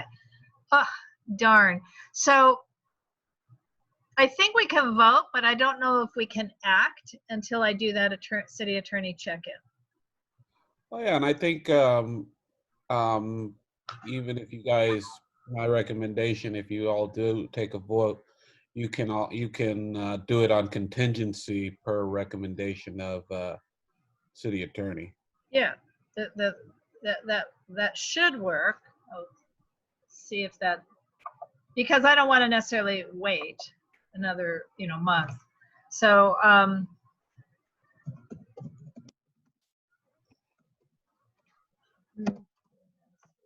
supporting the petition and as well promoting it via our outreach channels, but contingent on city attorney approval. So that would be the motion, I guess. But it will go nowhere if the city attorney says we can't. And I'm not sure why the city attorney would say we could or couldn't, but what I know at the moment is, in general, we're not supposed to kind of reach out and comment on, say, a federal, pending federal law. Octaviano. Yes, Madam Chair. So essentially, a neighborhood council's core role in many instances is to communicate the needs of the community directly to decision makers at City Hall. So in reading the petition fairly quickly, there seems to be some concerns identified that would like the community to take action and promote, including, I believe, and correct me if I'm wrong, supporting some of these nonprofits that are being impacted. So if that's something that the neighborhood council wants to communicate to City Hall, whether it has jurisdiction or not, I'm not sure how much influence City Hall has in supporting certain nonprofits, whether through housing or other agencies that are community partners with these nonprofits. But essentially, the safe route here would be to communicate those specific concerns delineated in that petition to City Hall. And that would, I think, reinforce or help support the petition. So that's kind of a workaround. In lieu of signing the petition, in lieu of promoting the petition, you're still playing a role in communicating the needs. Octaviano, could it be a resolution versus a petition? Yes. But can it be a resolution without a resolution, the word resolution having been, or CIS been on our agenda? Probably could. Probably. I mean, yeah, I know. Resolutions could be very detailed, Brown right? Act is such an issue, and I love the Brown Act. So Octaviano is saying, rather than signing the petition, I just sort of the way chat works. If nobody else has written after me, it keeps run-on sentence. But instead of supporting the petition, we would support its concepts and communicate the concerns addressed in the petition to decision makers at City Hall. Yeah, is that right? Correct. Okay, so. And I wasn't quite sure where the petition was going to go anyway, Rashad. Oh no, I appreciate the time. I understand that there are. I very well understand the certain protocols that has to be followed, especially when it comes to with the city attorney and everything. So I definitely understand. Well, I think it's a finesse of language, not of concept. So, so if we are supporting the concept, as put forth in the petition, like that, support the concept as put forth in the petition, and, right, and then that's the overall ask. Of course, it's just that the neighborhood councils support the overall concept of the goal of this effort in helping a lot of the nonprofits in the city of Los Angeles in particular that are providing aid to many parts of the communities throughout the various districts. And Greg, you have a comment? Yes, I like the discussion that's going on, but I also think that the organization is seeking an endorsement to advertise and support their organization. So I mean, we're being a purist, we can talk about the concept, but I believe that the organization is asking us to endorse them to support their name and their effort as an organization. And I know you can't really, well, you could say that, but so I think that's, I just want to put that out there, so that they want us to support them as an organization. What appears to me, they want to support them as an organization. Right. Well, I think they're asking us to support the new campaign they've launched for the campaign for, the campaign for nonprofit resilience, Right. to support grassroots nonprofits. I mean, Because this is a I'm brand new very, organization, right? That they've been in existence for like 6 months or so, or? Well, our organization have been, these two organizations have been in existence well over 12 years, actually.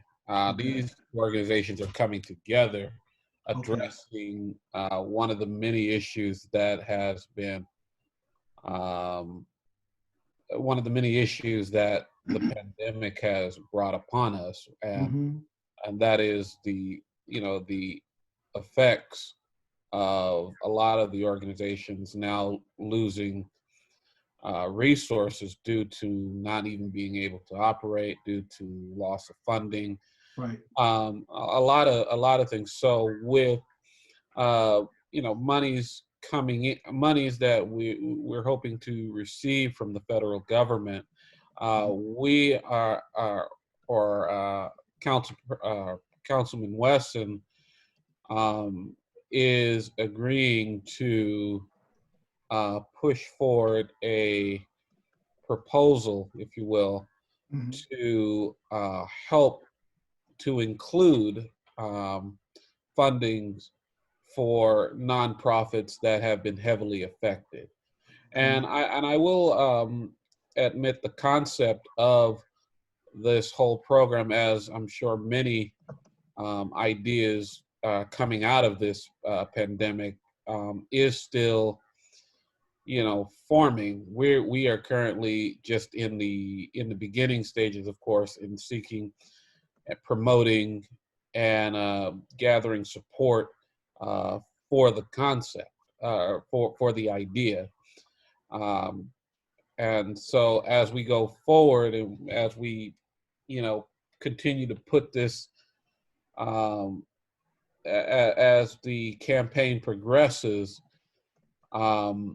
and we get closer to that time where, Herb and some of the other city council members put forth that motion,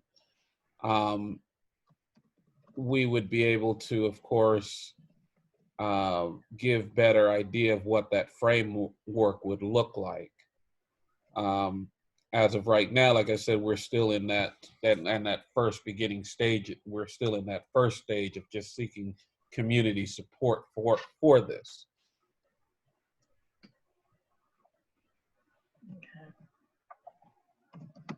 Can't hear you. hang on, I'm typing away here. I like the concept of checking with the city attorney to see if we can endorse the organization. And then if the city attorney says that we can, then we support the organization. And if the city attorney says we can't, then we just support the concepts. But that's not as effective, not as strong as supporting the organization itself. Well, I know Tori has her hand up, and it is, we're gonna lose at least one board member in 6 minutes, just saying. If Herb Wesson might be doing a motion, then it becomes a council file, and then we're able to do whatever we want in terms of comment. But in the meantime, essentially, I think what we're really being asked to do is support in concept the newly launched campaign for nonprofit resilience as put forth in the petition promoted by the United Latinx Fund and the Latino Coalition of Los Angeles, and communicate our support to city leaders. And that would be contingent on the city attorney allowing us to do so. Everything is contingent on the city attorney allowing us to do so at some point. But are we in support of that motion that I just posted? Tori? Okay, Mr. Trump, can you hear me? Yes. Okay, what makes your work source different from all the others in regards to hireability and in regards to once someone is signed up for a work source, they can only be with that one. Otherwise, they have to go through red tape and motions and all that again. So what areas would you be focused on that Adam's work source is not already tapped into? I'm not sure that's on target to the item we're discussing.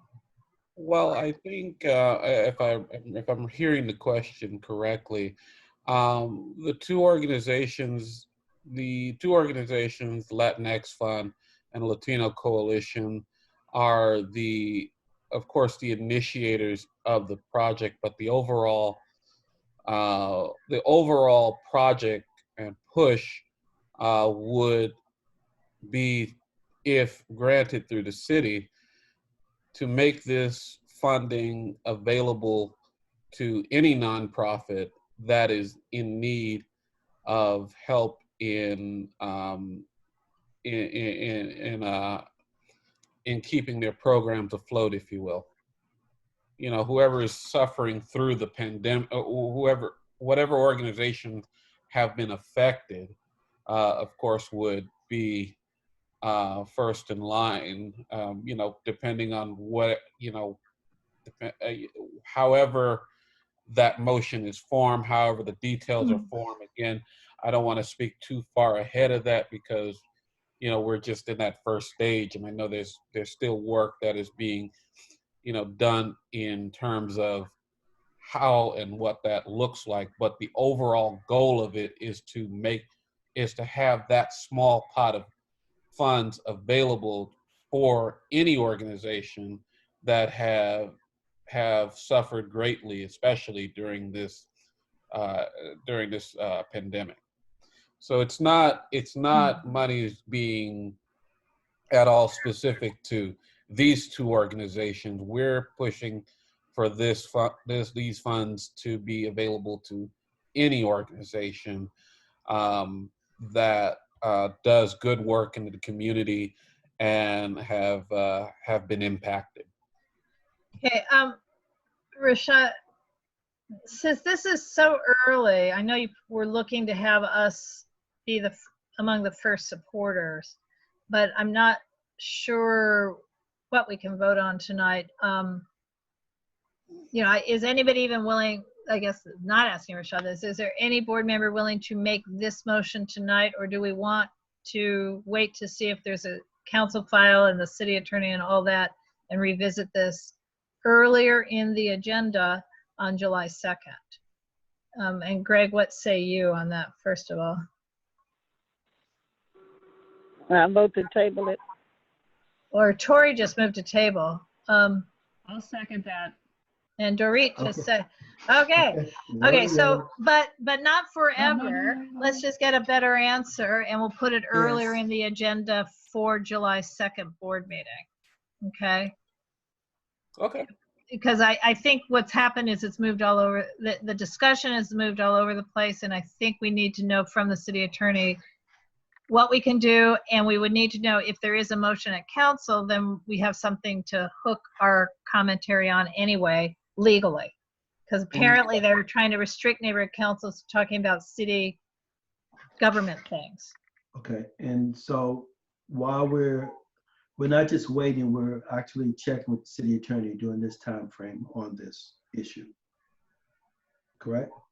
We're not just waiting for the city attorney. We're trying to get a more focused motion and proposal, because apparently we're not supposed to be signing petitions anyway. But waiting on the city attorney, waiting to see if Herb Wesson does a motion, and maybe, because the mayor's also been talking about creating, just as they're doing funding for small business and everybody else, maybe also. Yes, I know it's 11 o'clock. I'm trying to be out of here. So if there's a motion to table, that takes precedent. So I need to just call the roll, sorry, on the motion to table, because that's kind of the way it works. So I think that's how it works. I'm going to do that. I heard a bing. Is that bringing me back so that I can't call the roll? I heard that was my cell phone. Call for the question. Okay, but here's the thing. Dorit, do you vote yes or no to table? Yes. Gavin? Is Gavin here? Yes. Yes. John? Yep. Lizzie? Yes. Greg? Yes. Hugo? Is Hugo here? Yes. Okay. Paula? Yes. Isaac? Yes. Oh, I know your answer. Marielle? Yep. Hugh? Yes. Cordell has left the room. Nancy? Abstain. Sorry, I missed it.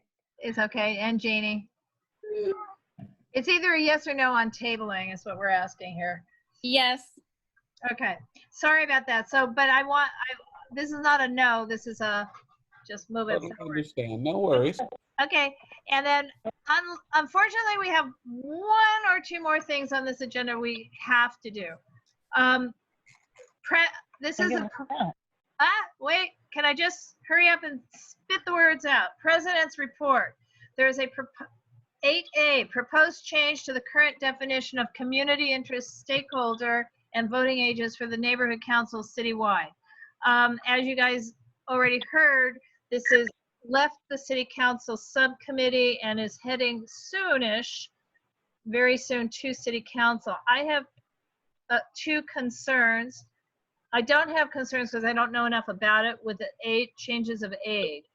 But on the redefinition of community stakeholder, for some reason, the drafters seem to have forgotten, who is a stakeholder, and they've eliminated as stakeholders parents of children attending local schools. And it seems to me that those ought to be considered automatically stakeholders. And number two, they've added this new language, adds the specific condition that to be, stakeholders can be members or participants in a nonprofit that's engaged in any kind of activity. However, that nonprofit must have a physical address. We've had this discussion at UNNC with Dunn and the city clerk for years. Many of our South Los Angeles nonprofits don't have the money to have physical brick and mortar addresses, and you often, if not usually, use the address of their current president as their address. So that may change from year to year even. So a bigger organization such as the one I'm associated with, West Adams Heritage, has no problem in our community because we do have several different addresses, including one within UNNC, one in Mink, one in Nandesee, and we participate and have for years and years with those neighborhood councils. But I'm concerned about some of the smaller ones, so that's my concern. I don't know if anybody else is even concerned about that language of physical address. It would require a change to our bylaws. I think we should all be concerned about the overlooking parents of children in our local schools as being our stakeholders. They've always been our stakeholders. So does anybody even care about this? I know it's 11:04. We care. Yes, when you're Support. addressing stakeholders, that's important. Yes, we care. I know. I'm aware. We care, but it's 11 o'clock. We care. And it is 11 o'clock. I know We that care. too. Yes, that's important. Yes, we care. So what's that? What action? What's the action? Well, it would be wonderful if I was authorized to send an email to our council member, Herb Wesson, expressing UNNC's concern with the definition of community stakeholder, since it does exclude parents of children, and since it seems to not reflect the financial realities of nonprofits in the South Los Angeles area, which may not maintain a physical address, but might likely do many good things in the community. That would be what I'd like. And by way of example, if Mariella is still here, the West Adams Moms Club, or whatever its correct title is, their address changes from year to year to year, but it's those moms, among others, who actually raised the money to build a school on Venice Boulevard called Click. And they didn't have an address. It changes from year to year, but they're here and around and active. So that's just one example. There's probably the people who work related to the oil drilling. There's just any number of different kinds of nonprofits. So do we need to make a motion to authorize you to do the email? How do we do that? Jeff, can you answer that question? What would you need them to do? For you to carry the water? Repeat the question, please. What kind of motion would this board need to quickly do to allow me to write to you to move the water? I'm saying move the water. For me to communicate to you, to communicate to your boss, that are concerns about the redefinition of community stakeholder. Should I just write it up? Yeah, just an email will do it is fine, and then I will take it to leadership from there. Okay, so how do we? I'm typing. Okay. But do we need to vote to authorize her to do that? Yes, because Jeff had said I shouldn't just write it, that I should bring it to you guys. Originally, Actually, there's more weight behind it when there is a vote, but the president always has the permission from the board to communicate as the board. Oh. Well, except for we hadn't voted on this.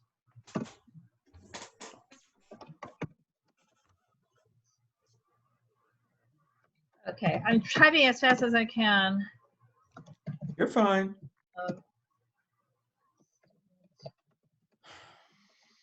And also,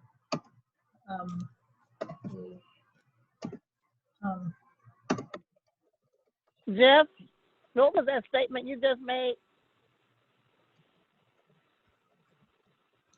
I'm sorry, Tori, what? What was that statement you just made? In our bylaws, yeah, in our bylaws, the only person who has the authority to speak for UNNC is the president, and that does not require board approval. Laura, Right. Okay. like past presidents, try to seek the board's approval to do so, especially on a new item. Mm-hmm. Right. Okay. Okay. I got it. I did read that. Thank you. okay, something like that. It's just moved to express UNNC's concerns about the proposed redefinition of community stakeholder for two reasons, and I spelled one wrong, because it excludes parents of students in local schools, and also the restriction of nonprofits to only those which have a physical address does not reflect the reality of South Los Angeles nonprofits, many of which do not have the funds to have brick and mortar offices. All right. So Laura moves. I need a second. Second. Hugo. Seconds. And I need a BAC. You guys can all see that? Did I send it to everyone? I don't know. What'd you say? Yeah, on the chat. Is the chat okay? Yes, it's there. Sometimes I accidentally chat it up to an individual. Sorry. It's there. Okay. Okay, I am ready to do the BAC vote. Oh, did anyone bring a Cy back in the room? Is it No. Yeah, I got put back in the room. Okay. Asai, what say you? Yes. Dorit, Yes. Gavin, Yes. John, Yep. Lizzie. Is Lizzie in the room? Yes. Hi, thank you. Tori, Yes. okay. Greg, Yes.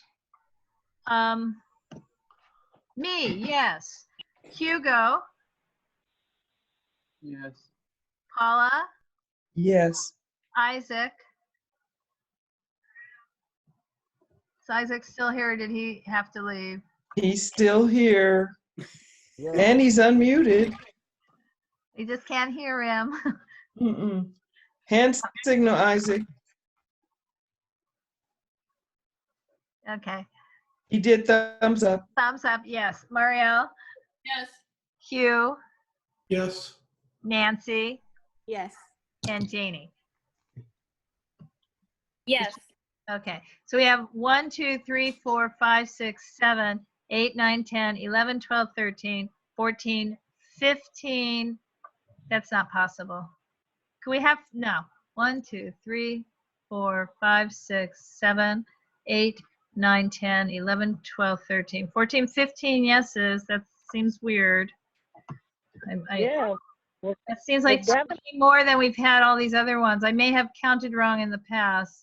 We've always had 16 people here. You have counted wrong some of them in Oh, the past. okay, but it's typed into BAC, so it'll be correct at the end when I do it. And we have 1, 2, 3, 4, 5, 6 absent. Okay. And I know we're going to have so many hands raised. I think so positively. Who would like, next item, B, who would like to be a budget representative? Anybody from UNNC? Don't make Greg and I do it. Yes. I just want to ask a question. I'm not volunteering. I recall the meetings were on Saturdays. Are they still on Saturdays? No clue. She said, what did they say? There was a meeting. Well, Joy, which is the South, our region for meeting, for this one meeting anyway? 27th. It's Sunday, the 27th. No, wait a minute. I'm sorry. Saturday. I'm sorry. Saturday the 27th? Is it always on Saturdays? No. This is a special meeting. This is a special town hall meeting coming up where once the budget representatives get together from each neighborhood council, then they vote for those budget advocates. And they're the ones that are going to meet kind of, all the time. So, my question is, before anyone volunteers for it, do you know what day the usual meetings are? No, because what's going to happen is once the new budget advocates are chosen, they're going to get together, have a meeting, and they're going to schedule when their meetings are. So Okay. each new group of budget advocates do their own schedule.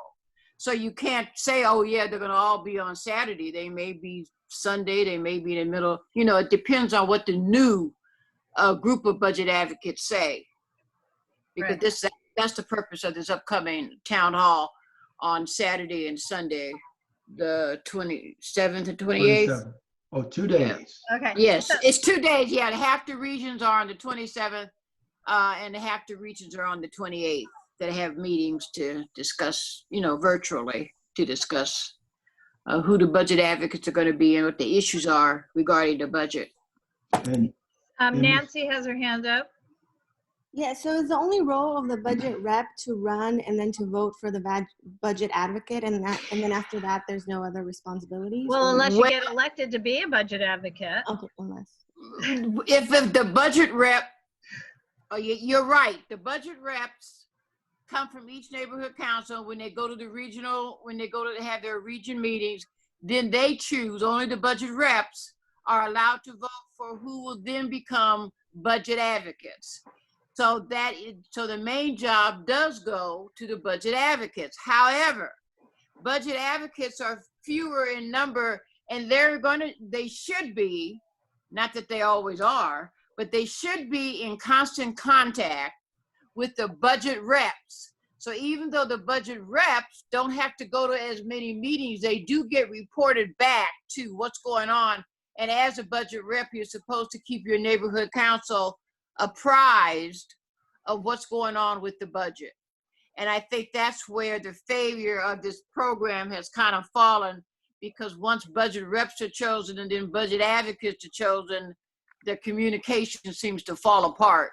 So what they're trying to do is pick a budget advocate, but the budget advocate still stays in close contact with budget reps from every neighborhood council, who should keep their neighborhood council apprised of what's going on. But as a budget rep, where do you get your information from? The budget advocate who you picked for your region. Okay, so Hugo has volunteered to be one. Janie, you have your hand up. All right, Hugo. Janie, you have your hand up. Janie's hand went down. How many hours are involved? I shouldn't have talked so much. No, how many hours involved with this budget advocate person? How many hours a month? Oh, Janie's hand went back up again too. So I'm gonna walk 10 feet away right this second. But I know that Janie's hand is up and Greg is asking a question. So Janie after Greg. Am I still on? Yes, ma'am. Yes, Oh, ma'am, you okay. are. A budget advocate, certain times, certain periods, it gets busier than other periods. So it'll be slow at first, and you'll kind of pick subject matters. What they try to do with the budget advocacy group tries to do is to divide up into issue of interest to the budget advocate. So a budget advocate some may be interested in criminal justice in the fire department, or somebody in recreation, somebody in business development, or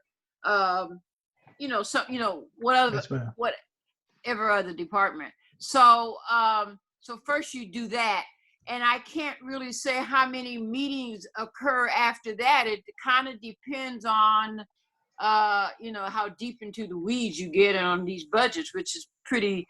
I think when it comes time to write the white paper and to do the interviews, you're probably 2 or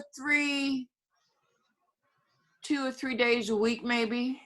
It's a lot. Oh, It's it depends, but I'm talking about not like for the next 12 months, or But not for Joy- the next, toward the end, when you have to really write this stuff up. And so I'm really, when I say 2 days or 3 days, when I keep hearing about meetings and I look at it on the internet, I'm thinking maybe the last month of work is a whole lot of work.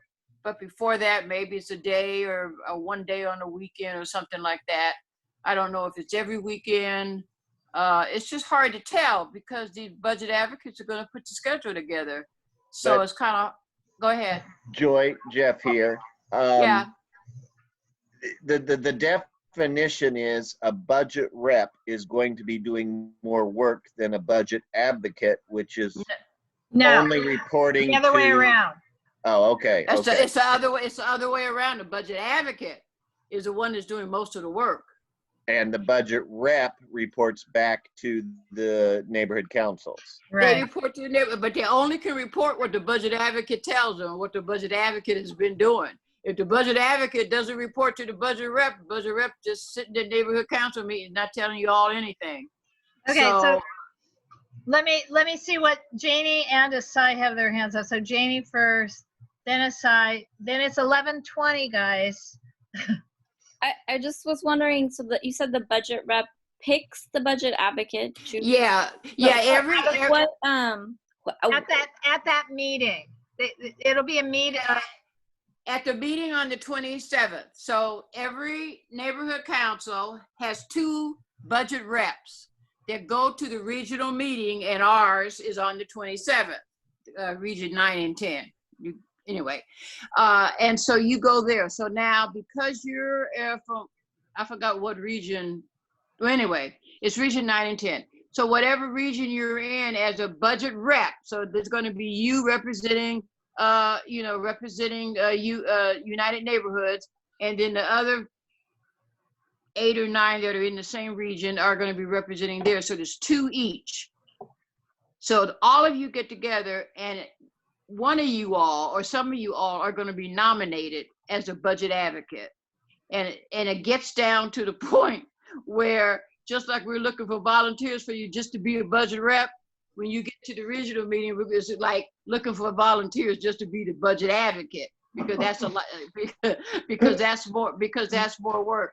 But the budget, but it's the budget reps. There's each of the budget reps that pick those budget advocates, and I believe it's 3 budget advocates are chosen from each region. And you guys, our region is 9 and 10, so I think you're region 10. We're It doesn't have region anything. 10. Yeah, it doesn't have anything to do with city council number, but anyway, but region 10. So that means that all the neighborhood councils that are in region 10 pick 2 reps, and those 2 reps go to that meeting on the 27th, and out of all those reps, somebody's going to be a budget advocate. Okay, I'm going to jump in here because Octaviano sent me the link, and let me read you the responsibility of a budget rep collectively per neighborhood council. So there's theoretically 2 responsibilities: solicit input from NC board members and stakeholders on priorities in our area, suggesting ways to improve city services and efficiency, etc., increase city income, reduce costs in a manner that is just and fair for all stakeholders. Attend the budget day. Contact one of the budget advocate co-chairs if the individual budget advocate for the region, if you can't reach that person. Solicit input from the NC and stakeholders on an ongoing basis since issues evolve. Ensure a budget advocate report is on every neighborhood council agenda. Oh my God, it's going to add more time. Encourage stakeholders to join the budget advocates on areas of their concern and/or expertise, and then suggest or nominate the budget advocates for the budget reps for the next fiscal year once your term is up. So it's a lot of work, and that's just— No, it's not. No, I know, but that's a whole lot of words. That's a lot of words. Well, I will say that we haven't ever seemed to have a real budget rep at UNNC my entire time on UNNC. Aside, and then since Hugo's already volunteered, I want to hear from Asai, but I don't know that, I just would love to hear a second volunteer. But Asai? So I actually used to be a budget rep in the past. This was when we had a meeting in the past at Surface when Jeff was still, I believe, president, and we were just transitioning to Denise, and I was still barely a regular board member. And what I recall was that at the time, they asked if anyone here wanted to be a budget rep. At the time, it was myself and Jeff Bowen. In this case, I basically went to City Hall on a particular date, and we went up there. A lot of other budget reps also went up there from different neighborhood councils. And what happens is you're basically sitting in one of the City Hall 10th floor rooms on the 10th floor, and you're basically going to be, if you learning about being a budget rep, but you're also going to be learning about being a budget advocate. If you're interested in being in it, what happens is you're basically doing a little interview in front of the entire budget reps in that area, and you're going to be saying your resume, essentially what makes you qualified for it. And then at the end, you basically vote as a budget rep, and the top 2 are the budget advocates for a particular region. And then the budget reps, in this case, back then, I stayed as a budget rep, and I worked with Eric Morales, who used to be the budget advocate in the past. I believe he just went to South Korea for his master's, but the actual process to do all that was very simple, because what he would do, he had to do a lot of the work that I didn't have to worry about. and he basically would just make sure that if there was any information, he would send it over to me to put it into the agenda. It was very simple in that regard as a budget rep. As a budget advocate, you're going to be more involved. You're going to be involved with a lot of other people from different regions, and you're going to be learning a lot more about the city budget. That's all I have to say. Okay. It is officially really becoming 11:30, you guys. I volunteer. Oh my God. Okay, so Have fun. It's great. It's a great wait, learning and wait. Now we have 3. Nancy has volunteered, Hugo has volunteered, and Janie has volunteered. So now, are we voting, or is somebody going to withdraw their volunteering?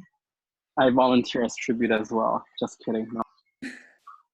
Why should we have to drop them? We can nominate and approve more than 2. Okay, can we? You can? I don't think so. I think we have to have 2. Can we I have thought an Jeff, I thought it was just 2 from every neighborhood council. It is just 2. But this is United Okay, wait. Neighborhoods. Janie's And about United to... Neighborhoods is Guys. better and bigger than other neighborhood councils. Jeff, I'm interrupting you. Janie, are you saying, did Janie just withdraw? I'll withdraw. Okay, so therefore our 2 volunteers are Nancy Cruz and Hugo Rodriguez. And I would like to just do a voice vote of affirmation, if that is okay, or a clap, raise hands, say yes. I affirm you. Okay, Affirm. cool. Thank you, guys. So we have voted. And Laura, one more thing, just to get more information on it, you all, especially the budget reps that just got voted in. The website is ncbala.org. That's the Neighborhood Council Budget Advocates LA. So that's where you go. You can get a longer outline on what's going on that day and everything. Here, Okay. I'm about to post that. Oh, okay. There it is. Okay. Moving on. I'm not even going to bother to report about our the meeting we just had at the NC President's Alliance because we're out of time.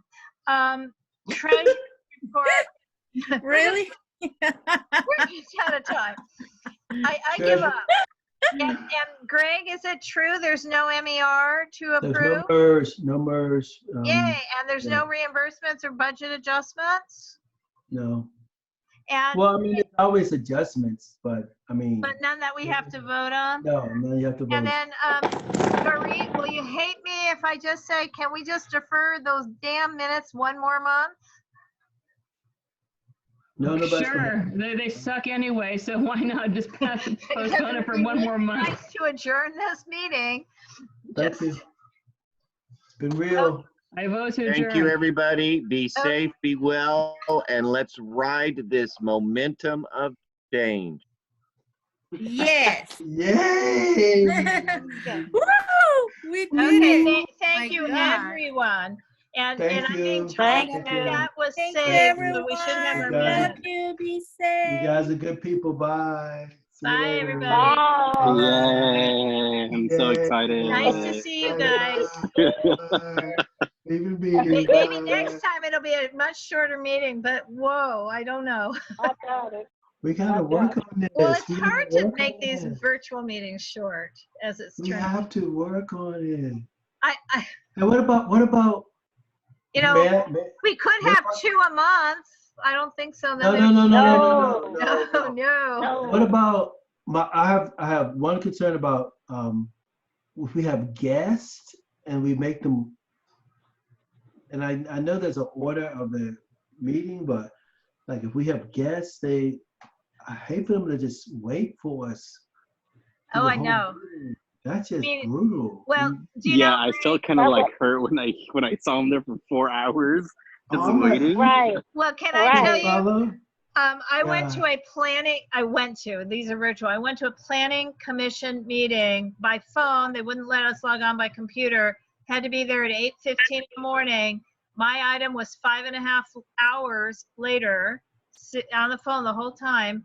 And then the meeting itself lasted apparently 7.5 hours, and they were proud of it. I mean, completely proud of it. And it's like, oh my God. Anyway, I can't leave till y'all leave.